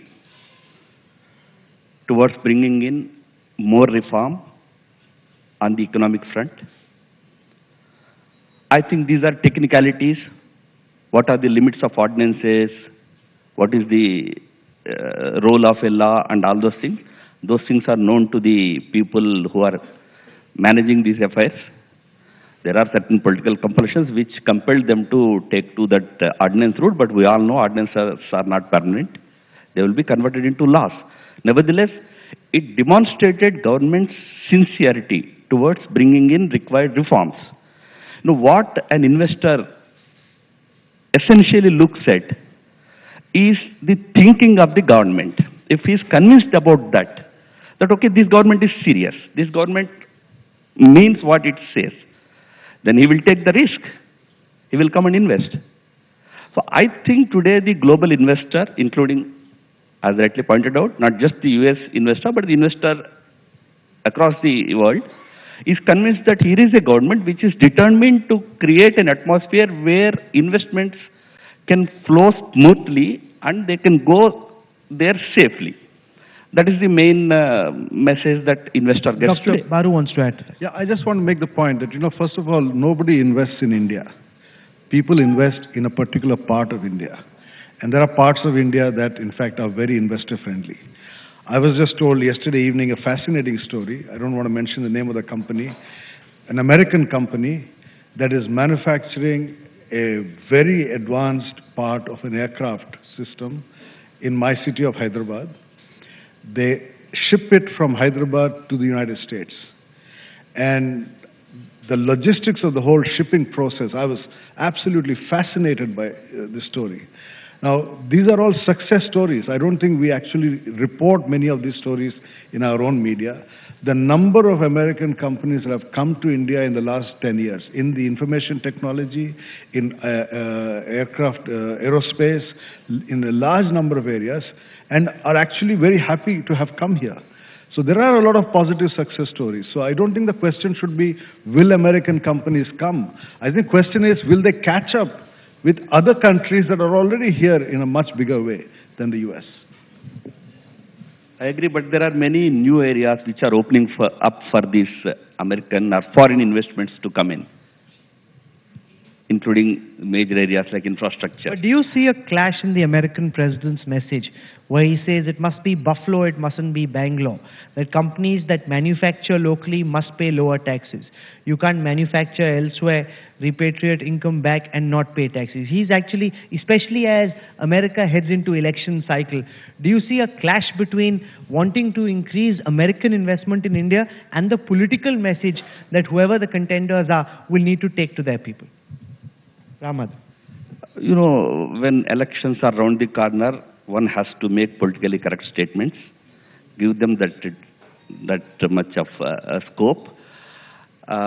Having said it, it's a relationship that is being built between two countries, not just one president who is there today and one prime minister we have today. Although they are the ones who are laying the foundation for this. Or probably somebody else has laid the foundation, they are trying to take it forward in a big way. Irrespective of what will happen in next elections in USA, this whole process which Prime Minister Modi is eagerly waiting to take forward will definitely result in major progress. I think there will be major changes happening in our relationship, and I will only say that it's not just about few dollars coming into India. Questions are about technology transfers. I'm coming to that in just a moment. There are number I'm of coming to technology transfer in just a moment. But before that, since Ravinder Sachdev understands the mood of Capitol Hill, is there a clash between the electoral compulsions of US lawmakers, including both the major parties and the presidential candidates, and what needs to be done on the ground to ensure that the idea of more American investment actually materializes? I mean, if not a conflict or a clash, but yes, there's a divergence. You see, when a lawmaker or the US president travels to India, he's traveling on the money of the American taxpayers. So he has to tell his audience why is he going to India or any foreign country, be it Europe, Israel, China. He is going to that country in order to do things which bring jobs to Americans, especially for the lawmakers, not so much for the president. President has a bigger, wider picture, right? But yes, at the same time also to improve relations between the two countries so that the bilateral relations are good for both as well as for the global community. So that's what, the notional, positioning is out there. But yes, when he's coming, it's American investments. And remember, investors are looking for a return on investment.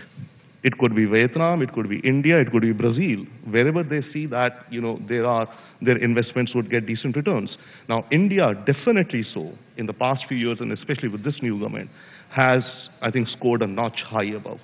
And that's why this is very high on optics and optopolitics. I would say that a president coming to India twice, the only president ever.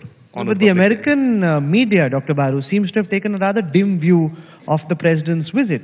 I was reading a report on CNN which said he's traveling 12,000 kilometers to see a march past. They were wondering why he's doing it, suggesting that he was ignoring the far more important business of actually going across the United States, explaining his State of the Union address, which is what American presidents usually do after that address.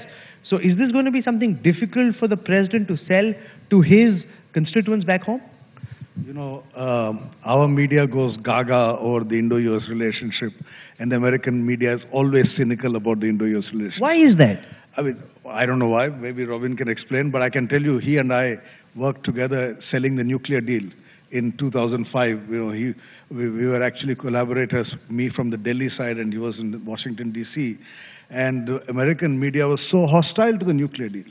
The New York Times actually wrote an editorial criticizing the nuclear deal.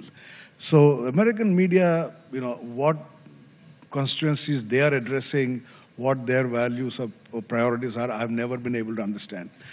So I won't even waste my time worrying about what the American media is writing about Mr. Obama's visit to India.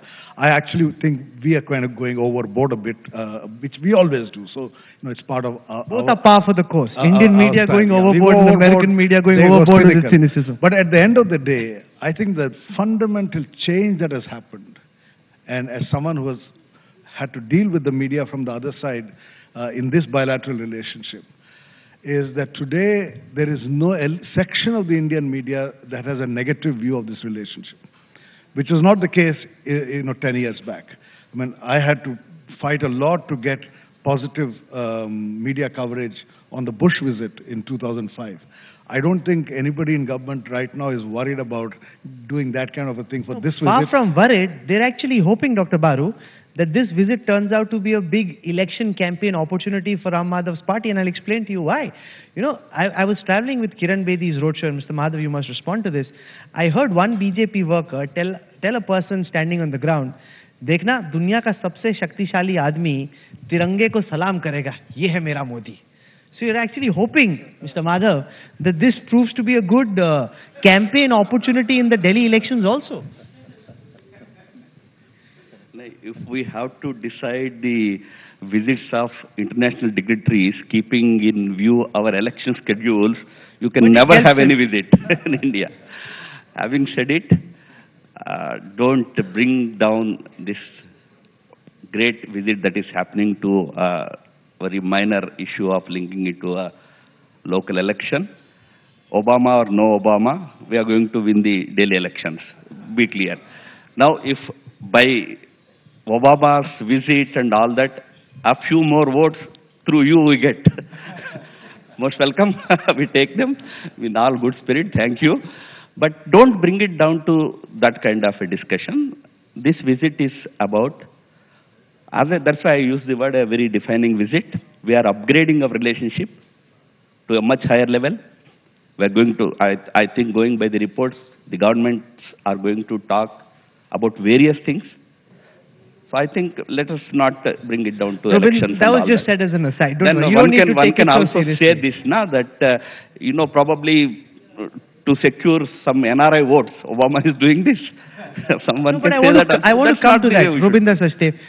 So far, the NRI community in the United States was always divided into a Bengali lobby, Gujarati lobby, Tamilian lobby, Brahmin lobby, Punjabi lobby.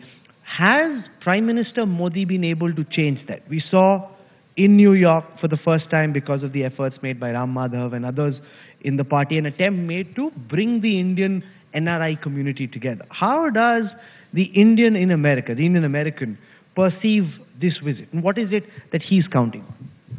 Oh, very much so. I mean, I would not say exactly, Bengali lobby or Punjabi or any, but yes, definitely cultural, affiliations. You have your organizations, community organizations have always been there, been very active.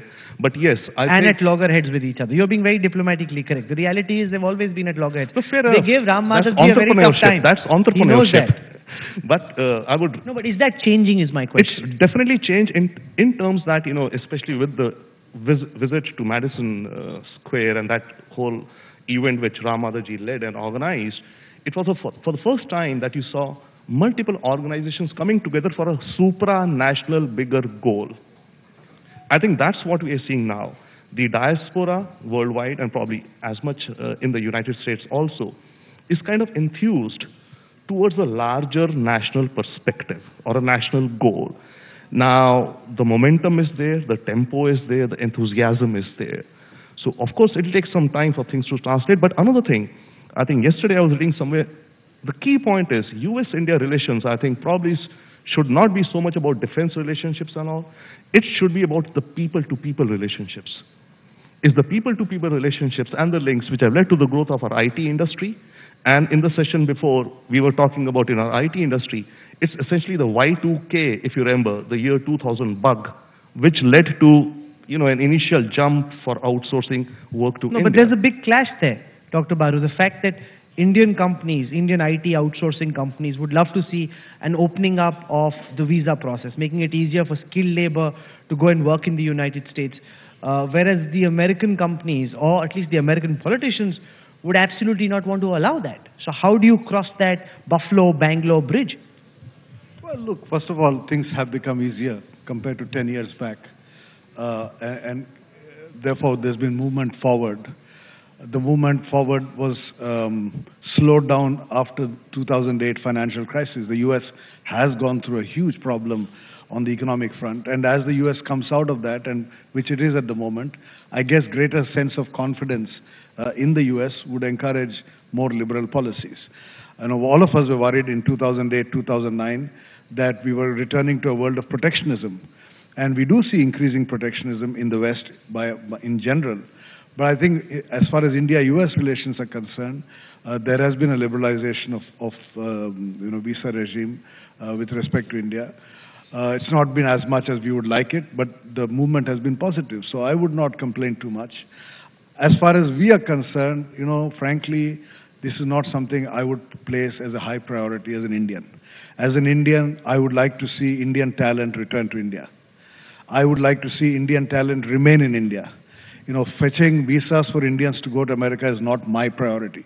If I want to make in India, I want my Indians who live in the United States to feel comfortable enough to come back and live in India. And I want the best talent in this country to live here rather than seek visas to migrate from here. That's so very I don't important. see why we should be complaining too much. Mr. Ram Madhav, in New York, we heard a lot of these voices. Indian Americans saying they want to come back and live in India, make in India, help fulfill Prime Minister Modi's dream. Between September and now, not much has changed. There hasn't been too many months gone, but it's not as if those Indian Americans who promised to come back to India have actually done so. How do you translate the idea of them wanting to come back to India and make in India into a reality? Thank you that you have raised this issue. That is the very important change that has happened in the whole, this concept of NRI and all that. When this process began in 60s and all, when people started leaving India and going away to chase dreams in America and London, those used to be called American dream, chasing the American dream, etc. We used to, as students, we used to jocularly say that, these are all the breed who have become NRI today. They were actually RNIs. RNI meaning resident non-Indians. So they didn't like anything in India, so they wanted to go chasing a dream in America. They have become NRIs. That we used to say. From there, today, the transformation that you have just mentioned, that they are no longer RNIs. There are RNIs still in India, in some media and here and there I see them. Having said it, an NRI seriously today is chasing an Indian dream. He wants to see his motherland develop into a major power, a global power. That's what you see, whether it is in USA or it is in Australia or everywhere. I give credit to Prime Minister Modi for showing direction to these people. This urge has been there for some time. I don't say that it has happened only after we came to power. This urge has been there that now it is time we contributed back to our country. We do something for our own motherland. But our government, Prime Minister Modi, has shown them the way. Now, yes, 8 months have happened, not much is being seen. But I will only say it's only 8 months. The process has begun. The Pravasi Bharatiya Divas that took place earlier this month, earlier in January. The motto of the conference was for NRIs to tell them that 100 years ago, when Mahatma Gandhi came back from South Africa to serve India, although he had that great opportunity to work in London as a barrister, he decided to come back and serve India. Similarly, although you don't have to physically come back, there are many ways for you to come back and give your talent, your energy, your skills to developing India. This is a major message that Prime Minister Modi is carrying to every country where he went. Tell me, how did the invitation to President Obama materialize?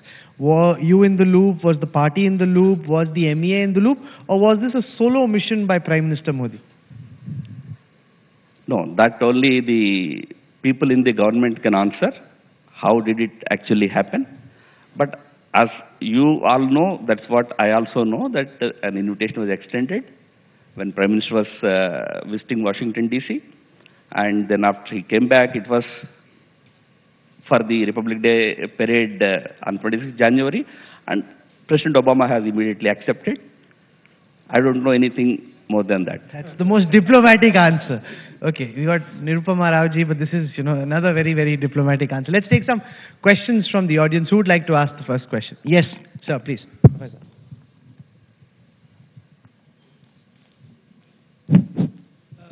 I'm Devraj Mukherjee. I'm an academic.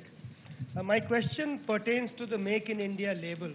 The narrative for the present government has been to promote businesses to integrate with the global economy, to bring India to where it's perceived it should be in the 21st century.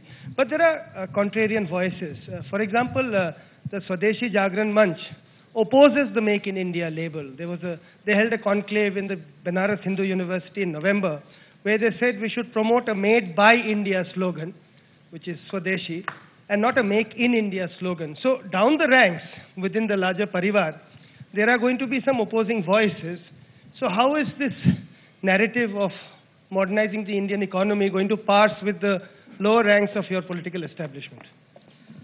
Now, firstly, there can be different voices, not necessarily opposing voices. There is the slogan Make in India. Somebody may say something, even Reserve Bank governor has said something which became a little controversial.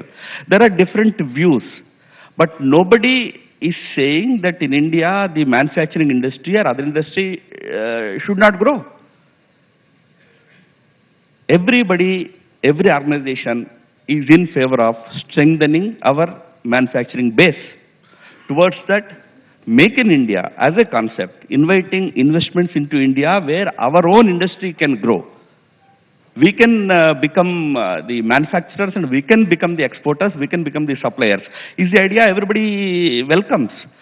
There are suggestions. How to go about it? There can be suggestions. Government, in its wisdom, it will take all the suggestions and take the right decisions. Ejaz, can somebody just bring the mic to him, please? My friend is to my friend Ravinder Sachdev, who I've interacted with for a long time.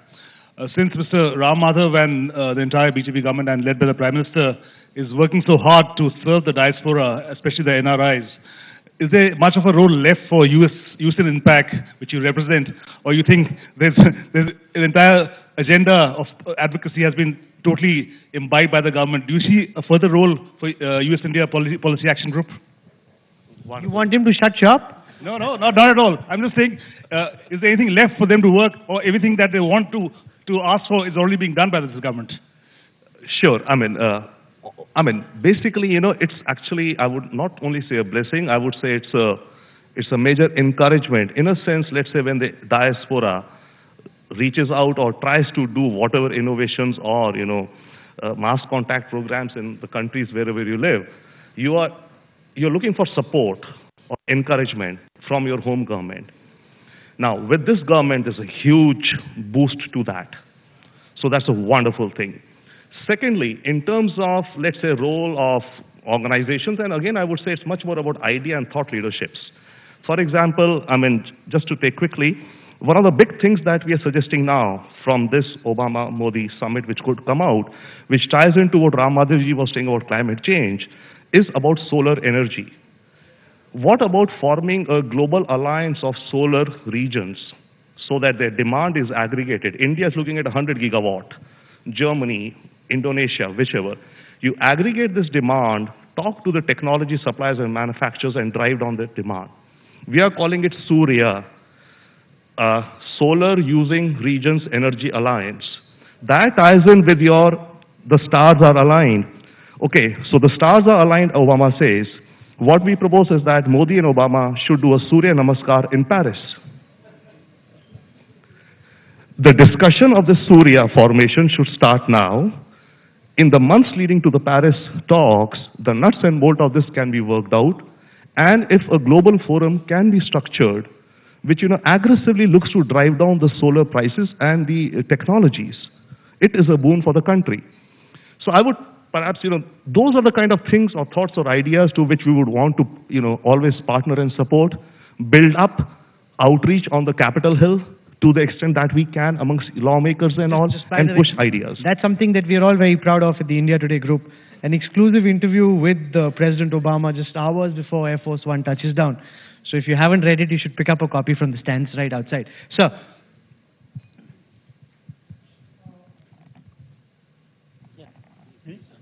Yes. Right, thank you.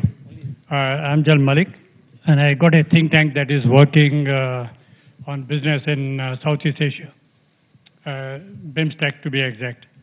Rahul may have said in jest, but I think there's a deeper meaning, and the idea that it has come out in the papers just about 2-3 days back. Mr. Pada, I think, wrote the article that most of the foreign policy initiatives, including the NRI one, have been taken to deflect or as a counter to the domestic challenges. Is this NRI initiative also like that?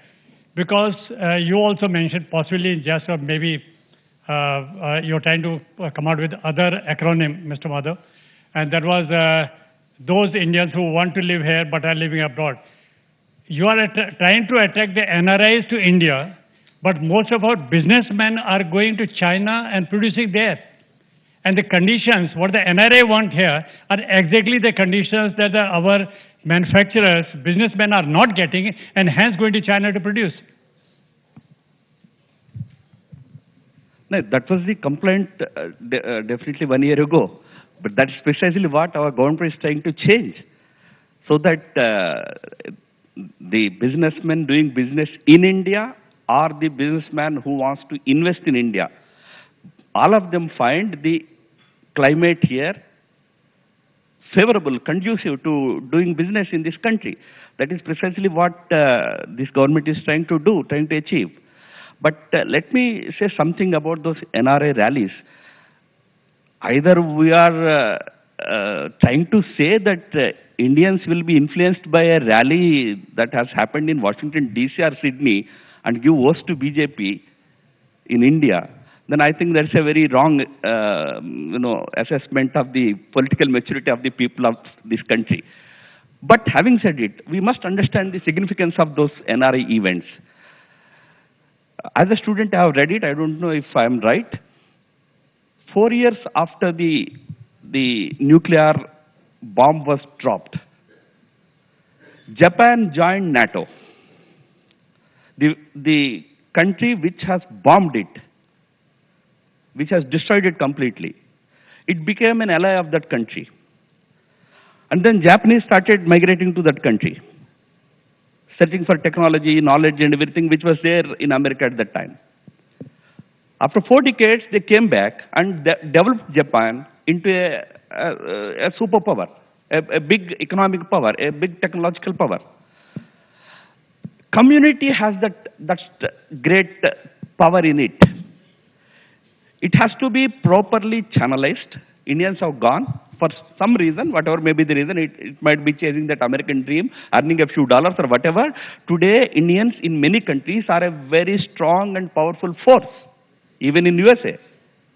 They are number third probably in terms of Asian population, but number two or number one in terms of their economic prosperity. So when does the next big NRI rally happen? I really don't know. Whenever Prime Minister plans to have another event, that will happen. But the point is that old, when I went to generally help our friends in USA, I realized that these divisions are even political lines. People talked about Bengali, etc., etc. No, there are organizations like we have our overseas friends of BJP, there is overseas friends of Congress. We are divided on political lines also, even in America. Then we decided that this is not the way to go about. Even Prime Minister was very clear that probably we could have organized that event in the name of our BJP. But the instruction was clear. This has to be by the entire Indian community. That is the way to go about. But you would have heard the buzz in the Ministry of External Affairs, where several officers are now suggesting that Ram Madhav runs a parallel MEA. There's one, official bureaucracy where you've got IFS officers, then there's the overseas friends of BJP, where you are the foreign minister. No, you said it in USA also. I'm saying it here. Because the story is reinforced constantly. No, see, organizing community events, Madam Nirupama Rao is sitting here. Organizing such large community events is not the mandate for our missions. Yes, they organize events of select community leaders. 300 people, 400 people is the maximum that they do in any country. But if we want an event of entire community to be organized, this is not the mandate for the missions. Maybe after some time, government decides that missions should do this also. Probably then people like us will have no role to play. Okay, let's take some more questions. Shweta has a question. Just one moment, so I'm coming to you. How much time do we have? We have about 10 minutes. My question is for Mr. Madhav. It's a related question, not specifically focused on American companies. What are we doing to get Indian companies to invest back in India? Because you speak with every Indian manufacturer, he's just doing he's just investing a token amount in the country, manufacturing maybe a component, or that's about it. Everything else has been shifted to China or Vietnam or other countries. So there is a lot that we need to do on that end, and land acquisition is one of the key issues. So how are we planning to address that? No, maybe you should invite one of those ministers who handles these affairs.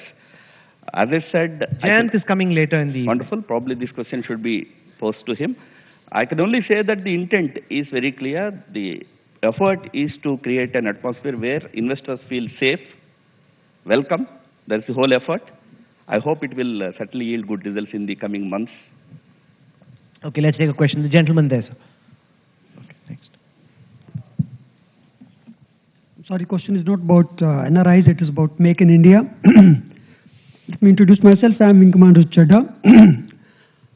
So Make in India is a question like somebody says, do you want to get rich? There's no dispute. Nobody will say, I don't want to get rich. There is no dispute about Make in India. That's a fact. Fine. But what I want to know is, from the government, from the Modi government, during the last whatever time has happened till this slogan has been given, in addition to that one land acquisition ordinance which has come out, what else has been done to make this slogan a reality? Because up till now, whatever has happened in India, it's a known fact that whatever industry has progressed, they have progressed not because of the government, but in spite of the government. Government has always opposed that. There is a mindset in the bureaucracy, in the politician, that anything commercial, anything with business, business is a thief, businessman is a thief, or anything concerned with commercial has to be like, all electricity rates, for example, the rates for the power tariff. It is higher for industry than for the consumer. For anything where you see the industry is rather punished instead of being felicitating. So I just want to know what government plans to do or what steps it has already taken, what is the blueprint to make this slogan a reality. Thank you. I think again I will pass on this question to Jay Sinha because he's anyway coming here. But again I'm saying, make in India, I mentioned passingly about technology transfers. Today, because President Obama is coming, I'm specifically referring to USA. No, US transfers technology to countries like even Pakistan and China, but not to India. So whereby you depend more on imports, and especially about the defense equipment we have heard in the previous session. We are telling them that come and manufacture in India. When you manufacture in India, you invariably bring technology also into India. That is the whole idea, that let technology come into India, let manufacturing activity happen in this country so that, whatever we are importing, we will manufacture here, we will create more jobs. And whatever we are importing unnecessarily can also be manufactured here so that we can reduce the, this imports business. But Dr. Baru, when it comes to transfer of technology, especially in sensitive areas like high defense, there's been a huge concern amongst the senior leadership in the Indian services that the Americans cannot be trusted. That even if they give you technology because they want the dollars, when push comes to shove, or when you really need those weapon systems to fire, there is whether it's a fear or a paranoia, there is this lurking suspicion that the Americans cannot be trusted. The Russians can, the Israelis can, but something could potentially go wrong with an American weapon system when you need it to function the most. Is that just paranoia built up over years of friendship with the Soviets and then the Russians, or do you think that's fair concern? First of all, I think that's the fundamental change that we have been trying to bring about in the bilateral relationship over the last decade and more. The fact is that during the Cold War, we were on the opposite sides. We had an alliance with Soviet Union. And therefore, quite understandably, the United States would not trust us in that period. They also had the experience of our using some of their technologies and making that available to Russia during that period. There are specific instances. So what has happened since '99 is a shift in that relationship. So a relationship of greater trust is sought to be built. And that's precisely what the strategic partnership is all about, so that there is much greater trust between the two countries. Having said that, I think this question was very well answered in the previous session by one of the gentlemen who said that the best solution to this problem is to make in India. I mean, where is the question of anybody denying you something once the manufacturing base is here? It's when you import technology that you're worried that those imports will suddenly stop, as in fact did happen in the past. But if you're actually making in India, the factory is here, the production systems are here, the people are here. So therefore, actually make in India deals with that whole problem of any sudden decision to withdraw access to technology. Okay. The gentleman there. Sir. Just one by one, please. Yes. My name is O.M. Agarwal. I am an academic and I am a social activist. My question relates to Make in India, and I'm taking a slightly normative view with regard to this. I feel the whole focus on the theme of Make in India is to convert the country into a manufacturing hub and also to increase the contribution of manufacturing as a percentage of GDP. My fear is, and I want your reaction to this, is there a possibility that GNP becomes an acronym for gross national pollution rather than gross national product? I am focusing on the fact that is there a possibility that we lose sight of the balance between nature and manufacturing? Thank you. You must answer that question. No, I'm not an expert in GNP and all. So maybe I leave that question again to Sri Jain Sinha. I'm not competent to answer. You've built up a whole repertoire of questions for Jayant already. Colonel Singh. This Make in India is not only America specific. So, but I suppose that when you say Make in India, you intend that you will diversify the locations. You will intersperse it, so that there is, balanced economic growth. So, I'm a security related man, and let me conflate security with economics here. Now, sir, have you given a thought that who would like to invest, say, in Kashmir? Who would like to invest in that entire Maoist corridor? Or some of those political regimes which are not antagonistic to you but inimical to you? So I think before you embark on this, don't you think, it's time now to crush all these, forces that are coming in the way of economic development? Enough of PhDs now. We have churned out PhDs on, Okay, I think you've made your point. So Let Ramadhav answer. Make in India or no Make in India, we have to address these problems. But if we suggest that unless you address these problems, you cannot have Make in India, at least I don't agree with that proposition. But having said it, since you have mentioned about Jammu and Kashmir, we will shortly be we are shortly going to have a good government there. We will ensure that more of Make in India happens there. Sir, you have been wanting to have a good government there No, since I'm saying the results came out. His concern I'm It's the addressing. PDP which is not buying your support. I'm saying this Make in India happens in Kashmir Valley also, in Ladakh also, in Jammu also. That is the commitment we gave to the people of the state. So are you when I say we, whoever is coming with us, they also gave that commitment. As Mr. Ramadhav, as one of the key players in the Jammu and Kashmir elections, are you now telling us at the India Today roundtable that Jammu and Kashmir could finally have a government soon? It should have. People have voted for a government. People have not voted for instability. There will be a government, and the government's mandate will be precisely the same. No, should that have development should Mr. Ramadhav, steer the should state have forward. is different from will have. It will have. Are you in a position to now say that Jammu and Kashmir will soon have a government? I'm pretty confident it will have a government soon. Soon means 48 hours, 72 hours, 5 days, 10 days. Soon means what? Not before Air Force One touches down. After Air Force One is gone, it will have a government? I don't know. No, of course you know, which is why you're saying if you didn't know, then where's the headline? Whenever it happens, it has to be headlines, no? No, it is. No, so you understand when it will happen. So you're saying that the PDP is now on board. They weren't willing to come on board with you. Have you made some progress there? There are very concrete and very positive efforts towards forming a good government in the state. And I do hope that such a government will be in place. With you very being soon. the junior partner or senior partner?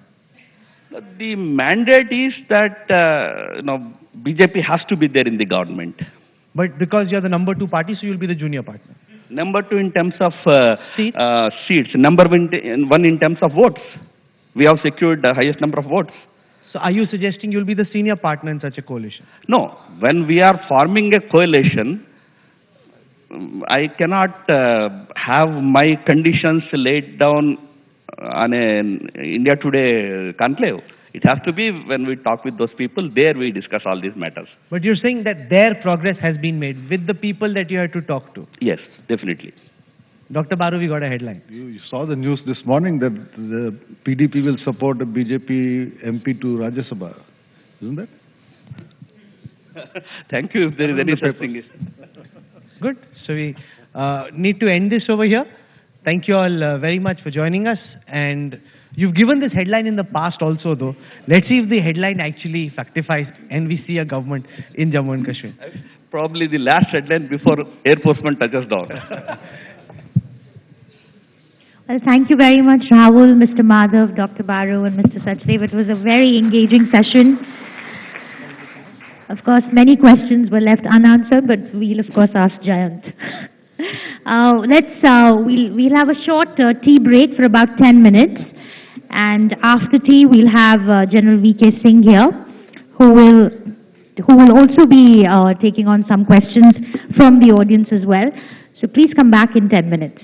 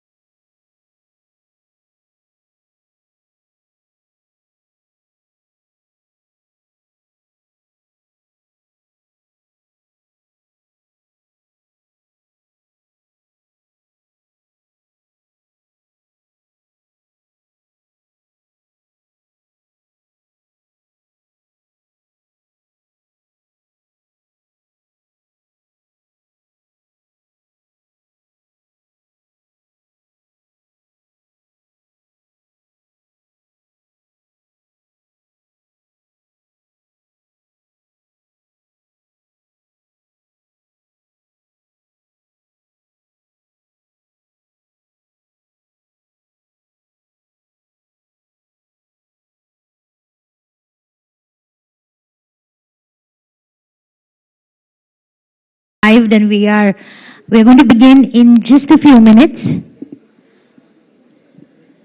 So you're most welcome to bring your tea or coffee in and sit sit on your chairs and continue.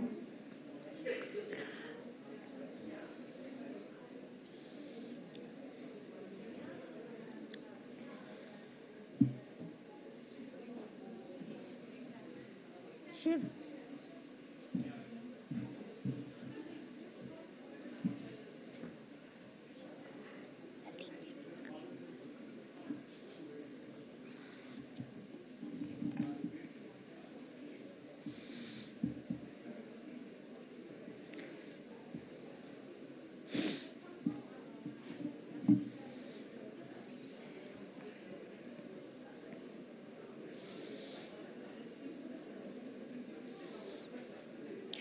Can I please request everyone to come in and take their seats?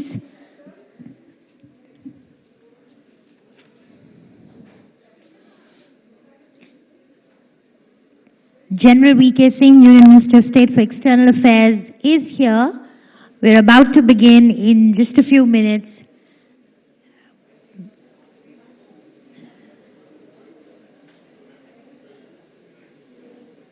You're most welcome to bring your coffee to your table.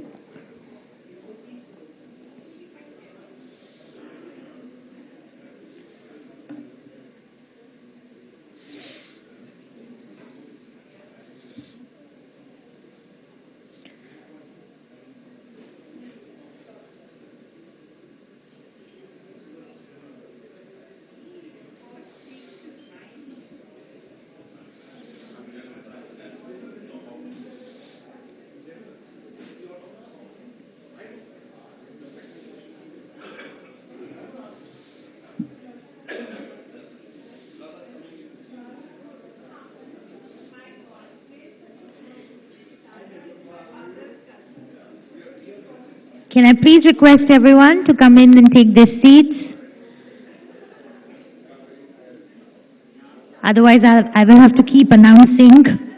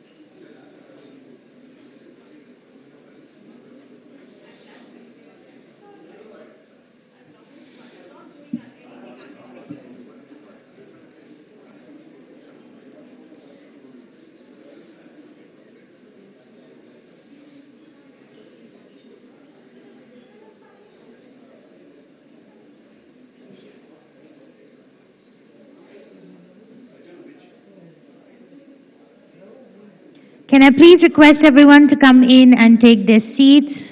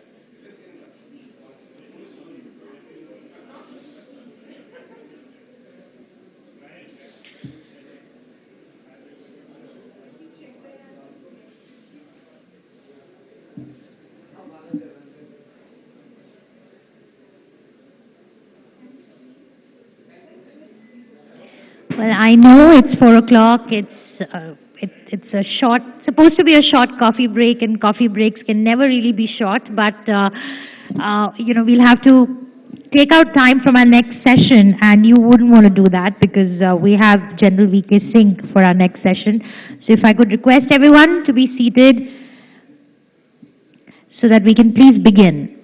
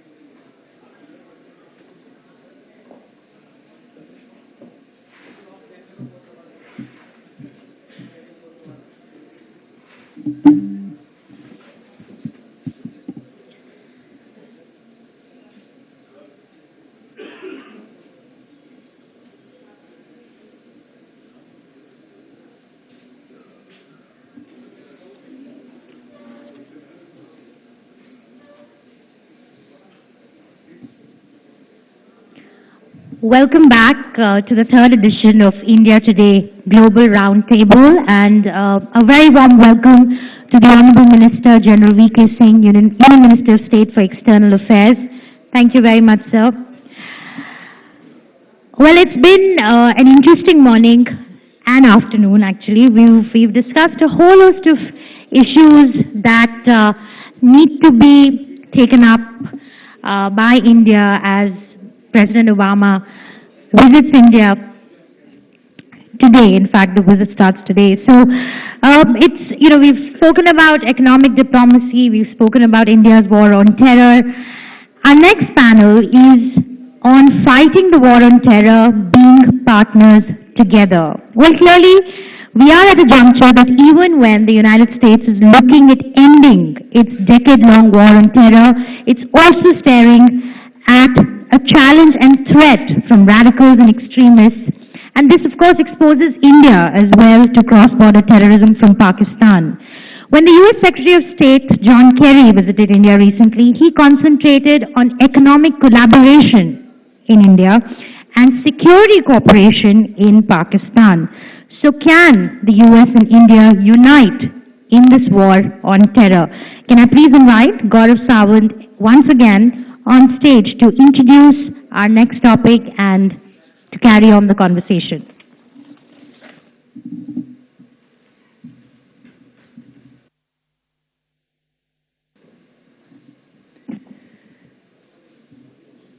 Ladies and gentlemen, Pakistan claims to have banned the Jamaat-ud-Dawa. In fact, just this afternoon, we had Pakistan's High Commissioner to India, Abdul Basit, on the dais here. Now, publicly, Pakistan had thrice in the past claimed that they had taken action against the Jamaat-ud-Dawa, but as Karan Thapar pointed out, this is the first time that they've actually banned the terror group. Will this ban remain on paper, or will it actually translate into action against a terrorist organization remains to be seen. What role can India and the United States play together in combating the global epicenter of terror that Pakistan is? And India doesn't call Pakistan the global epicenter of terror. The world calls Pakistan an international migraine. Is that the only problem that we're dealing with? I want to invite on stage General Vijay Kumar Singh, Minister of State for External Affairs, former Chief of the Army Staff. The General topped the Rangers course in the United States of America. The General has just completed his PhD. So may I invite on stage General Dr. Vijay Kumar Singh.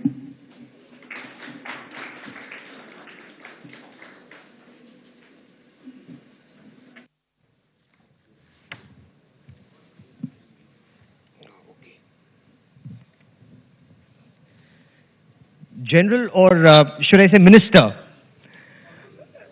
Minister, the question remains post-Peshawar. We've seen an incident where terrorists, trained and armed, perhaps at one stage by the Pakistan Army, singled out children of army officers and Jawans and massacred them, 132 of them. Post that incident, in your appreciation, General, has there been a change of heart? Will Pakistan go after all forms of terror, whether India-centric or the bad Taliban that targets Pakistan? Gaurav, let me start by saying that as a policy, India seeks good neighborly relations with all its neighbors. It seeks to ensure that relationships mature, and that is one of the reasons why you saw the magnanimity when the new government took over, when it called heads of states from the neighboring countries for the oath-taking ceremony. Having said that, I think India has also made it quite clear as a policy that till the time the atmosphere is not conducive, you cannot talk and improve the relationship. And therefore, you find that the foreign secretary level talks which were to take place, they got postponed. Where Pakistan is concerned, I think the entire country stood up to condemn the attack in Peshawar. The entire country. There was so much of feeling that such a thing has happened.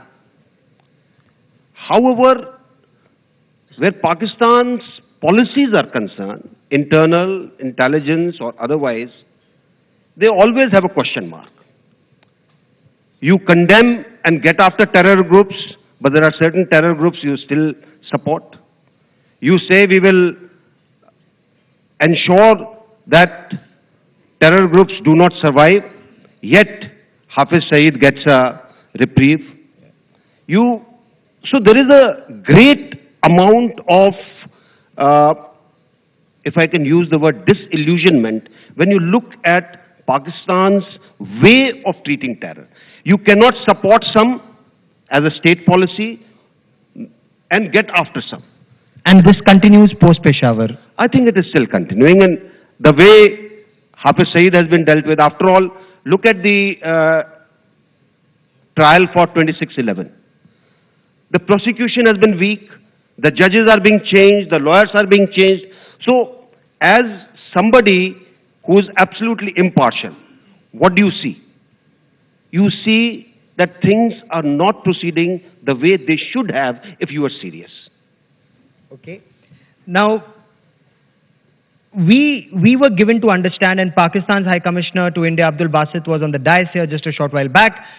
He seemed to indicate that this differentiation between the good Taliban and the bad Taliban no longer exists. They'll go after the Haqqani network. They'll go after, they say Lashkar-e-Taiba is anyway banned. They'll go after the Jamaat-ud-Dawa. But just banning an organization on paper, is that enough? What would government of India expect of Pakistan when it comes to Jamaat-ud-Dawa, Falah-e-Insaniyat, whatever you may call these terrorist organizations, Jaish-e-Mohammed? What action would you want to see, sir? In fact, when you look at all these groups, you find they're morphing into something else. You ban some, it re-emerges into something else. In fact, Jamaat-ul-Dawa has had governmental support. Yes. So, where does it lead to? As somebody who's looking at Pakistan and you are looking at it in terms of seriously getting after terror groups, first thing that Pakistan has to do is to ensure that all terror groups are treated as pariah in their own country. Then only will Pakistan benefit, then only will rest of the world benefit. General Pervez Musharraf, former military dictator, president, after Peshawar sought to shift the blame on India. Hafiz Saeed spoke exactly the same language. Now, as a soldier, you know, unless you realize there is a problem, you don't attack that problem and you don't solve that problem. So is Pakistan not even realizing there is a problem? I don't give much to what Musharraf Sahib is saying. He's a sick man. He's been under a lot of pressure. He can utter anything. Let's not give too much credence to what he's saying. I think in Pakistan itself he's become unimportant, And I don't think we have to make him important again. Where Hafiz Saeed is concerned, we know what he is. So there is nothing that is there in which we should take their statements differently. We should look at what the Pakistani official establishment is doing. That is what should be an indicator as to how they want to treat terror. And on ground, they've taken no action against India-centric terror. On ground, what would India expect, the demonstrable action that Pakistan should take, that you decide that, okay, now is time we can resume dialogue with Pakistan? See, I think the first thing that should happen is stop treating terror as a state policy. Somewhere, I think one finds that terror is being used as a tool to further certain state objectives. Whether it is fanning trouble in Jammu and Kashmir, we have found the way things increased when the elections came up, and yet we had 65% voting.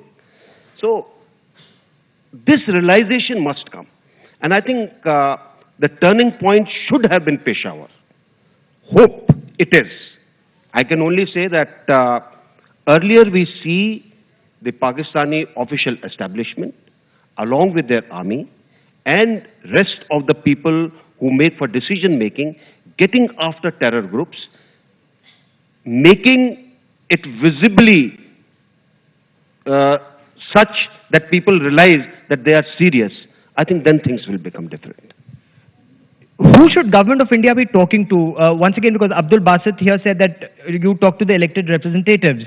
But elected representatives almost seem to wield no power in Pakistan. In fact, now that they have military courts, army seems to be all-powerful. Should your government, and would your advice to the government be, as a minister, that you should at some level start engaging with the Pakistan army? Gaurav, governments talk to governments. Elected governments talk to elected people. So let's not get their army into it. I'm sure the Prime Minister of Pakistan is capable, if he wants to ensure that required reins are put on the army. We are talking about the role United States and India can play together in combating terror. A major source of this terror is Pakistan. Whether it's the US, whether it's India. In fact, I was attending the David Coleman Headley trial in that Chicago courtroom, Tahawwur Hussain Rana, and the case where Tahawwur Hussain Rana was found guilty was actually spreading terror in Copenhagen. So Lashkar-e-Taiba now has the might to hit the US. They have sleeper cells in US. They can hit Europe. They can easily hit India. What role can India, Europe, US play together to combat Pakistan-sponsored terror? See, once you say this is global war on terror, I think everybody has to come together. You have to share intelligence. You have to ensure that that intelligence is not post the incident as it happened in 26/11, but it is pre the incident so that required measures can be taken. You have to get after various sources of funding that take place at various places in the world. You have to get after various places where the accounts are held. And you have to get after, in the civic manner, in booking people who you feel are the ones who are cause or are going to cause terror. So, global terrorism requires global cooperation.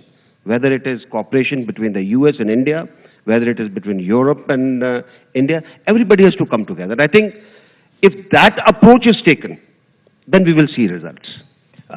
US President Barack Obama is going to touch down on the 25th. Terror is that top on the agenda when he meets Prime Minister Narendra Modi. What is the terror mechanism? How does that come together in the times to come?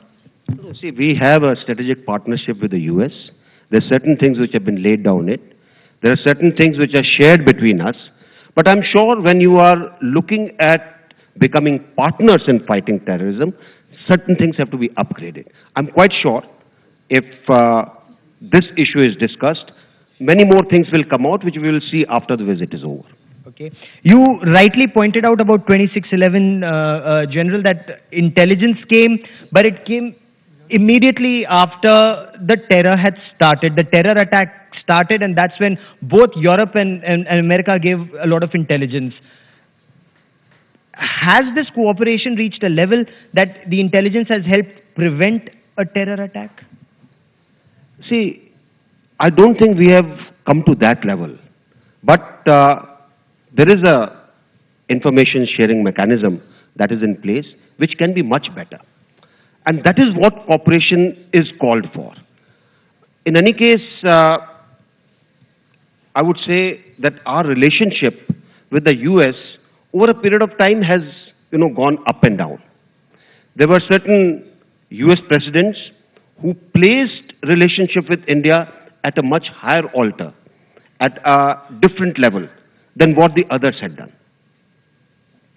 I think it is in the strategic interest of the US to upgrade a relationship which is not transactional in nature, which is not quid pro quo in nature. If that happens, it benefits the US in the long term, and it helps India in ensuring that it can come up in a manner in which it is not always accepted to yield to a transaction or to a quid pro quo.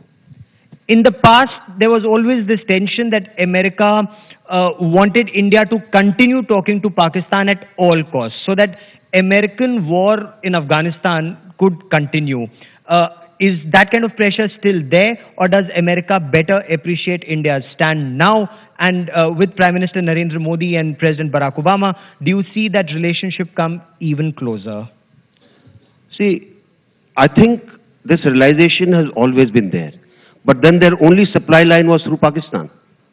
So therefore, Pakistan got the type of aid that it wanted. Pakistan got the type of assistance that it wanted. It got the money that it wanted.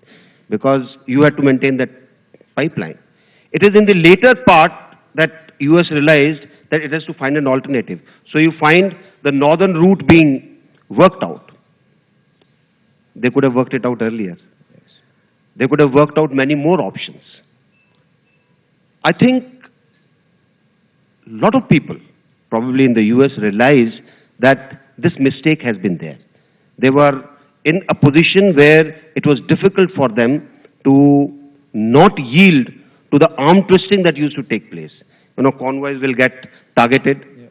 How do you target convoys if they're being given security guarantee by the host country? So these doubts have always been there. And I certainly feel that when this realization is coming in, they would do much more to apply the required pressures, which they have, number of them in their armory, if I can call it, to ensure that there is compliance of what they want or what the world wants. Okay. You were talking about this supply route to Afghanistan, and let's now talk about Afghanistan. Pakistan has targeted Indian interests in Afghanistan repeatedly. We've lost a defense attaché, we've lost diplomats. There was an attack on our consulate in Herat. As the US forces draw down in Afghanistan, what role do you see India and Afghanistan play together? And is there fear that Pakistan could once again try, in whatever form, try and get their strategic depth once again?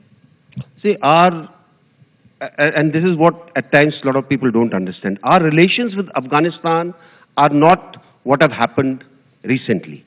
They're age-old relations, they're civilizational relations, they're cultural relations. Afghanistan has always been important to India. In this, at some point of time, somebody in Pakistan injected the strategic depth issue. And therefore, they started meddling in the affairs of Afghanistan.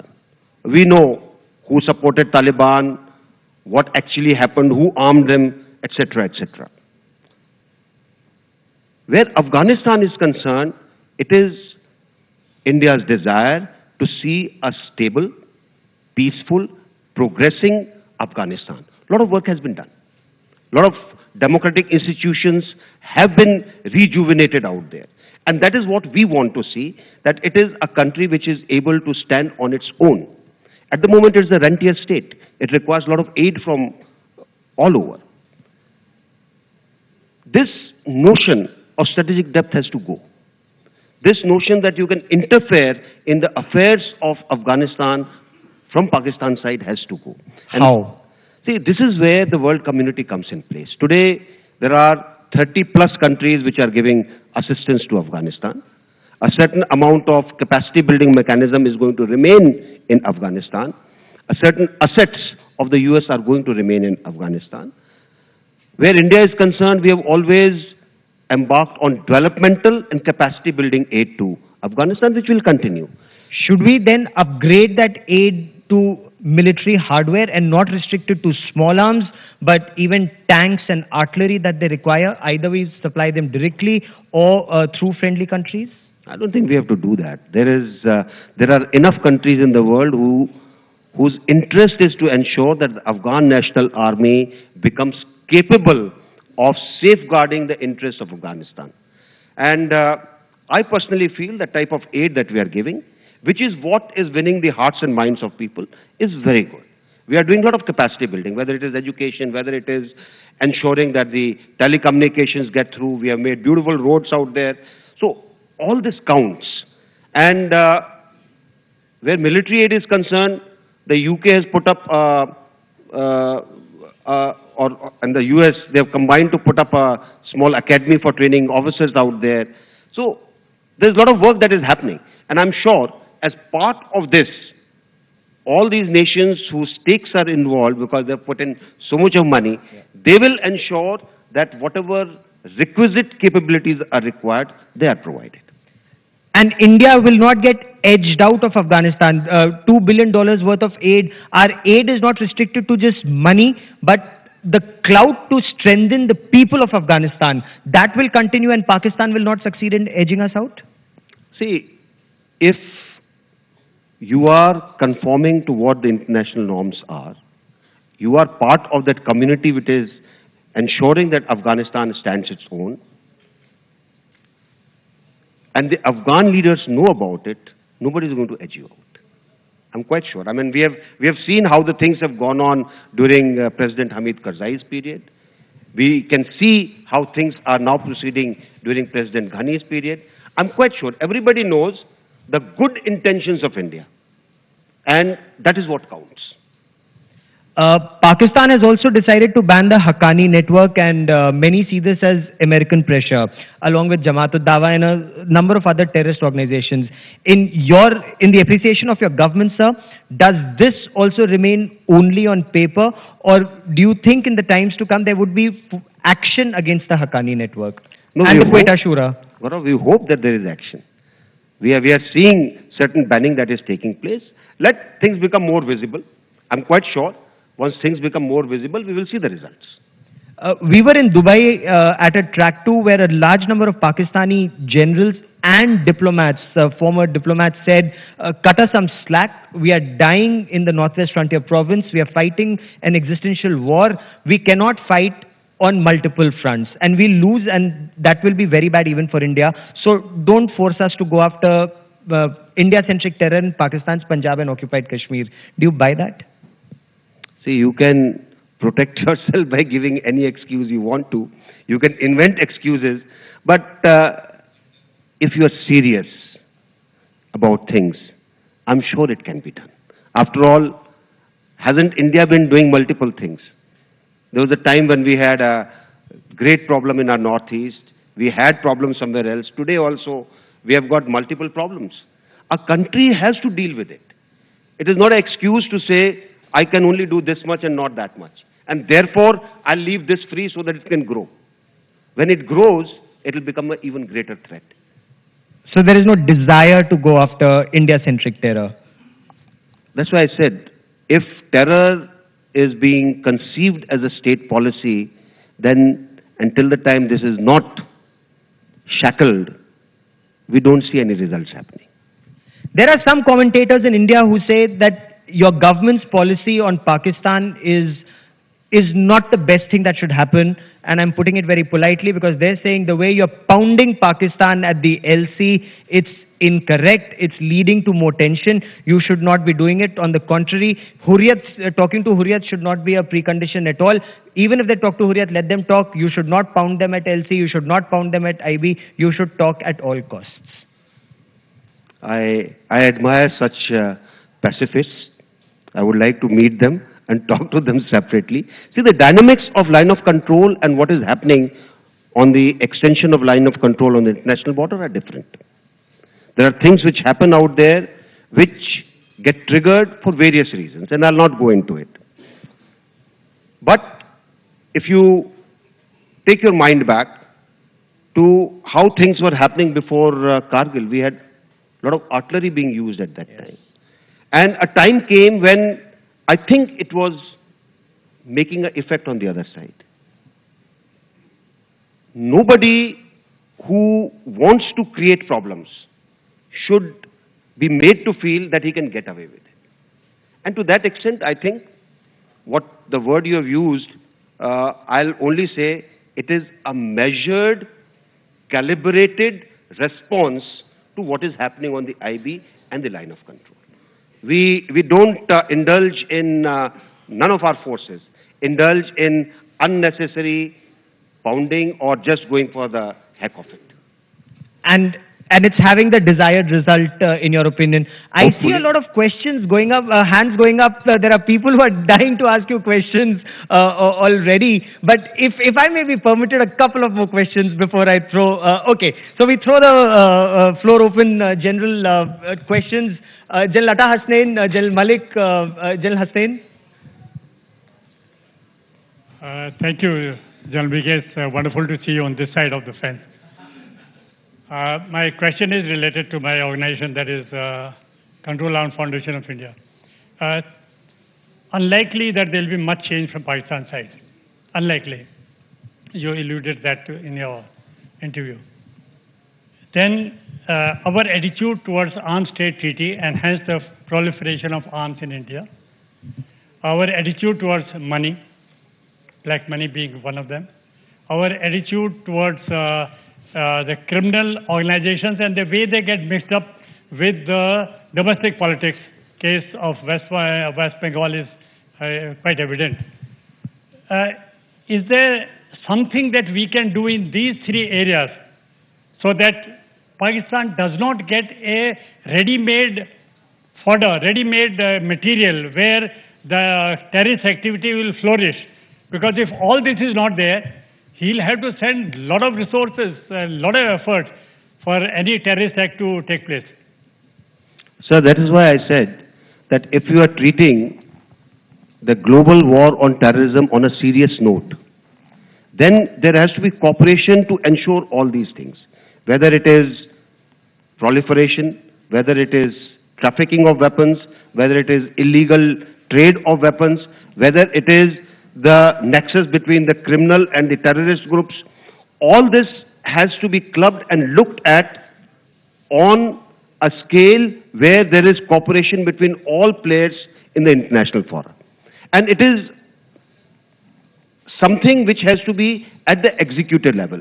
You know, we can keep discussing, we can keep having conferences. They don't yield results.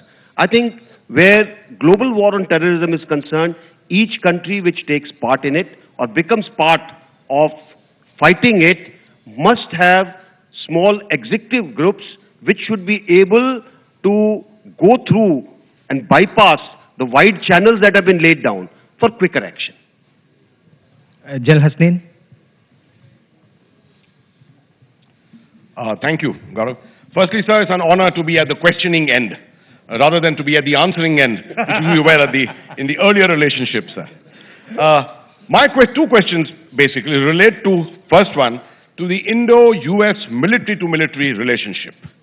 Something which has not been spoken about this whole morning and afternoon so far.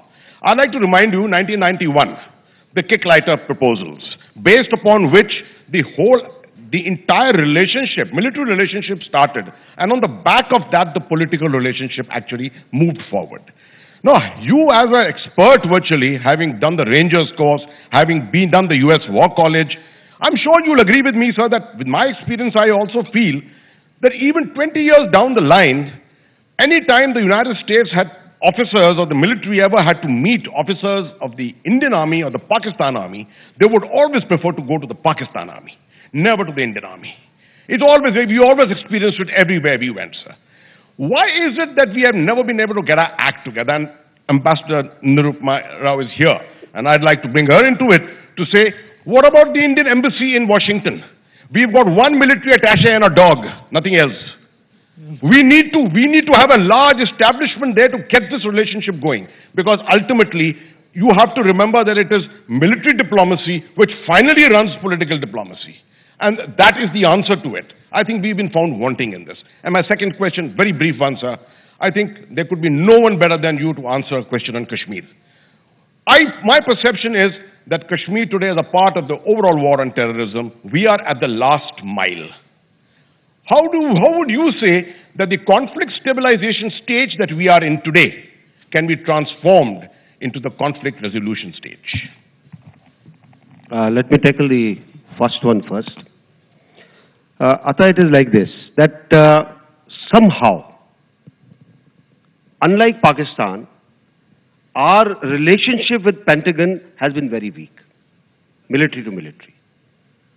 Whether it was the so-called subconscious fear that the military will do A, B, and C, whether it was the desire to keep the military in its place, but where the relationship is concerned, it has suffered. And that is why a lot of forums where you have a military delegation dealing with a military issue coming up, we don't have a military representative. And hence, Pakistan, which has assiduously cultivated its relationship with Pentagon, benefits. It always benefits. I mean, it can do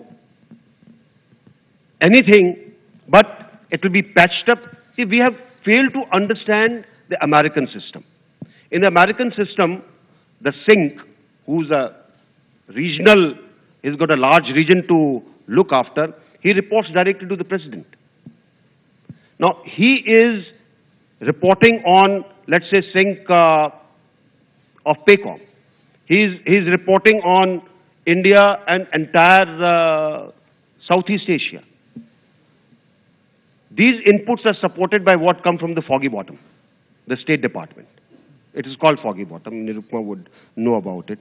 And these inputs do matter. I have heard one of the SINC CENTCOMs when I was at War College, who said, and this was before Musharraf was recognized, you know, they were still in the doghouse, that I have met him thrice. He appears to be a good man. He's convinced me that he's a good man, and I think we will take some action. And lo and behold, another 6 months down the line, he's out of the doghouse. So this we should have exploited, cultivated, and made use of. Military diplomacy has a place in furthering your national interests as part of your overall diplomatic regime. It is not separate. It has to be part of that. And there are a lot of things that can be done. For example, for a very long time, there has been a resistance to place an officer in CENTCOM as a liaison officer. Now, CENTCOM deals only with Pakistan and areas to the west of it. PACOM deals with India and the areas to the east of it. There is a divide. What CENTCOM gives is not the view which PACOM gives. And therefore, you need somebody in CENTCOM of US to give them Indian view. And you will be surprised. When I visited CENTCOM and told them about Siachen, they said, nobody has told us this earlier. And let me tell you, in US, memories are not very long. They're very short. They just listen to what is being told to them. So, but there has been a resistance. In fact, when a suggestion was made, I was told there is a cabinet decision, and this was in our previous avatar, that there is a cabinet decision that no officer can go to CENTCOM. Will you as a minister change that? Let's see how things move now. I think we are on a positive foot forward, and this new government looks at things differently what the earlier government had looked at. You need to elaborate on this. How does this government look at things differently when it comes to terror, when it comes to Pakistan, I'll come to the question of China in just a moment, but terror in Pakistan first. I've still not answered one question. Okay, yeah, second question. The second question he asked was Conflict stabilization has taken place. How do we carry out resolution? You would understand it better. Resolution is not just military part. There are large number of inputs that have to go into it, and the main handling has to be political. It is political, it is administrative, it is governance. All these issues are combined if you want to actually carry out conflict resolution. I think much more effort is needed, and probably the first step would be that we form a government out there so that we can take the governance mechanism forward. Let's hope how things turn out. Brigadier Mahalingam. There's a mic coming your way. My question pertains to Afghanistan. A few incidents which have taken place recent past, they are all separate incidents. I will narrate them and I would like to understand what it is all about. First of all, the American State Department spokesperson said that they would not target Mullah Omar after 2nd January 1915. Why would that happen when they have got a $10 million prize money on his head? One. Number two, Latifullah Masood, he was released on the first week of December. We know, the Americans are quite aware of the implications of releasing him. On the one side, they didn't release David Headley, now they released him. Third, 5 very serious militants from the Bagram and the other air bases were released subsequent to this happening, and Mullah Omar expressed satisfaction and happiness over it. Fourth, the ISIS recently in their magazine called Dabiq, they have published an article in which they are very critical about Mullah Omar. They said, here is a man who is talking to the enemies of the Muslim sect. Now, my understanding, and one more thing which I want to say, the Home Minister of Pakistan, Chaudhry Nizar, initially said that we will have no difference between the good Taliban and bad Taliban.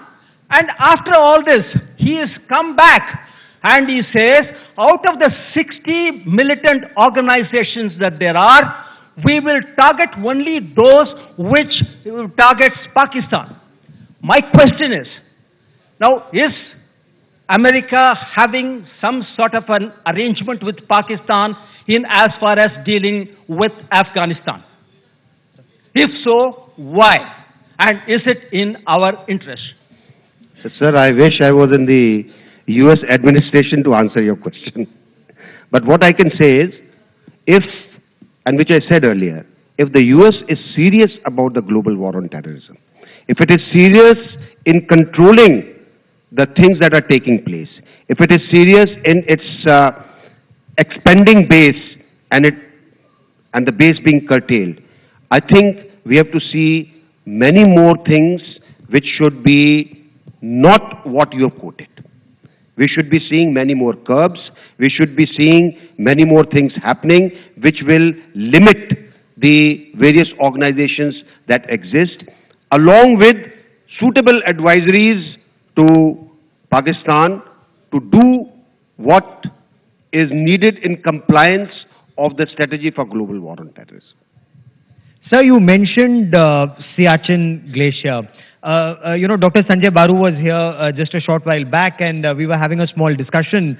In the previous government, there was some discussion that Siachen was doable. That if, in case Pakistan was willing to authenticate the AGPL, the actual ground position line, we were thinking of pulling our troops back. And then Army Chief apparently was on board, or one of the Army Chiefs had said that it was doable. What is your appreciation as a former Chief of Army Staff and as a minister in this government? See, I think Siachen gets debated for all the wrong reasons. Let's clearly understand, whole of Kashmir, which involves Pakistan-occupied Kashmir, is India's. India has not given up the claim on it. The line of control was only delineated up to NJ 9842. Area beyond that belongs to us. Where is the question? Now, I don't know what is doable. What do you want to do? I think this bogey of saying, oh, they're sitting at 20,000 feet. Well, they're sitting at 20,000 feet in North Sikkim also.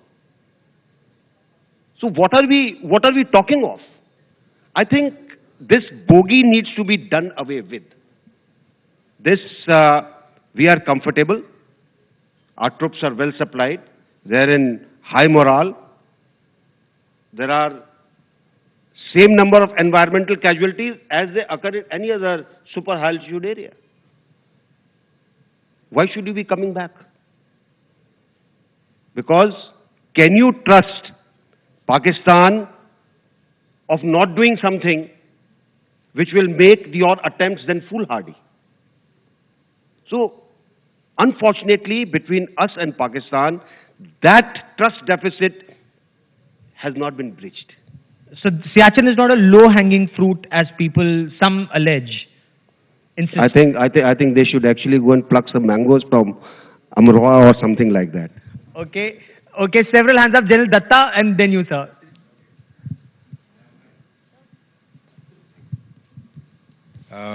Good evening, sir. Pakistan over the years has gone back on all bilateral treaties between India and Pakistan, and every time it goes back to the UN resolution. And we, as a response, start afresh. Is there going to be trans-LC encounters, engagements, or what are we going to do to sort Pakistan out? What is India's long-term policy in relation to Pakistan? Have we a policy decided that we will sort out Pakistan in 10 years by doing A, B, C, D, E, F? Or we are just responding every time to a situation which gets created for any government which is in power, and then you start responding to that? That is one, sir. And secondly, do we need any support from Americans or anybody else to sort out terror being perpetuated in India by Pakistanis? Aren't we not competent enough to sort out the Pakistanis in their own game, in their own soil, by means which are purely special forces operations, precision strikes? Don't we have the guts to do that? May I request you to answer this, sir? I think this was expected from a special forces officer. Datta, what I will say is twofold. And I'll touch upon the first things you said.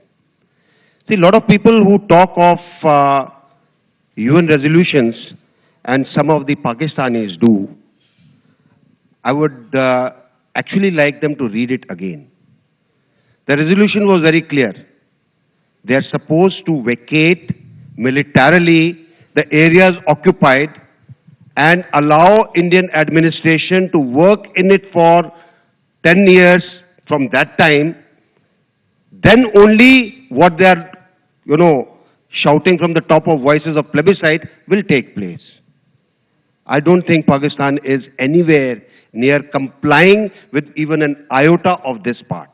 So if they are saying we want UN resolution, either they do not understand it or they do not see it.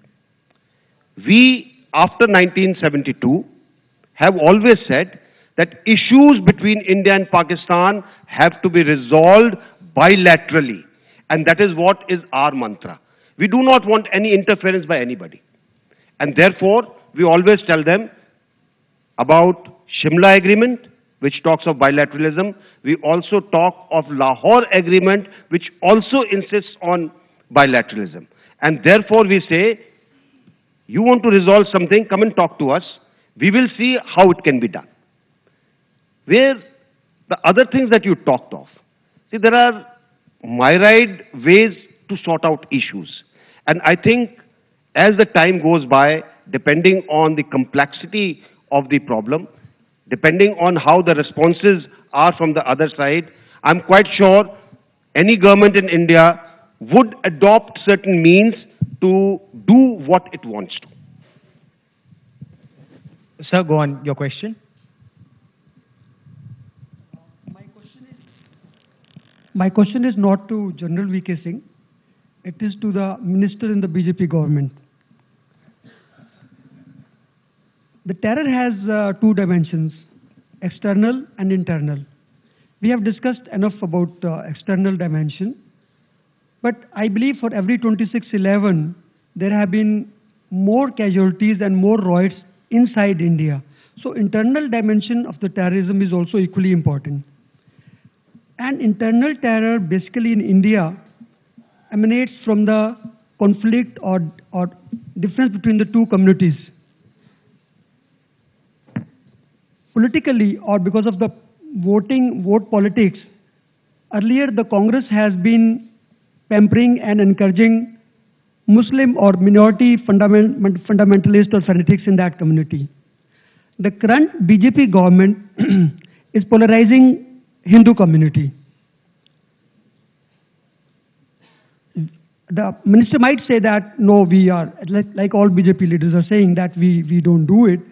But the fact is, if they don't do it, the result is that we do not see many people, many leaders, maybe in the form of tickets or leaders from the minority community. I'm coming to the question. I'm coming to the same question. This is the question. Why? Why it is so? If you say that you are not polarizing, then why Muslim community is not joining BJP? कुछ तो मजबूरियां रही होंगी, ऐसे कोई बेवफा नहीं होता. What is the reason? Why these people are not joining you? 2 or 3 leaders which are there, they're all married to famous politicians' daughters. Otherwise, there is no visible face in the BJP from the minority community. Why it is so? And if you don't solve, why I'm saying so? No, I'm just saying because it is very important. Unless we solve this, to fight this war and win this war, it is very important in the context of India that we have a conducive environment, conducive atmosphere between the two minority and majority community. Thank you. Let me start by saying, terror has got no religion, it has got no caste, it has got no language. It spans across. And let's not segregate communities into that. Second thing, I'll only deal in bullet points. The government is quite clear when it said, Sabka Saath, Sabka Vikas. We want everybody to be together. If people have been shown a demon for 60 years, a false picture has been painted, obviously that picture doesn't go away. And therefore you find there are some people who feel BJP is a Hindutva kind of a party.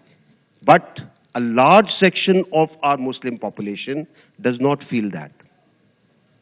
And I'm saying this from personal experience of having moved into the Muslim community.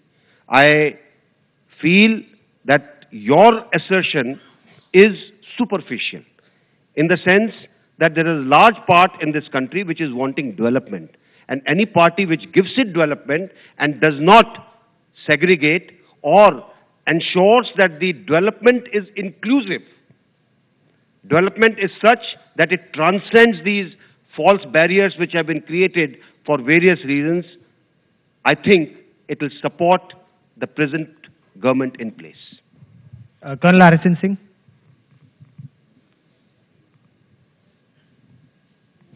Sir, during the last visit of Mr. Modi to US, if you read the joint statement carefully, it excludes Taliban amongst the list from the list of terrorist organizations. Sir. Now we have sunk in $2 billion there. We have every business to be concerned about Taliban. Moreover, I mean, a message goes that the Americans are trying to compartmentalize terror. So, will you take up, this issue with, will your government take up this issue when President Bush visits here? And also prevail upon him that, look, we are also not, going to be limited to this lawyer's approach. As far as all these Lashkar-e-Toiba and JUD and Hizbul Mujahideen is concerned, because Pakistan itself has abandoned its lawyer's approach by, setting up these military courts. So So will you take up these two issues very strongly with President Obama? Arasan, I actually don't know what all issues are going to be discussed between. The agenda is not with me. I'm sure the agenda has been made. It is being debated in the respective circles of the government, and probably it will get put up suitably for them to discuss. I'm quite sure India's legitimate concerns will be voiced, and I'm also equally sure that we will have a much more sympathetic ear to listen to those and then subsequently act on it. Sir, there was a question I wanted to ask you on China. The LAC is not marked. They come up to their claim line. We go up to our claim line. We've been listening to this, for a long time. Has there been a change in the way the forces deal with the forces there and the government deals with the government there since the Narendra Modi government came? See, let me start by saying that these transgressions occur because everything is based on a 1959 map. In military terms, it will be called a large-scale map because it is very small. But for common people, I'll say that it is a small map. Interpreting that line is difficult.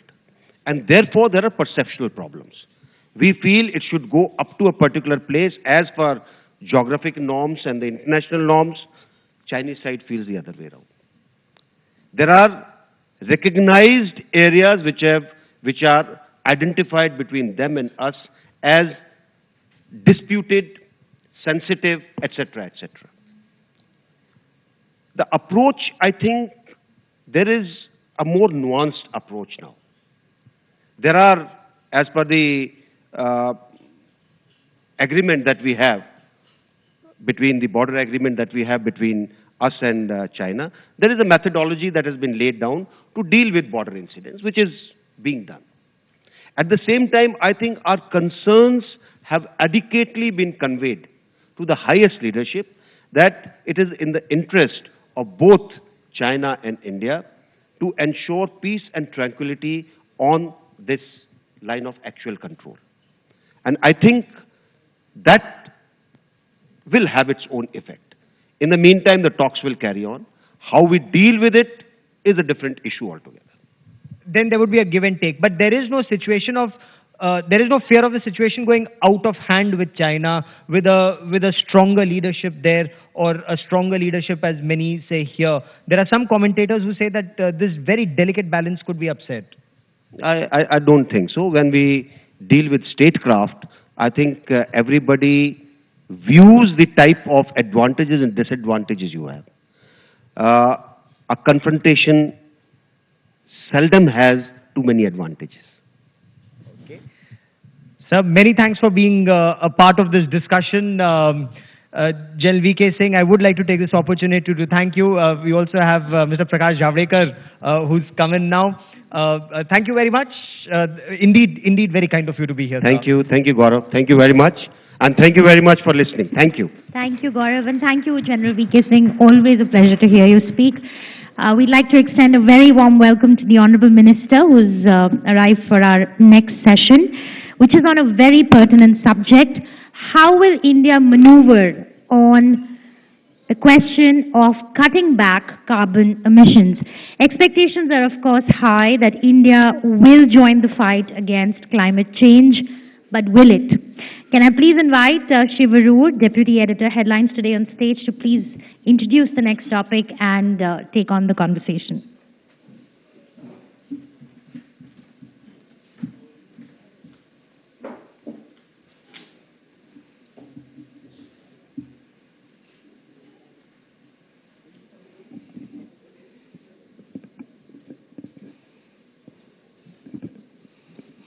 If I could request our guests to please take their seats.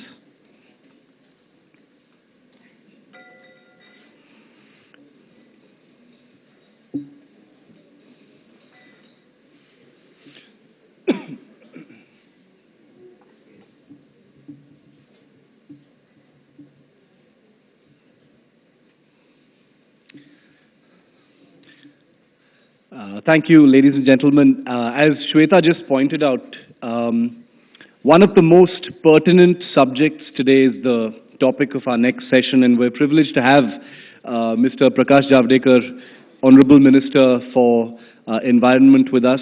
There is no understating just what an important issue climate change is. Now, while I was researching this topic, and Minister Javadekar will, of course, throw more light on what the government's policies are, I came across a quote which I think really sort of conveys where things are right now. It's a quote by former Secretary General of the United Nations, Kofi Annan. It says, "On climate change, we often don't fully appreciate that it is a problem. We think it is a problem waiting to happen." And I think that more than anything else tells you how the world looks at climate change. We think it's something that's going to happen in the future and we don't have to worry about it right now. It is here. It's happening all around us. The changes we don't see appear not to affect us, but they will affect us. They will affect our children, and they will affect the people we love and hold dear.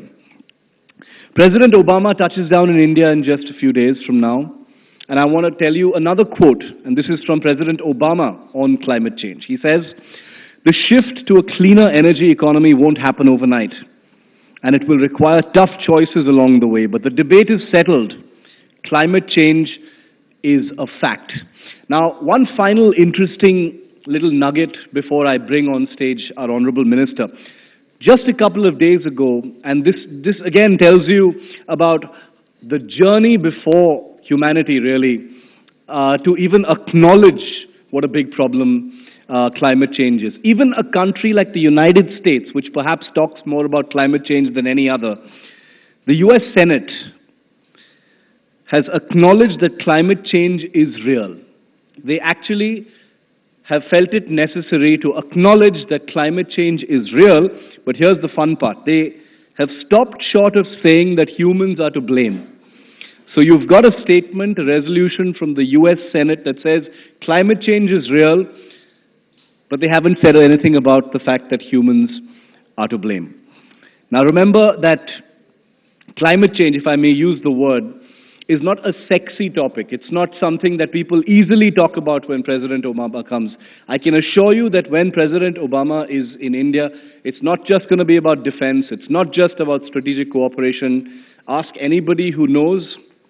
Climate change, energy efficiency is probably the highest importance when the President of the United States comes here.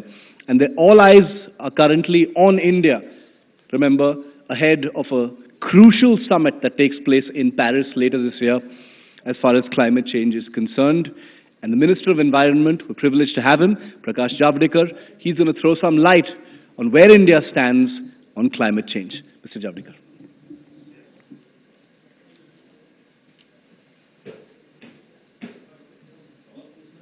You can talk for a bit, for as long as you like.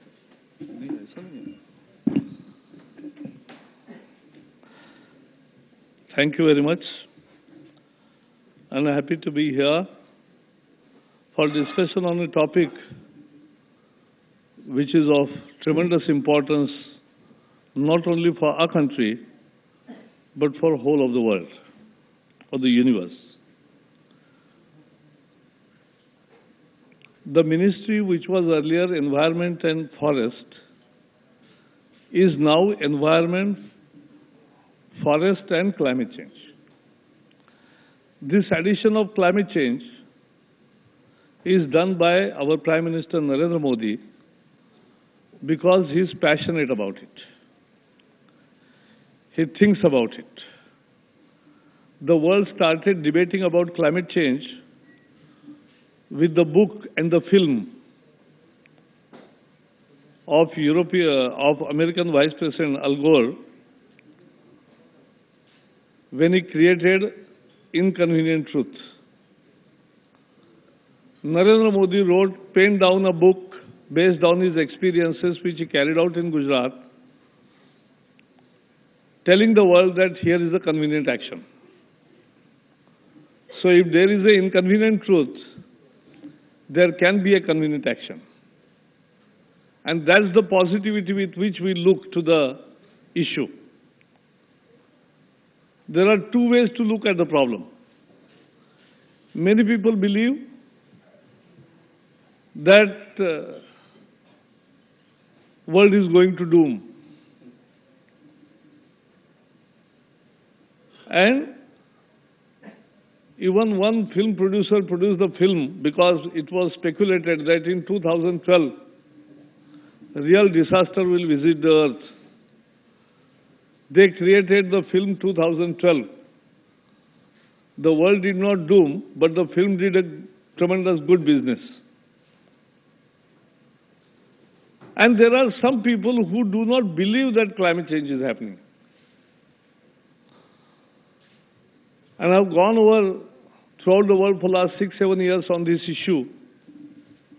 And I've heard people talk about 1,000 years window, 10,000 years of window, and these changes which you witness today, or the frequency of events happening, is all there experienced in past also. So they say, this may not be true. But the fact remains, I tell it very simply. Our waters, which were clean, I lived in a village, and we used to pull water from the well, and we used to drink it that way. Now at many places you can't do that. Water is contaminated. Air, which was very fine all over the country, with development and with many other new emissions happening, you feel pinch. Somebody is coughing. That's also maybe due to that air pollution. So air pollution is real. Water pollution is real. We have to clean our own act. I see to this issue as a doable issue based on our own real experiences. If you play with the nature, disasters will happen. What happened in Uttarakhand, what happened in Kashmir, if you don't allow river to flow the way it should and build in the high tide level and even in the river bed, then you are waiting, as you said rightly, you are waiting disaster to happen. And that's how it happens. And therefore we have to clean up act. The Comptroller Auditor General reports were much famous during Vinod Rai's time because it came with report on 2G, CWG, coal and many other scams. But in that period only they gave one wonderful report about water pollution, water status of water pollution in India, which nobody discussed unfortunately. But what they have arrived at is nearly 1/3 of the industrial pollution today goes untreated in the water bodies. 1/2 of the domestic waste ultimately goes in the water bodies, and 2/3 of the agriculture waste. The excessive fertilizer and excessive pesticides we use, which plants don't use, percolates below, and through the water, they come to some or the other water bodies. So our water is practically contaminated all over. There is a huge health impact. So these are our real problems, day-to-day problems. So I'm not going into the debate, and one should not visit that debate whether climate change is real. But IPCC is very clear, it's a human actions which have. And carbon dioxide remains in atmosphere for hundreds of years. And that gives the global warming. That triggers the global warming. And after industrial revolution, it started doing that, the way. And therefore the issue before the world, let me tell you, you said that world is watching towards India. What was the flashpoint in Lima? Nobody asked me about US-China deal. Because A, it is low on ambition, and two, world knows that today India, which has 17% population, is only 6% of the emission.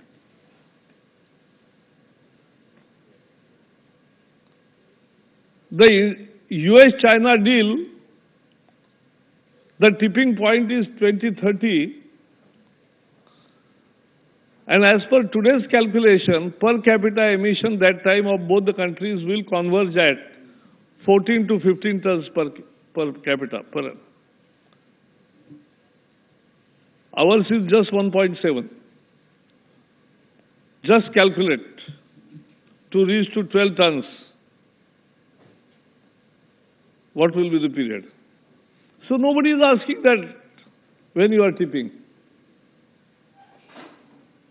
The real issue is something different that I am coming to.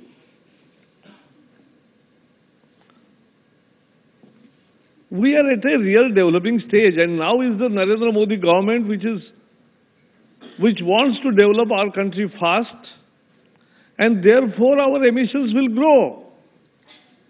But we'll also increase our energy efficiency. That is very important.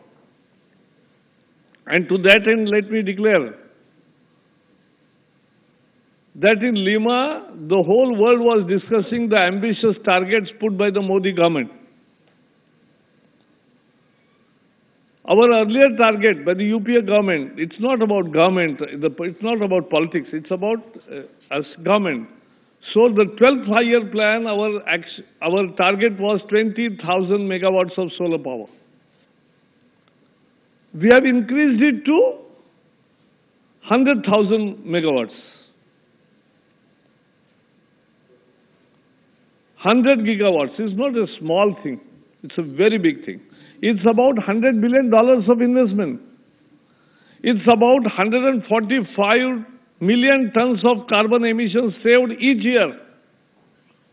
What can be the more generous contribution of any country which is developing to the world where they want to walk the energy efficiency path so effectively? And therefore, the IPCC has also come with a report, synthesis report, which says that India has walked the talk. India has walked the talk. Now it is to be seen whether the world is walking the talk or not, the developed world particularly.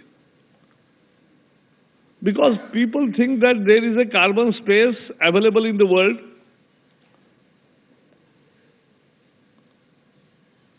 which has only 1,000 units left for us. Us means not India, for the whole world, reach up to 21st century.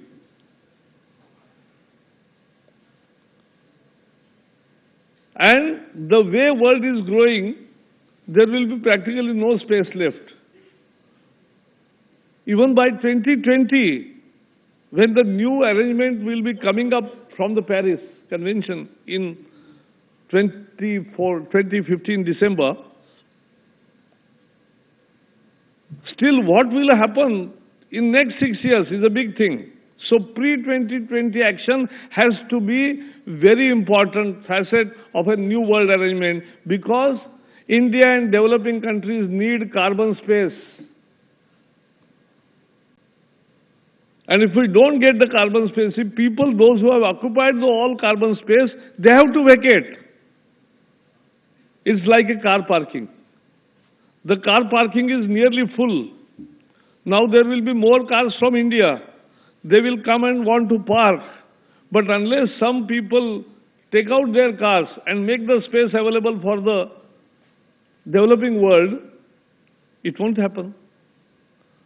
And therefore, pre-2020 actions by the developed world is a very important thing.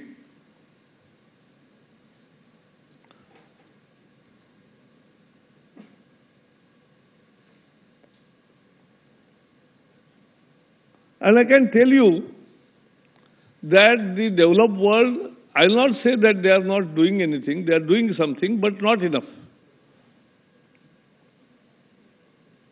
And therefore, they have to walk the talk. And two issues I'll flag.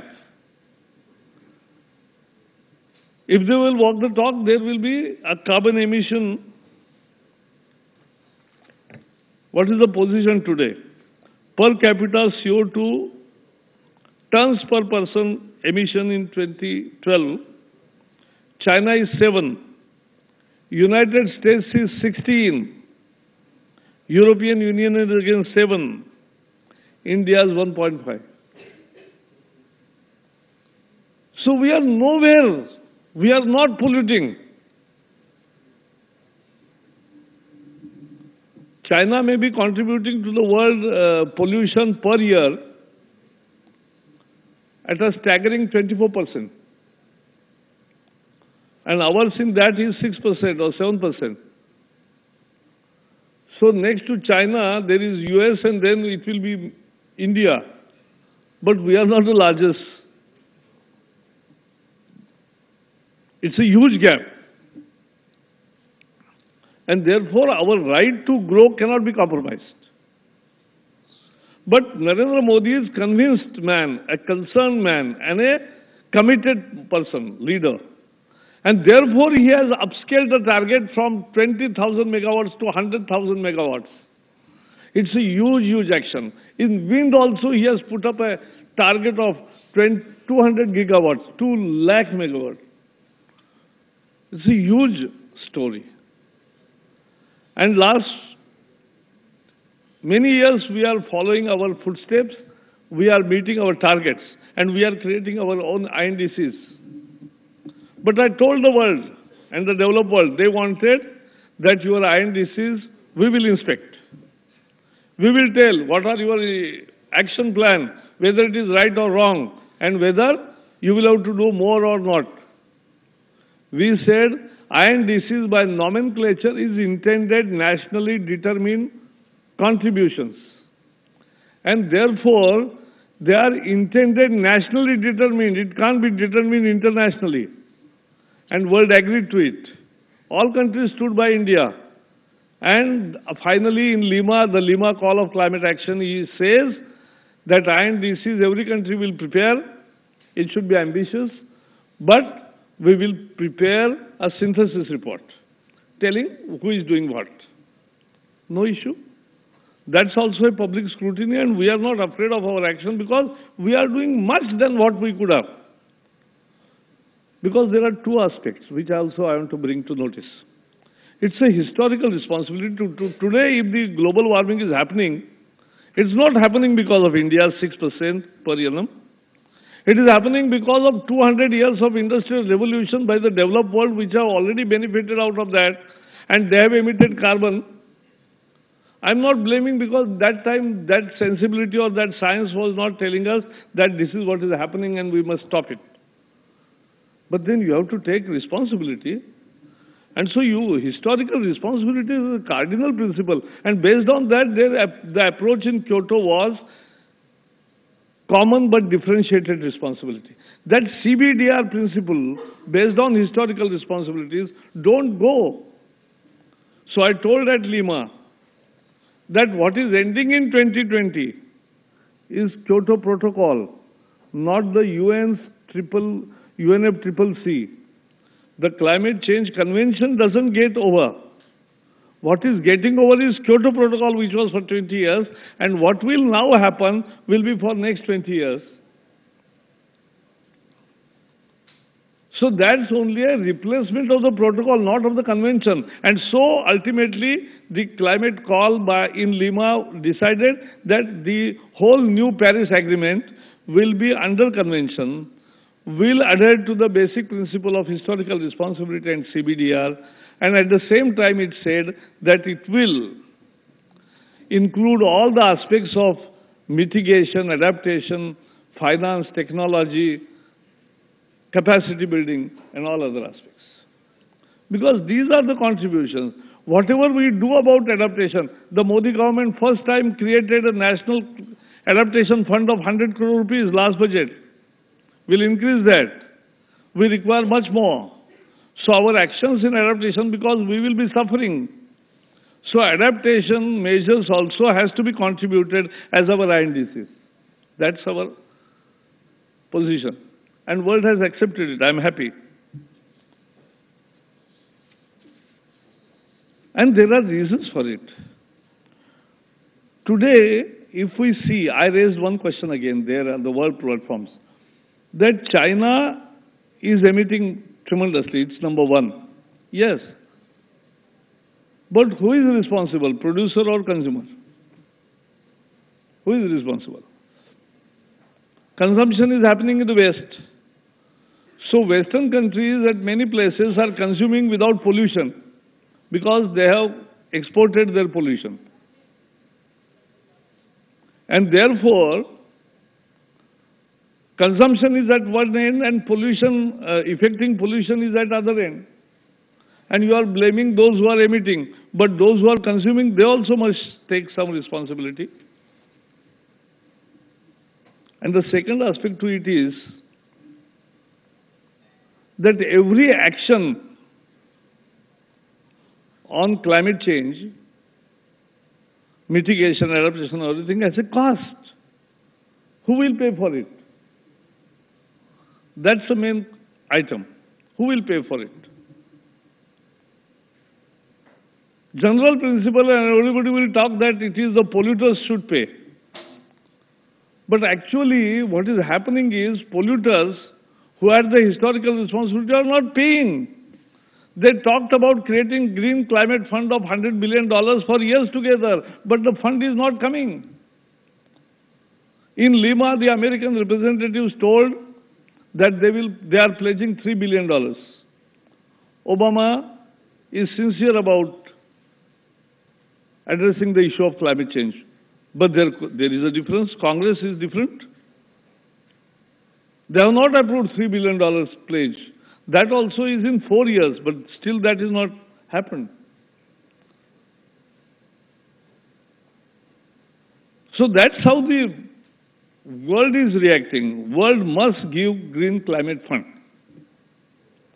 If they provide green climate fund to the world, developing world will have more actions and will cut emissions, will have more energy efficiency. And there is an issue of technology. See, one is cost, second is technology. Cost is that when we started on solar energy path 10-15 years ago seriously, the first bidding happened at 18 rupees per unit, kilowatt. Now last bidding which has happened last month is 6 rupees. So we have come down from 18 rupees to 6 rupees. But still this is double than the thermal power cost. This is double or more than the hydropower cost. So who will pay this? We can say that we have to do. So we have to conserve energy. We have to conserve water. 1 unit saved is 1 unit generated. So whatever is required will do, whatever is not required will not do. That is how all people must. It should become a people's movement. Conserving earth is not a government business. It has to be a people's movement. And the Environment Ministry in the Modi government, we are doing it, that we will take all issues of water literacy, of making plastic waste free India, the Swachh Bharat Abhiyan, the energy saving mission, all these will be public movements. Urban Grand Alliance of Emission or Air Quality, good air quality, all these will be the initiatives which will be people-centric. Unless people participate, they are convinced, you can't have the targets achieved. And therefore, we'll do that.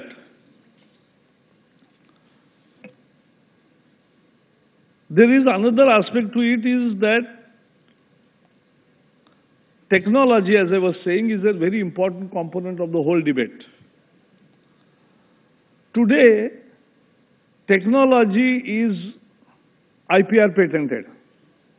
It has an IPR cost. Like the GM seeds, which used to come for cotton, BT cotton. The 450 gram packet farmer used to pay 1700 rupees, out of which 1100 was royalty. It was a huge royalty. It was a very big IPR cost. I said on the world forums, then when the world is getting destroyed because of climate change, if we are saying though, why we want to profit from disasters? Why we want to profit from disasters? We can have a new arrangement. I said green climate fund, 100 billion you have committed. Pay certain part of it to your own companies who have done research in clean technologies, which will have lesser carbon footprint. So give them money for their patents or for their, but make the technology available to the world at an affordable cost, free of IPR cost. This is a win-win formula. Companies who do research don't lose. But why we want to make extra profit from disaster, which is waiting to happen? HIV/AIDS. To fight HIV/AIDS, the world did research and provided medicine at a cheaper rate without IPR cost. If we can do this for HIV, climate change is a bigger threat. Why can't developed world do this? The green revolution which happened in India is because of the hybrid seeds. The hybrid seed revolution went to the nook and corner of the world because it had no IPR cost. And therefore it became affordable and it became popular. Even in CERN, on the border of France and Switzerland, a joint collaborative research is being done to find out the truth how the Earth was born. What is that called? Hydrogen? Large Hadron Collider. Large Hadron Collider. So that is being done to find out the truth how we were born. But when you are facing your death, why you don't come together and do the same joint research? That's my question. And we are ready to participate.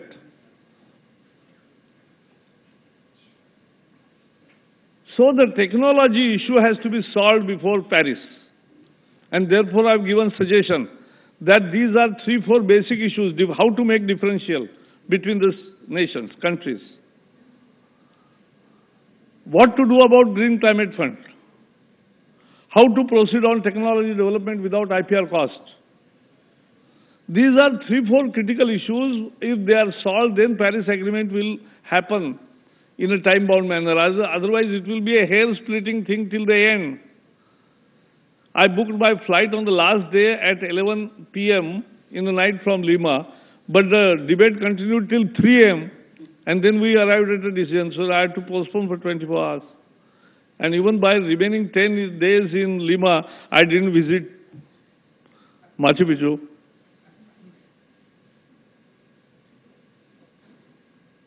Because this is the call of the developing countries.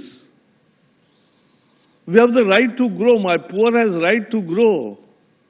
He has aspirations. See, the whole mandate Narendra Modi got is a mandate given by the poorest of the poor in the country.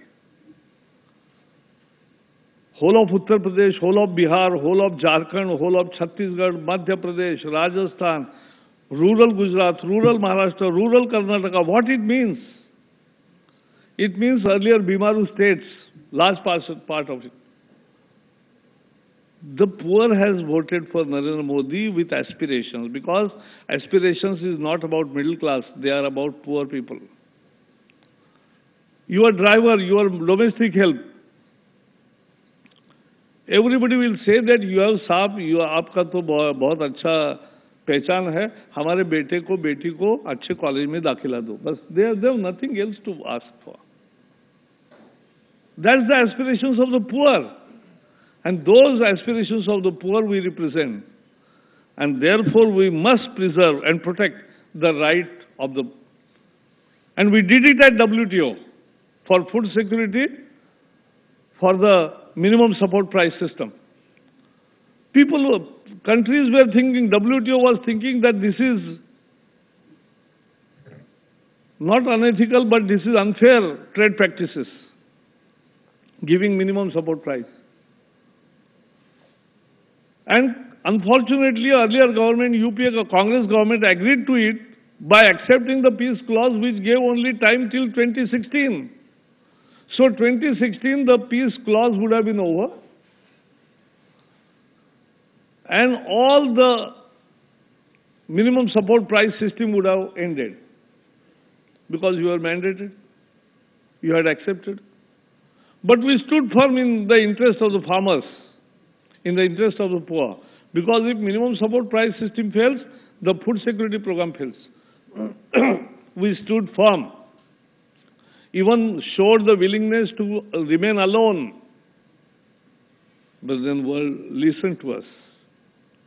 And I told in one of my speech at Lima, which I have given to you, that yes, we stood firm, and we'll stand firm for the interest of the poor, for the interest of our development.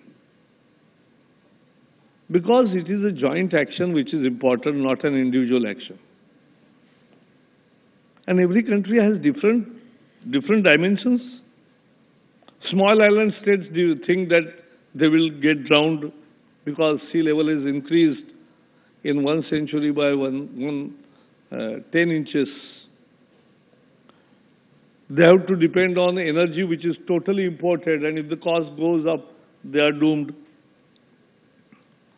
Singapore says we have very limited space, no space to build renewables, so they have their different issue. But India has decided otherwise. In the equatorial region, where you get wonderful sunshine, where there is a tremendous solar energy potential, our Prime Minister dreams that all those nations which are getting good sunlight, who have tremendous solar energy potential, should get associated. And to that end, we have decided at the Environment Ministry that we will have bilaterals with them, and we'll have one meeting of them in this year. Those who can produce more solar energy, we can come together, we can have joint collaboration. We'll call for those who have already done research. We'll tell them this is a potential area where things can be spread.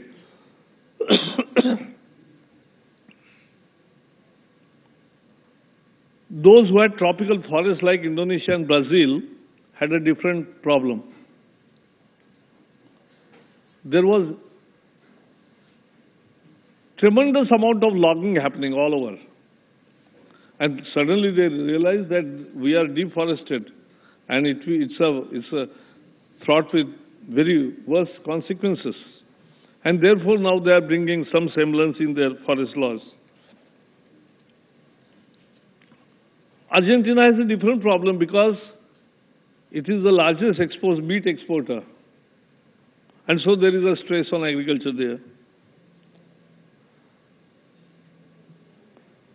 There are developed countries which have tremendous consumption. Our energy consumption, it's very interesting. Our energy consumption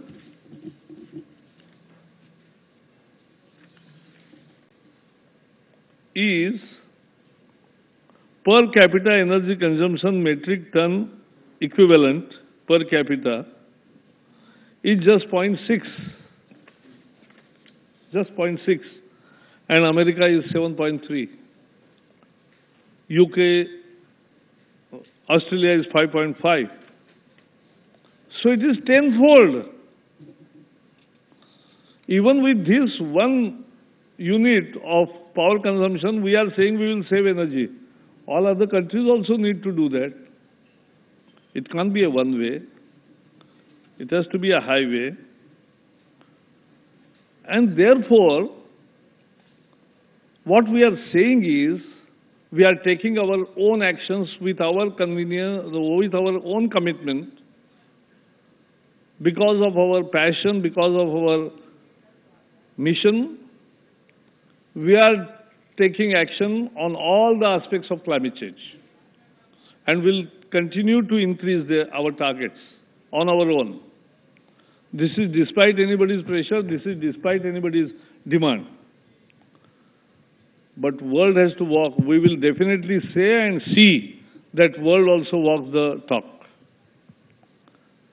And we want a balanced approach to prevail throughout the year to meet, to have a wonderful agreement in Paris in 2015. That's how we see the world panning today, panning out this year, and that's why we are very hopeful and we are confident that we'll play our role very positively and proactively. Thank you very much. Thank you. Thank you, Minister. Please sit, sir. Come, please. It was a very comprehensive introduction to India's stand on the crucial issue of climate change. Thank you very much for that, sir. We have a short moment for a few questions. If I could just open the house with the permission of the audience. Sometimes the thing about a topic like climate change is that many of the issues sound very broad. Many of the issues sound distant. Like I said in my opening remarks, people tend not to be interested in issues like climate change because it seems so far away. It seems like it doesn't impact our everyday lives. Like you said, somebody was coughing in the audience. It might have something to do with climate change. This being Delhi, I'm sure it is. But I want to make things just a little bit more specific, Minister. The President of the United States is coming. Like you said, there is a crucial Paris summit at the end of this year, and 1 year is not a very long time in terms of negotiations. There is, will you not admit, sir, a huge amount of pressure on India. The figures that you've put out are there. The world has taken note of them. But there is a huge amount of pressure from India as the third largest emitter. The Modi government has enormous plans to convert India into an economic and industrial powerhouse. What are you expecting from the United States? Since this is a roundtable about the Obama visit, Minister, what are you expecting from delegation-level interactions with President Obama? No, basically there is no pressure. And we don't take pressures. We are not in the habit of taking pressures. And we don't act under pressure. Whatever we do with conviction, with commitment, on our own volition. So pressure is not there, and won't be there. But our action will be stronger and stronger by the day. What I expect from United States visit is Obama particularly is definitely has a greater concern for environment. I'll not say this for the whole country as the United States as such. But yes, Obama personally as a captain shows his commitment, and that's important. But that's what I said, that they have to walk the talk. And what we expect is that America understands India's need for growth. And I always raise some questions which unsettle many of the developed world people. There is a talk of HFC phasing out. We are perfectly on the board. HFC has a tremendous global warming potential. But I raised the question, who brought HFC and who suggested HCFC is the alternative to CFC and CTL and other ozone-depleting substances? It was not India. The world, developed world suggested that, oh, CFC and CTL and other 100 chemicals are very bad, the gases are bad because they are ozone depleting. We believed. Yes, they are ozone depleting. And you said that now the alternative is HFC and HCFC. So we changed over from CFC to HCFC. And now you are saying HFC is more dangerous. This can't go on and on. Okay, so you're saying... So we are saying that, yes, we know the global warming potential of the HFC, so we will phase out. But it needs backup. So you're saying, you're saying, Minister, that the United States must show conviction and commitment to India's stand on this issue. I wanted to take a well, just 1 minute. I'll correct one thing. Yeah. It's not about America alone. Yeah. Though the leader Obama is visiting here, the president is visiting this country, we are the strategic partners. Yes. We are the largest democracy and the oldest democracy. We are meeting. Okay. Let's take a couple more questions. The gentleman, man standing, and then the gentleman here. Yeah, please, sir, go ahead to the mic. Sir, you started by quoting that in your village there was a time when you could drink water from the well, but not today. Similarly, when I was a kid, I was told, वो जो lawn का पानी है ना, वो नहीं पीना, कच्चा पानी है वो, नलके में पीने वाला पानी आता है. Today, do we get drinking water in our taps? No. My point is, what have we resorted to? The reverse osmosis equipment, RO systems, in every house. To my estimates, about 80% of the population, I would talk of Delhi first, is using RO systems. In the RO system, it is technically known that if you want 1 liter of drinking water, you throw away 9 liters of the polluted water. Now, the point is, as far as the water is concerned, we have to conserve it, to recycle it, and to reuse it. How much of this 9 liter per 1 liter of drinking water today is being saved? To my mind, it is going out in the gutters. Okay. It is not being saved. Has the government thought of any ways of either removing the use of RO systems by providing drinking water in the taps, or to educate the masses how to utilize this waste Sir, a water? brief response from you on that, because I want to keep the issue on climate RO change. is not used by 80%, so that's not correct. One, it's a new beginning and in our urban conglomerates, and those who can afford, it's not a big number. But still what you say is right. So we are already talking to the manufacturers and many other things. And RO is ultimately actually not a good water. You have to drink a midway where it's a potable and it's a hygienically safe. And there are many items, but I'm not going in details. What we are doing is, the issue is, you get amount of rainwater which you have to preserve, conserve, use, reuse, recycle, reuse, and ensure that very little water goes to the sea at the confluence. So how this will happen? It's a whole exercise of water cycle, I say, on which you have to increase efficiency at every level. And if you do that, but today pathetic status is that sewage water treatment. There are few good examples in India where the city does it nicely. The water is used by the industries. Industry pays to the sewage water treatment or local bodies, and they are in profits. So water is saved, local bodies have got benefit, and the sewage is treated. And sewage sludge creates the power to run the sewage water treatment. So there are good examples. But 90% examples are very different. 70% of the sewage water treatment don't function. They don't malfunction, they don't function. That's where pathetic status we are. Okay. Yeah, Suhasini. Can I just give a chance to the lady, then after that I'm coming to you, sir. Mr. Javadekar, I'm Suhasini Heather from The Hindu.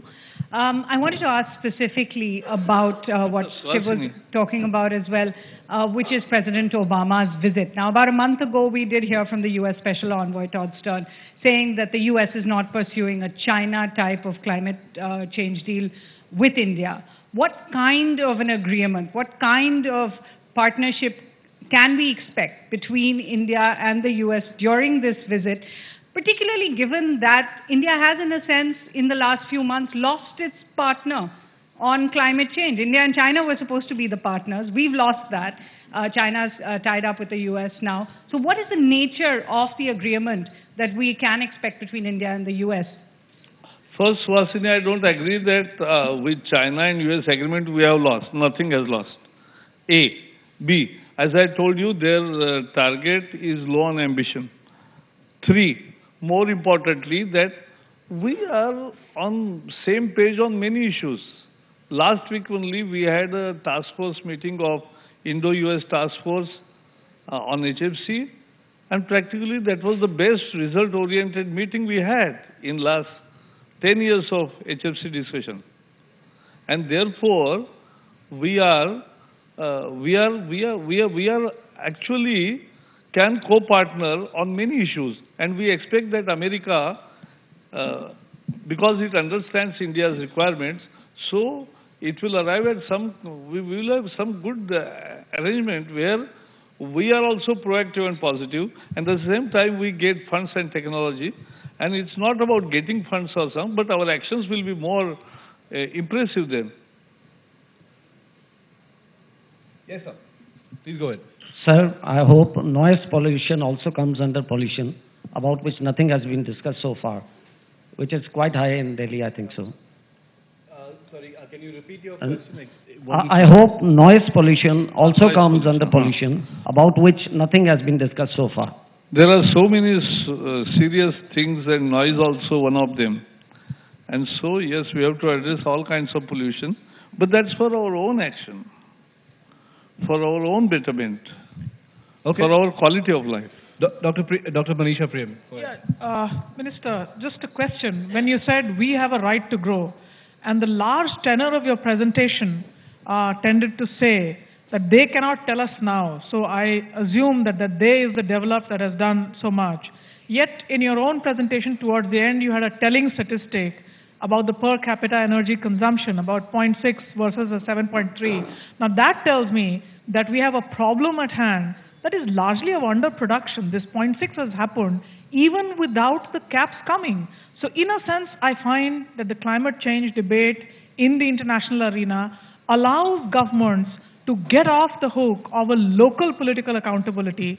And as I finish, I must say that when I make this question to you, I remember the old Mr. Prakash Javadekar, who was hammer and tongs on the Colgate issue. Isn't this then your right to grow? Isn't this about the Coal India still being a monopoly? Isn't this about the tangled mess that you have right there? Absolutely, you asked and that me. you're not able to do a thing about? I'll tell you. We are the government which increased the coal. Practically, India is one of the, or practically only country which has seized their coal production, 50 rupees per ton. And we have more than $3 billion in the kitty. And that is to be for clean energy development. At the same time, we have doubled it. The Modi government, after coming to power, immediately doubled it. So our action intent is supported by action. And then action is, we want to discourage coal. We are incentivizing renewables. But still coal will remain a mainstay. And as you as you asked very clearly that Coal India status and it's with inefficiency and near monopoly, it's a issue. Let us pass one by one. We have already brought out an ordinance which was welcomed by all because of his transparency. Manmohan Singh government which was riddled in coal scam, our one ordinance which is doing away with any kind of scam and giving a level playing field to everybody and is a 100% transparent process, everybody has welcomed in. That's the beginning of making more clean energy and promoting renewables. As far as energy consumption is concerned, yes, 30% of my people still don't have the access. I must give them. So my energy consumption will rise, even per capita. But still it will not touch that because the consumption is not, because Indian psyche, Indian lifestyle is conservation. And it's an issue of lifestyle where extravagant consumption happens. So there are both and many aspects to it. Thank you. Okay, we have time for just two short, brief questions. Yeah, the lady there. Yeah, go ahead. This is Trina Joshi from INS. Mr. Javadekar, do you see this meeting with the U.S. as an opportunity for you in the run-up to settle down all your concerns before the Paris meeting happens in December? That's my question. And second, what are the three key points that you would like to put forth in front of Mr. Obama in your bilateral meeting with him? No, I think Obama's visit has many aspects. It is not about only climate change. Let us remember. It's about our strategic partnership in many areas of development and mutual responsibilities and mutual needs. So Obama's visit has to be looked into at that positive angle, and it has many facets. One is climate change. Second, as you ask, I'm eternally hopeful, by nature also, that I always see that things will happen positively, and they happen. Miracle happens to those who believe in it. So I am one person. So this will happen. Paris will come out, but we are also doing our own bit. All countries will do, I hope that they will do their own bit. Collective wisdom will prevail, and ultimately a balanced, approached agreement will emerge. Final question. We've got, yeah, that gentleman there.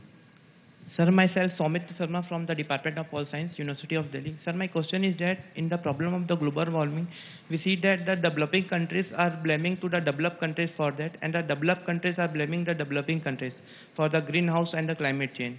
So, sir, what are the real conditions for that, and how can we solve that problem of the global warming, sir? Blame game between the developed and... It's not about blame game. See, the world has realized that blame game won't reach you anywhere. It's a period of joint action. Individual action as well as collective action.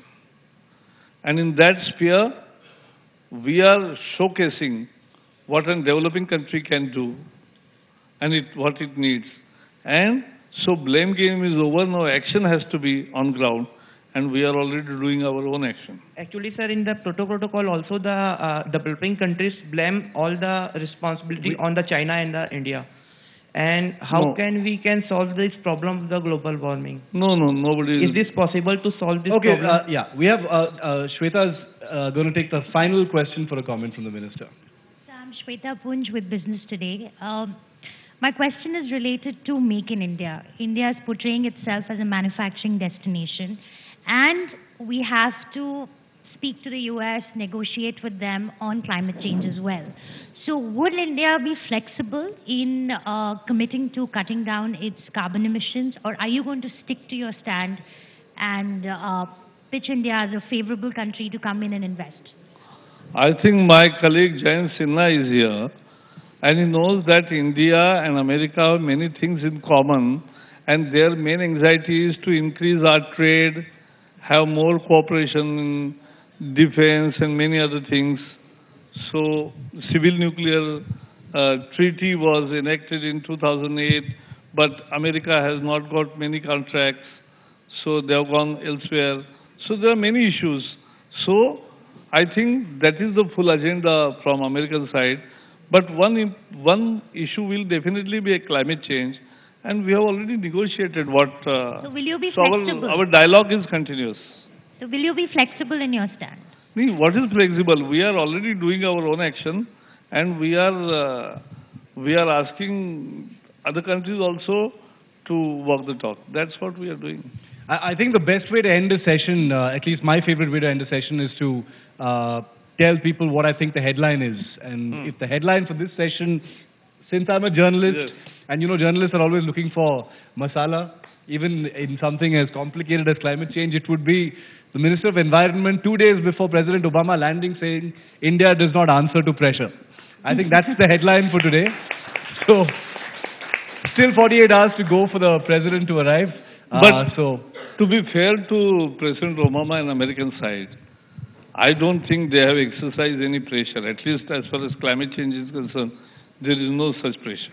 All right, let's hope that holds even over the weekend when the President is here. Thank you, Minister Prakash Javadekar. Thank you. Thank you very much, Mr. Javadekar and Shiv. That was a fantastic discussion. Of course, tough negotiations ahead for the Minister. Our next panel is on pressing the reset button on Indo-US Economic Compass, which had gone into a bit of a freeze mode, especially in the last 2 years of the UPA.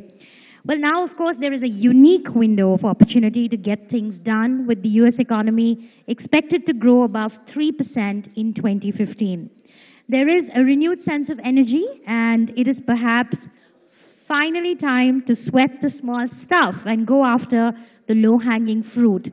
Can I please invite Rahul Kanwal, Managing Editor of TV Today Network, back on stage to please welcome the Honorable Minister and begin the next panel.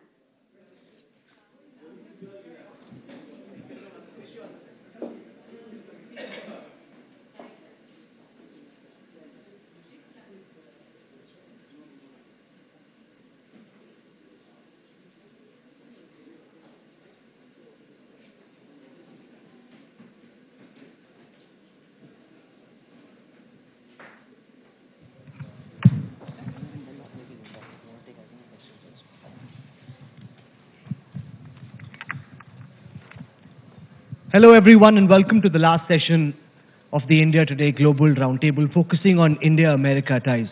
And now we've got Jayant Sinha with us. I always thought for the longest time while he wasn't a minister, we had him on the first roundtable. I said this man speaks like a minister, he deserves to be a minister. So I'm finally glad that you're here in your capacity, not as a spokesperson, but as a minister of this government. Thank you, sir. Welcome. Resetting the India-United States economic compass. I want to understand from you, building up to this big Obama visit, can you share with our viewers here, our audience, what is it that the Modi government has done to achieve this reset? What is it that you've already done? What is it that you intend to do? I think India-US ties across the board, whether it is economic ties, defense ties, people-to-people ties, are going to reach new highs with this visit. The visit of President Obama is unprecedented in bilateral relations between our two countries for three reasons. First, this is the first American president who will have come to India twice during their time in office. Number two, this is the first American president who will be participating in the Republic Day parade. And number three, this is the first time that we are going to have such high-level summits in such a short period of time, 4 months. And all of this is to demonstrate that our ties are really being reset and are reaching these unprecedented levels of cooperation and collaboration.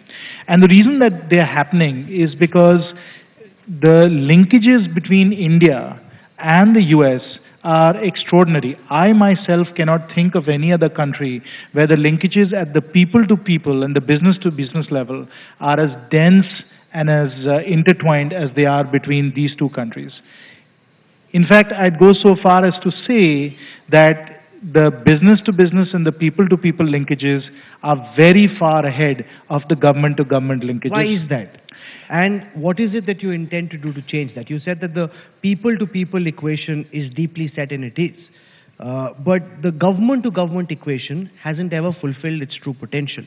What do you intend to do to change that? I think, Rahul, that's the wrong way of looking at it, in fact. The right way of looking at it is to see what is the collaboration between our two great nations. And that collaboration that is happening right now, as I said, the business-to-business and the people-to-people linkages, has reached the point where it's very difficult to say who is us. And when I say who is us, it's very difficult to now understand when we look at, say, a person like Indra Nui, or a person like Satya Nadella, or a person like Dean Nitin Noria at Harvard Business School. When you look at these exemplars of Indian-American success in India, is to where India ends and America begins, or where America ends and India begins. So it's that kind of linkage, that kind of fertilization that is happening at the people-to-people level, and then similarly on the business-to-business level, what do you say of a company like Infosys or a company like Microsoft? What is India in that and what is America in that? It's very hard again to figure out. The lines are blurring.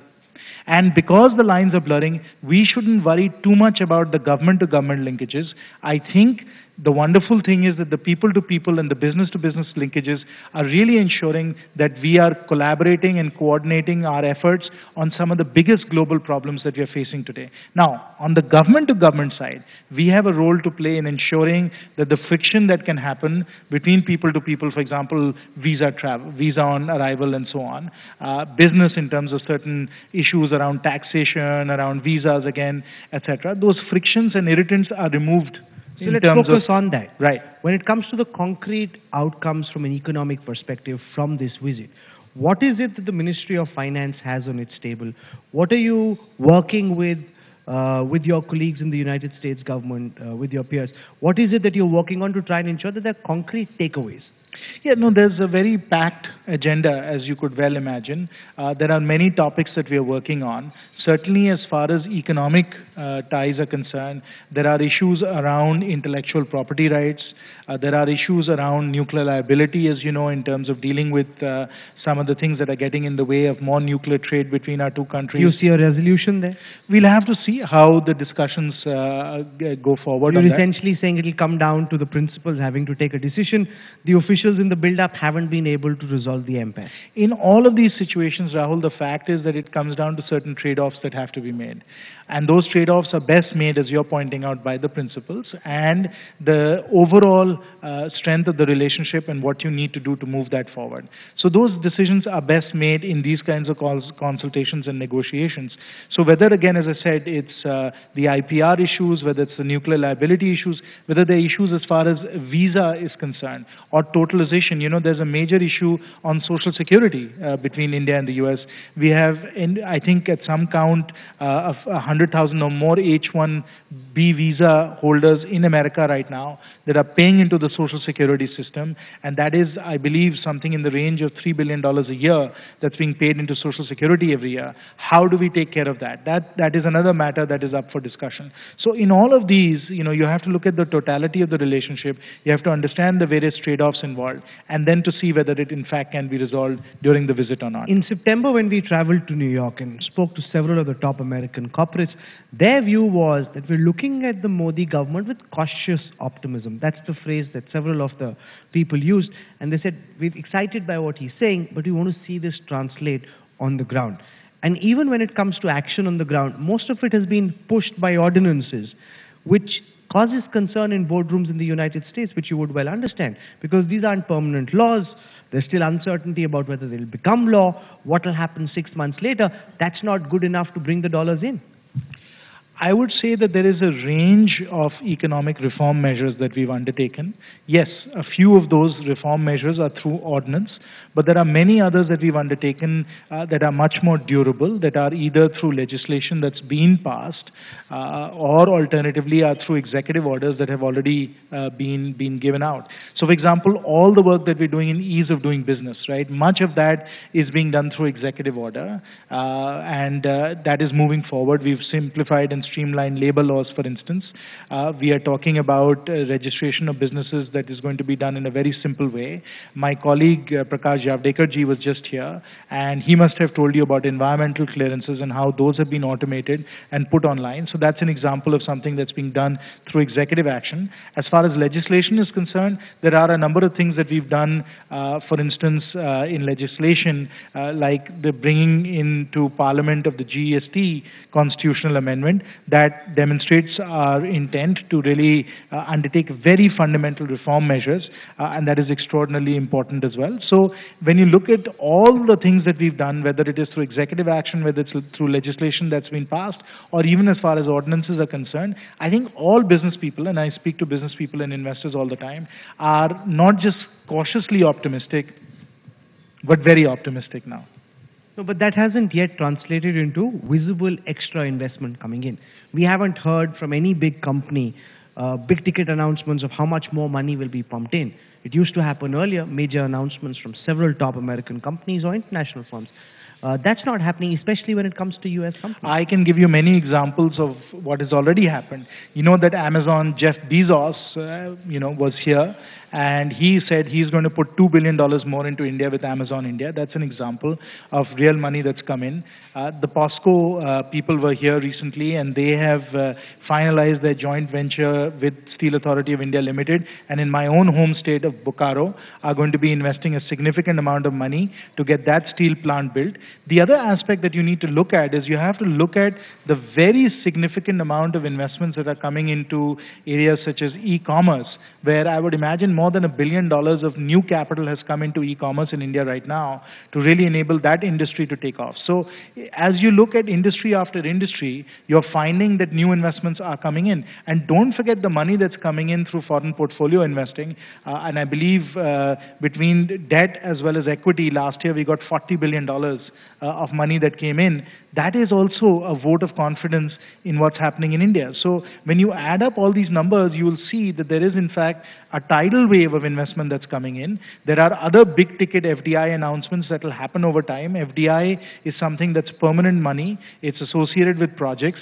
It's associated with business plans which take time to come to fruition. And so we should just wait for that to happen, but I'm very confident that will happen as well. So governments have been ambivalent in the past on whether the stock markets are a barometer of the economic health of the nation or not. And when the markets have been tanking, finance ministers have been saying that no, it's not linked to the economy at all. Because the markets are doing well, you're saying that this government fundamentally believes that the stock markets do in some senses reflect the economic environment and prospects about the future? A very wise American called Warren Buffett said that in the short run, the stock market is a popularity contest. In the long run, it's a weighing machine. And what that really means is that if you see 1 month blips or if you see daily volatility in the markets, that's just a popularity contest, right? So it's a voting machine. You shouldn't be too worried about it. And you shouldn't pay too much attention to it. That's if you're seeing short-term blips. On the other hand, when you see a long-term trend that is building and building and building, then you know it's telling you something significant. What we are seeing with the capital markets, with the stock market right now, and as I said, it's not just the equity markets. You have to look at debt as well.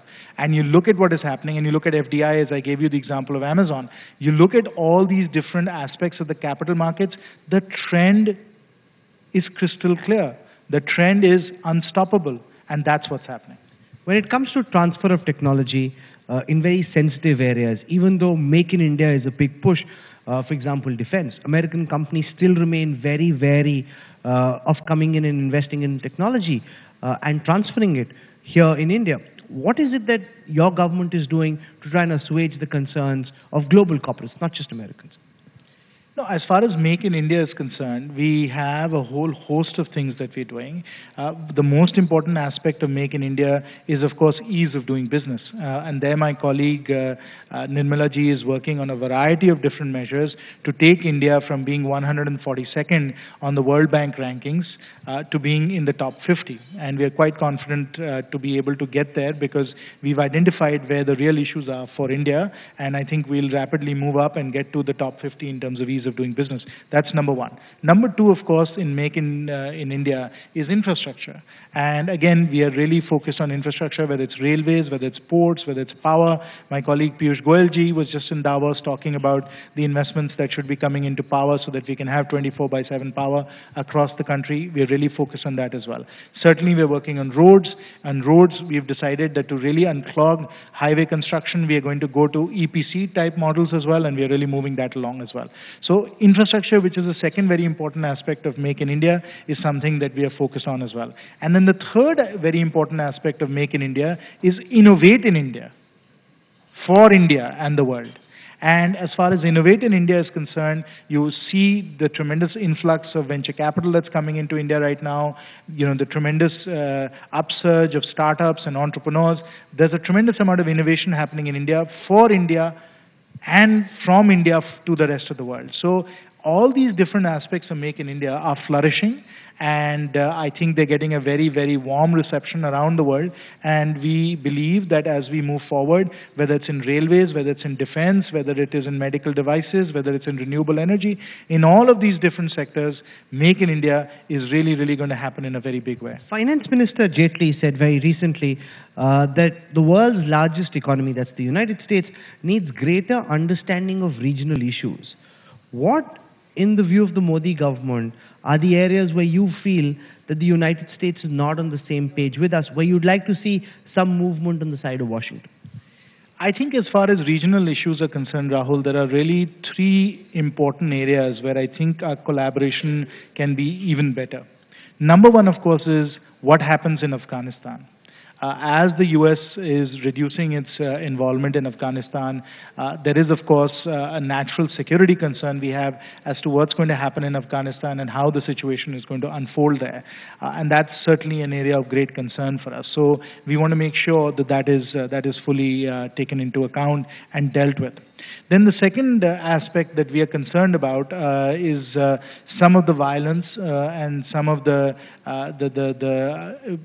somewhat, I would say, turbulent area to the east of us, which is in Burma and certain parts of Bangladesh as well, where there is again been, a fair amount of religious violence on our borders, and we are very concerned about people, flowing in and out across the borders. We need a better, sort of collaboration with the US there to be able to handle some of these situations that we are seeing in some of our eastern areas as well. And then the third area, of course, that we want to make sure that we work closely with the Americans on, where there's again some more need for cooperation, is in terms of maritime security and safety in the Indian Ocean. Here again, there are a host of factors that come into play. Number one that we saw with the boat that came, that then got blown up is, what is happening with respect to terrorism and sort of intrusions into the Indian mainland. That is something that we need to work on. The Americans obviously have the biggest navy in the world, so we need to collaborate there. Secondly, there are pirates in the area. We need to worry about that. And then the third area, of course, is the continued security of these important shipping lanes, and to ensure that trade and commerce flows through safely across all of that. These are three very important factors in the region that we would like closer collaboration and cooperation on. And certainly there are other areas such as what's happening in the South China Sea and so on, and in the Philippines, around the Philippines, where again it's important for us, given overall security in Asia, that we work and collaborate together on. President Obama's Democratic Party got hammered in the congressional elections in November. The Republicans now control both the House of Representatives and the US Congress.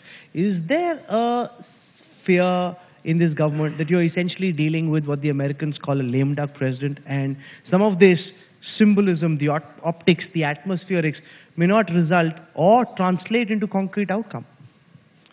Well, we understand the American political system very well, and President Obama has 2 years to go in his term. He has been a very effective president, particularly as far as economic policy is concerned. The U.S. economy has come out of a very difficult recessionary period to be among the fastest growing major economies in the world.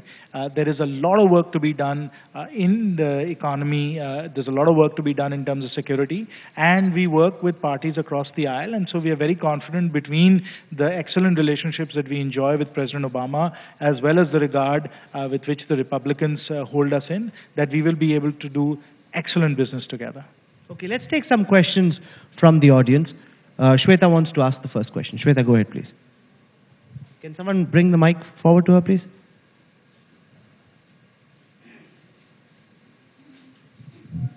Can someone bring the mic to Shweta? Yeah, perfect.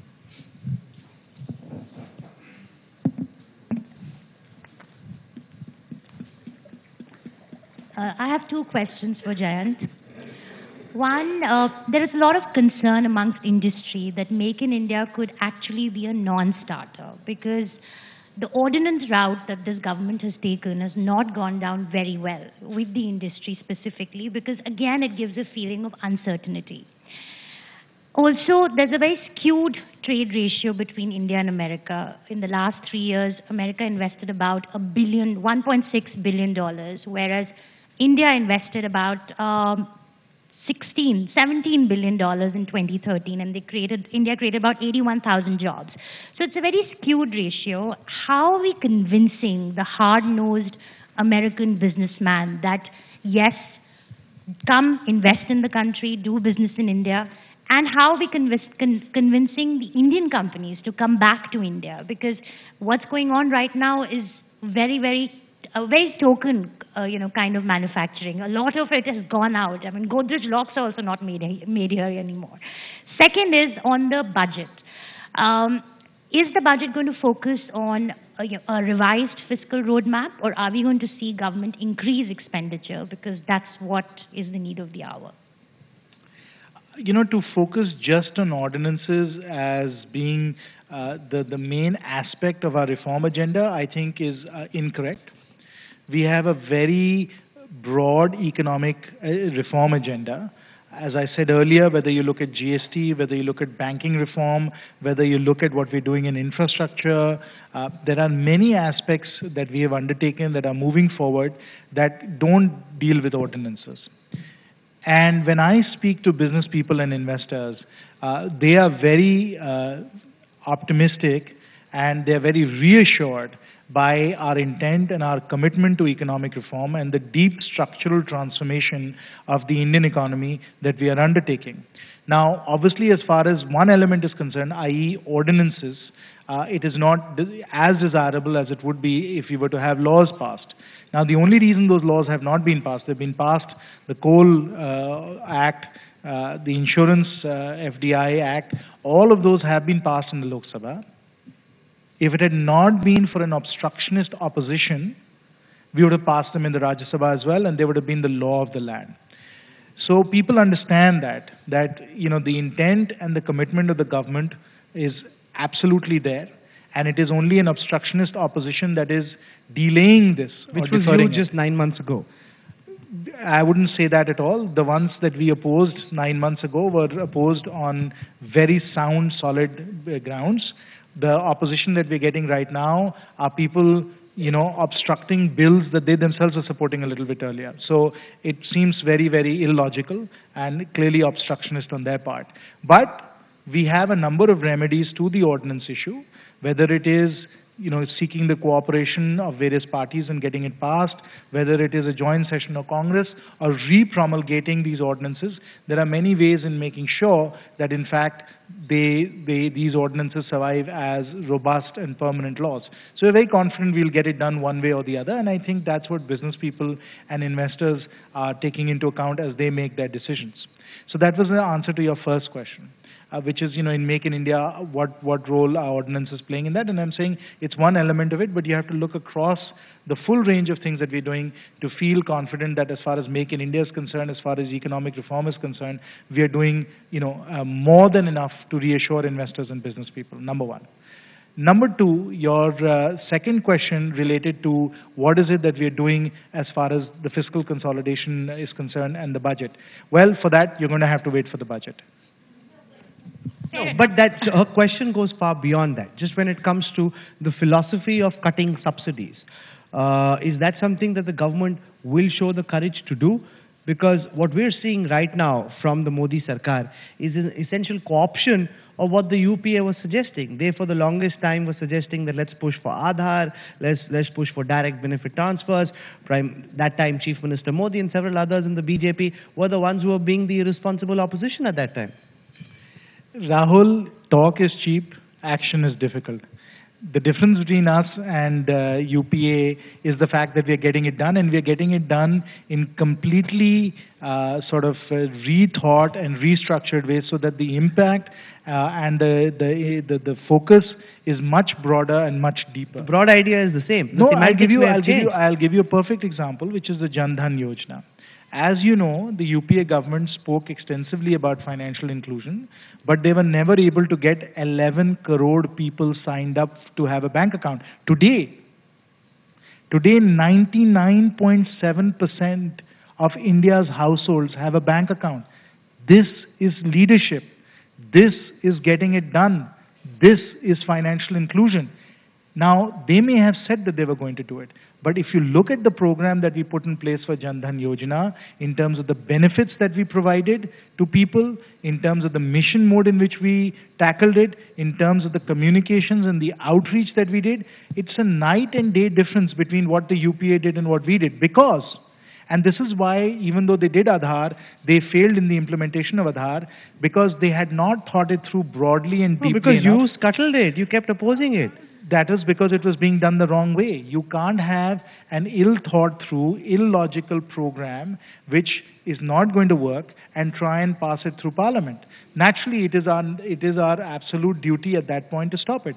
Once you take the kernel of that idea and reshape it and rework it so it's broader, deeper, and more comprehensive, obviously you can get it done. Okay. And by the way, just speaking on that, Rahul, just to set the record straight, the first person to talk about a national identity system was the NDA government.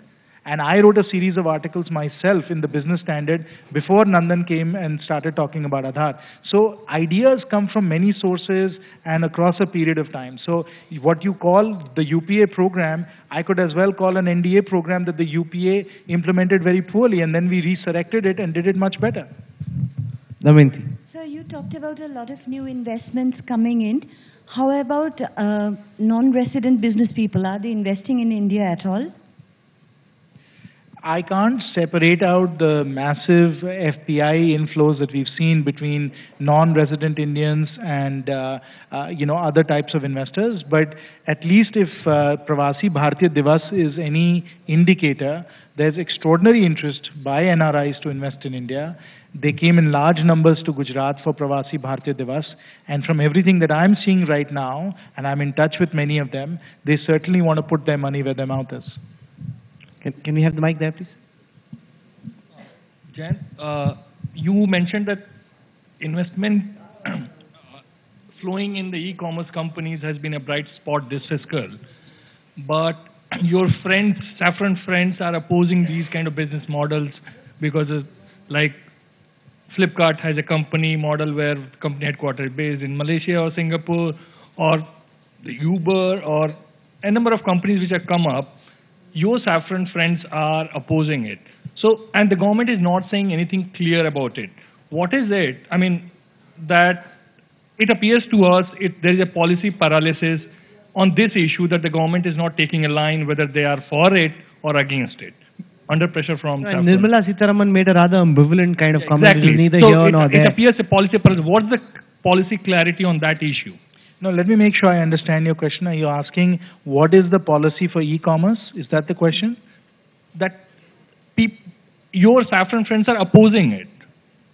So how, I mean, and the government has not come out formally saying we are for it or against it. We're just letting it happen. So there is a fear that you might crack down the next day. We live in a democracy. In a democracy, there are many voices. There will be some voices on any issue that will be in one camp. There will be voices in the middle, and then there will be voices in another camp. That's how democracies work, and that's how it should be. Now, with respect to e-commerce, the fact of the matter is that the laws of the land are very clear as far as e-commerce are concerned, which is marketplace models are legal, and you can invest on that basis. And last I checked, whether it's Amazon or the investors in Flipkart or the investors in Quikr or the investors in Snapdeal, there's billions of dollars that's going into those marketplace models. So that's how e-commerce is And your flourishing. government has no intention of changing it under pressure from the Swadeshi Jagran. It is the law of the land right now. Right now. It could change. The law of the land is very clear in this regard. We have time only for one final question. Let's just give it to the gentleman here.